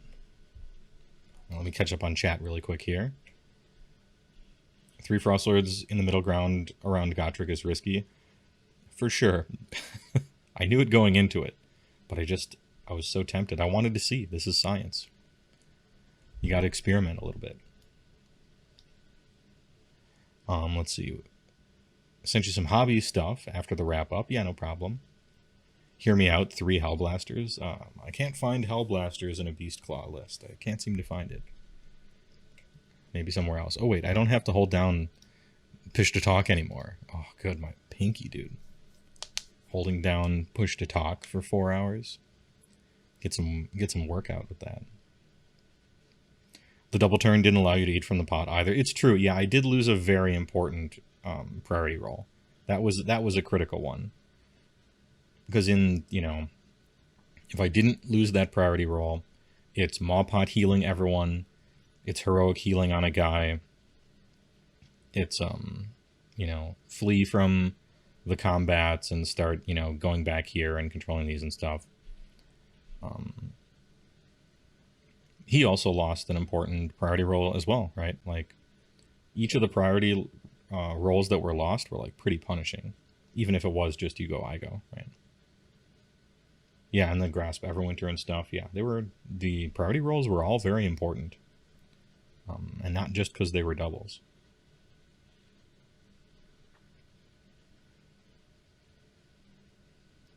You come back to the tiny dwarf hero still alive, and he's not fully topped off. I put 3 damage on him with 800 points of my army. I'll have you know. 3 damage. That's big. He's almost at half life. Although he could have healed up, he just didn't feel like it. So there's that.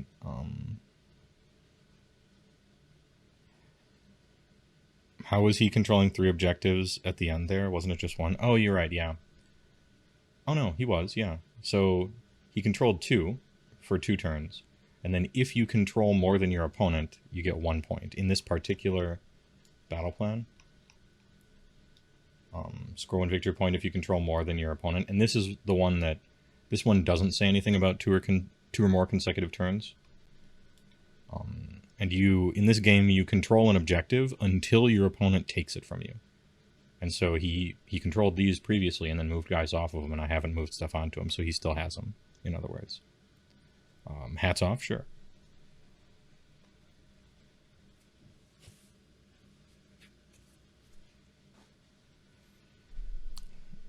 But he's a tiny foot hero with 8 wounds, just kill him. Mr. Streamer Man, right.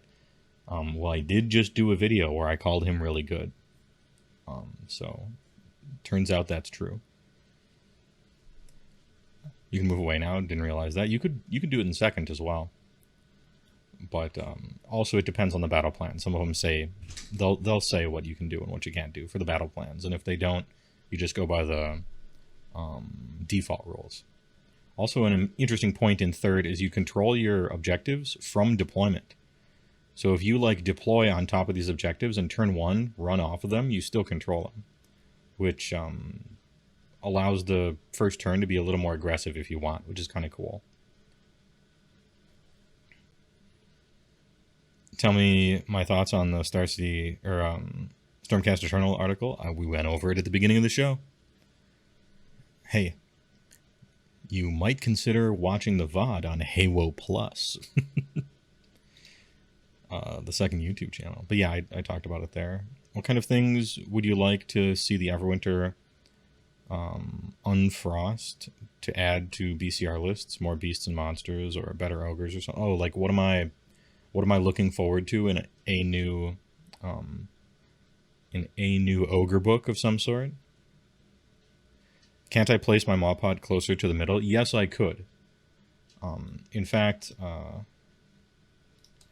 I could have put it no, it has to be 3 away from terrain. So actually, there was nowhere I could put it. But let's pretend this terrain isn't here. I could have put it right here, because it just has to be away from opponent deployment.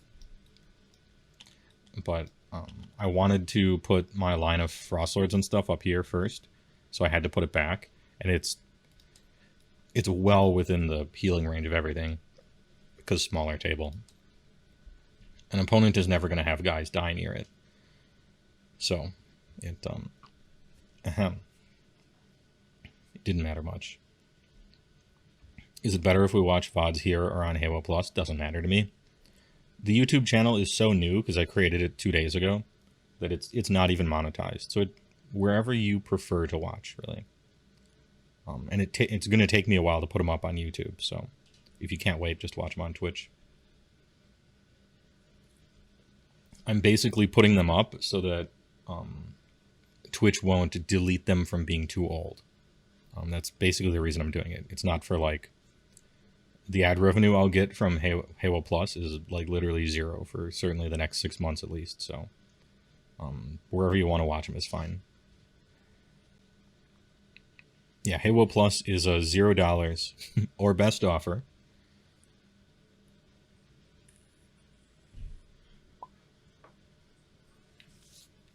You need to test your Frostlord versus Altharion.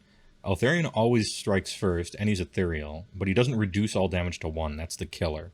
That's the real killer, because, I mean, my damage comes from, like, Molten Entrails Frostlord doing, like, 5 damage on his horns. Like, I hit with 3 horns, and I killed 15 Iron Blazers, right? Like, they were just all gone because they failed 3 saves. Like, that's the kind of damage, or that's the type of damage that I'm doing, and so as long as you're not reducing it all to 1, I feel like I have a fighting chance.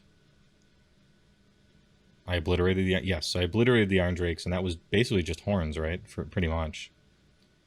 It was like Metal Crunch plus horns, and they were all dead, and I still had a bunch of other attacks that just didn't land. That's about how I would expect it, on average. However, Gotrek actually probably should have killed that Frostlord in one go. Rather than somehow having him be alive for a second turn. So, I mean, now I know.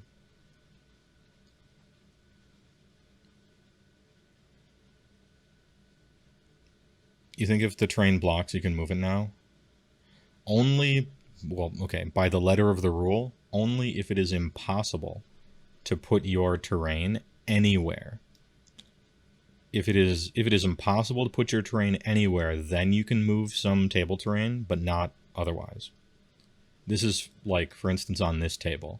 If you wanted to put down the OBR terrain feature and you just can't get outside of 3 because it's too humongous, then you could remove something. So it's less freeing than you might think.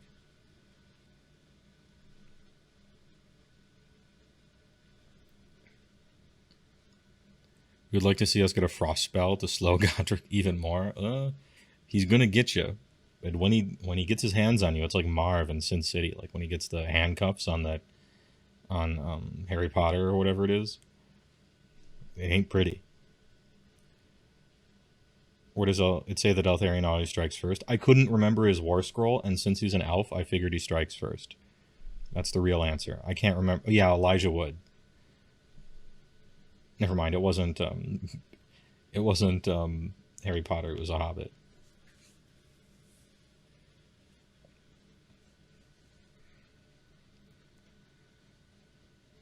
But yeah, I was just failing to remember Altharion's war scroll. That's all. Hey, well, if I take Archaon in He Knights of Slaanesh, does he get to choose spells from the HOS list or the STD list? Whichever he has access to. And what type of army you have. I think it's HOS. I don't think he gets to look for STD ones. STD ones are allegiance. They're like an allegiance ability you get. Technically, your spell lores are allegiance abilities. And so I think Archaon only gets to select from HOS, if I recall correctly.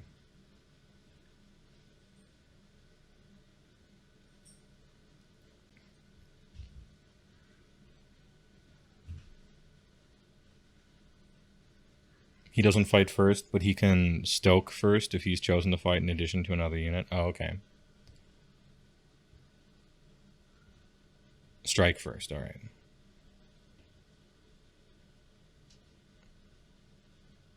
What am I looking forward to in a new Ogre battle tome? I'm not sure. I guess I'll have a really good answer to that once I see the first 2 battle tomes of 3rd edition. To see, like, what all they're trying to put into him. Just in a vacuum, I would like Gutbusters to be good, independently. Like, Tyrant should slap about as hard as a Mega Boss on foot. Your wizards should be, decent. Give people the priest keyword instead of just a 300-point monster with 1 prayer, Have the Gutbuster half of the book be like legitimately good and interesting. with some stuff that you can build around. I always like build arounds. Like here's some ability that refills the Maw Pod. Like a spell that refills the Maw Pod, or you know, some here are Iron Guts, and when they kill someone, your Maw Pod gets refilled. Or just, you know, just some synergies and interesting like build around me stuff. Some stuff that isn't just I waddle forward and hope my opponent doesn't kill everything before I get to attack, which is kind of what Gutbusters is at the moment. With no tricks and no surprises. And it's fine to be kind of basic, right? But you do have to be able to back that up, and they kind of don't at the moment. Named Ogre heroes are neat. Yeah, there's plenty in the stories. That would be cool. I would like for them to reimagine what it means to be a Thundertusk. I'm not married to Frostwreath Ice. If they can't balance it without like making the War Scroll bad, then just don't, and have Frostlord or have Thundertusks just be totems or something, or like buff wagons or whatever. Don't be afraid to reimagine some unit from the ground up if it wasn't quite working fully, you know? Like have Icebrow Hunter be a priest or something, right? Things like that. It would be nice if we regained our objective. Because, like, we got rules that made us really good at capturing, and it was fun for a while. And then they came out with an army that just does that except better, and it's even called that, only better, and it was Mega Gargants. And now Stormcast are coming out, and they're like, oh yeah, Stormcast get to do that, but better as well. I'm like, okay, well, where does that leave us, I suppose?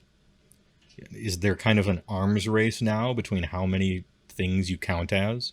That feels annoying as a ruling, right? It feels annoying. Like it's cool when one army has it, maybe two, but when everyone starts to like, oh well, this guy's actually worth 2 because of this thing. Well, this guy's worth 3 because of this thing. Well, this guy's worth 10 because of that instead of 5, and it becomes harder and harder to tell like exactly who's controlling what and who's good at controlling what.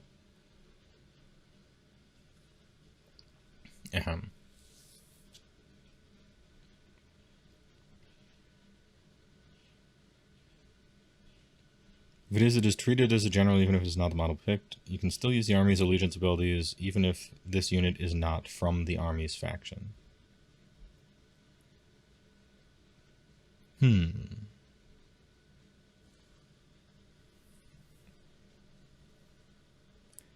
Counting is bad, just either Frostlord to take them all off, yeah, I suppose. When they're fighting mere mortals, they really do take them off. Sometimes not, but you know.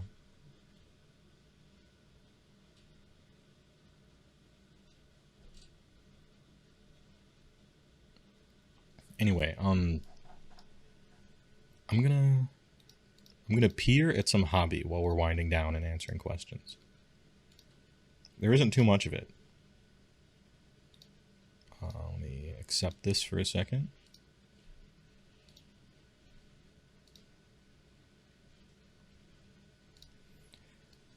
What you're looking at right here is a victorious Path to Glory army, the boys.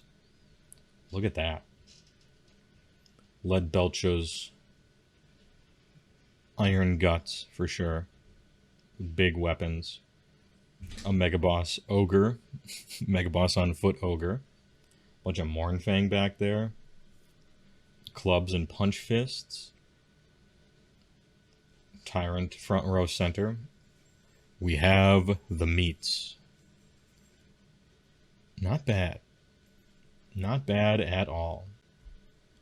Also, what's this here? This looks like a Thundertusk, or yeah, this is a sideways Thundertusk thing. Where's that? What actually is that? And where's it coming from?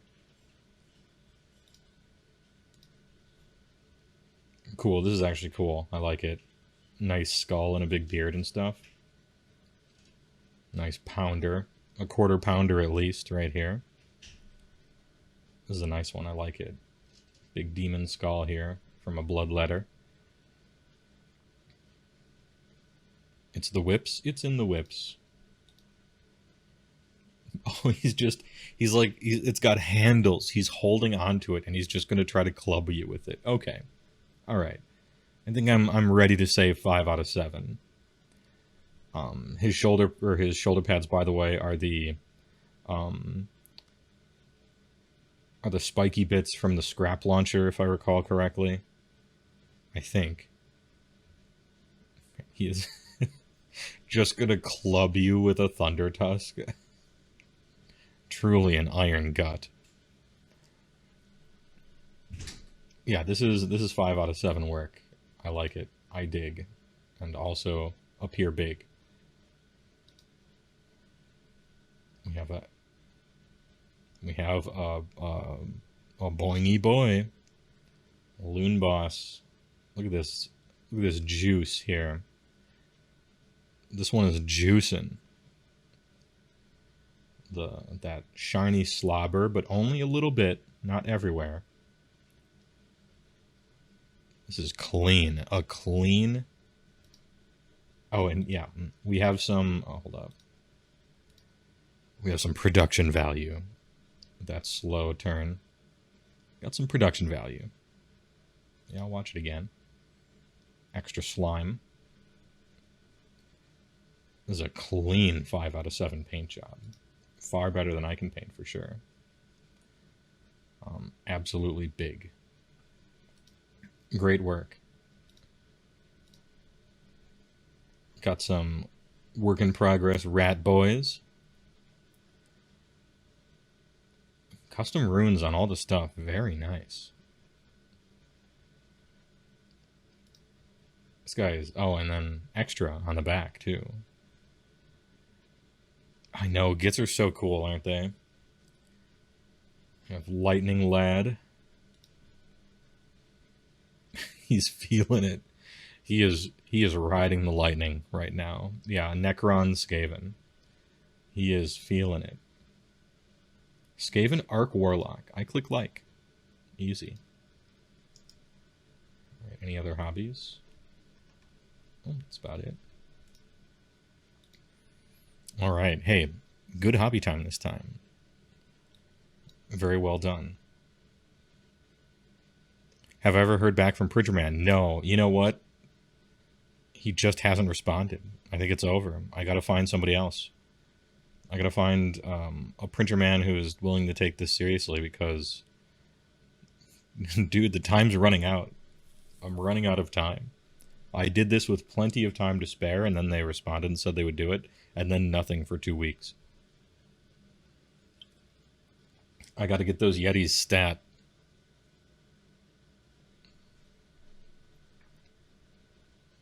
Flip the table. Oh, I thought I showed that before. I thought that was from a previous stream. But even if it wasn't, speaking of studio quality, Loca V.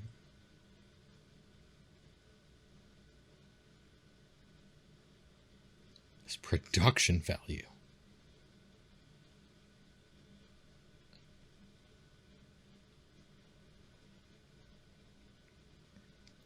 Bask in its glory.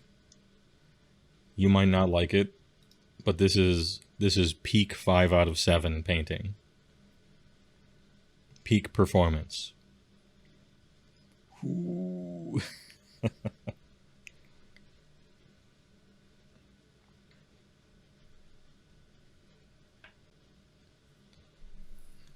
This is Matt Yee, by the way.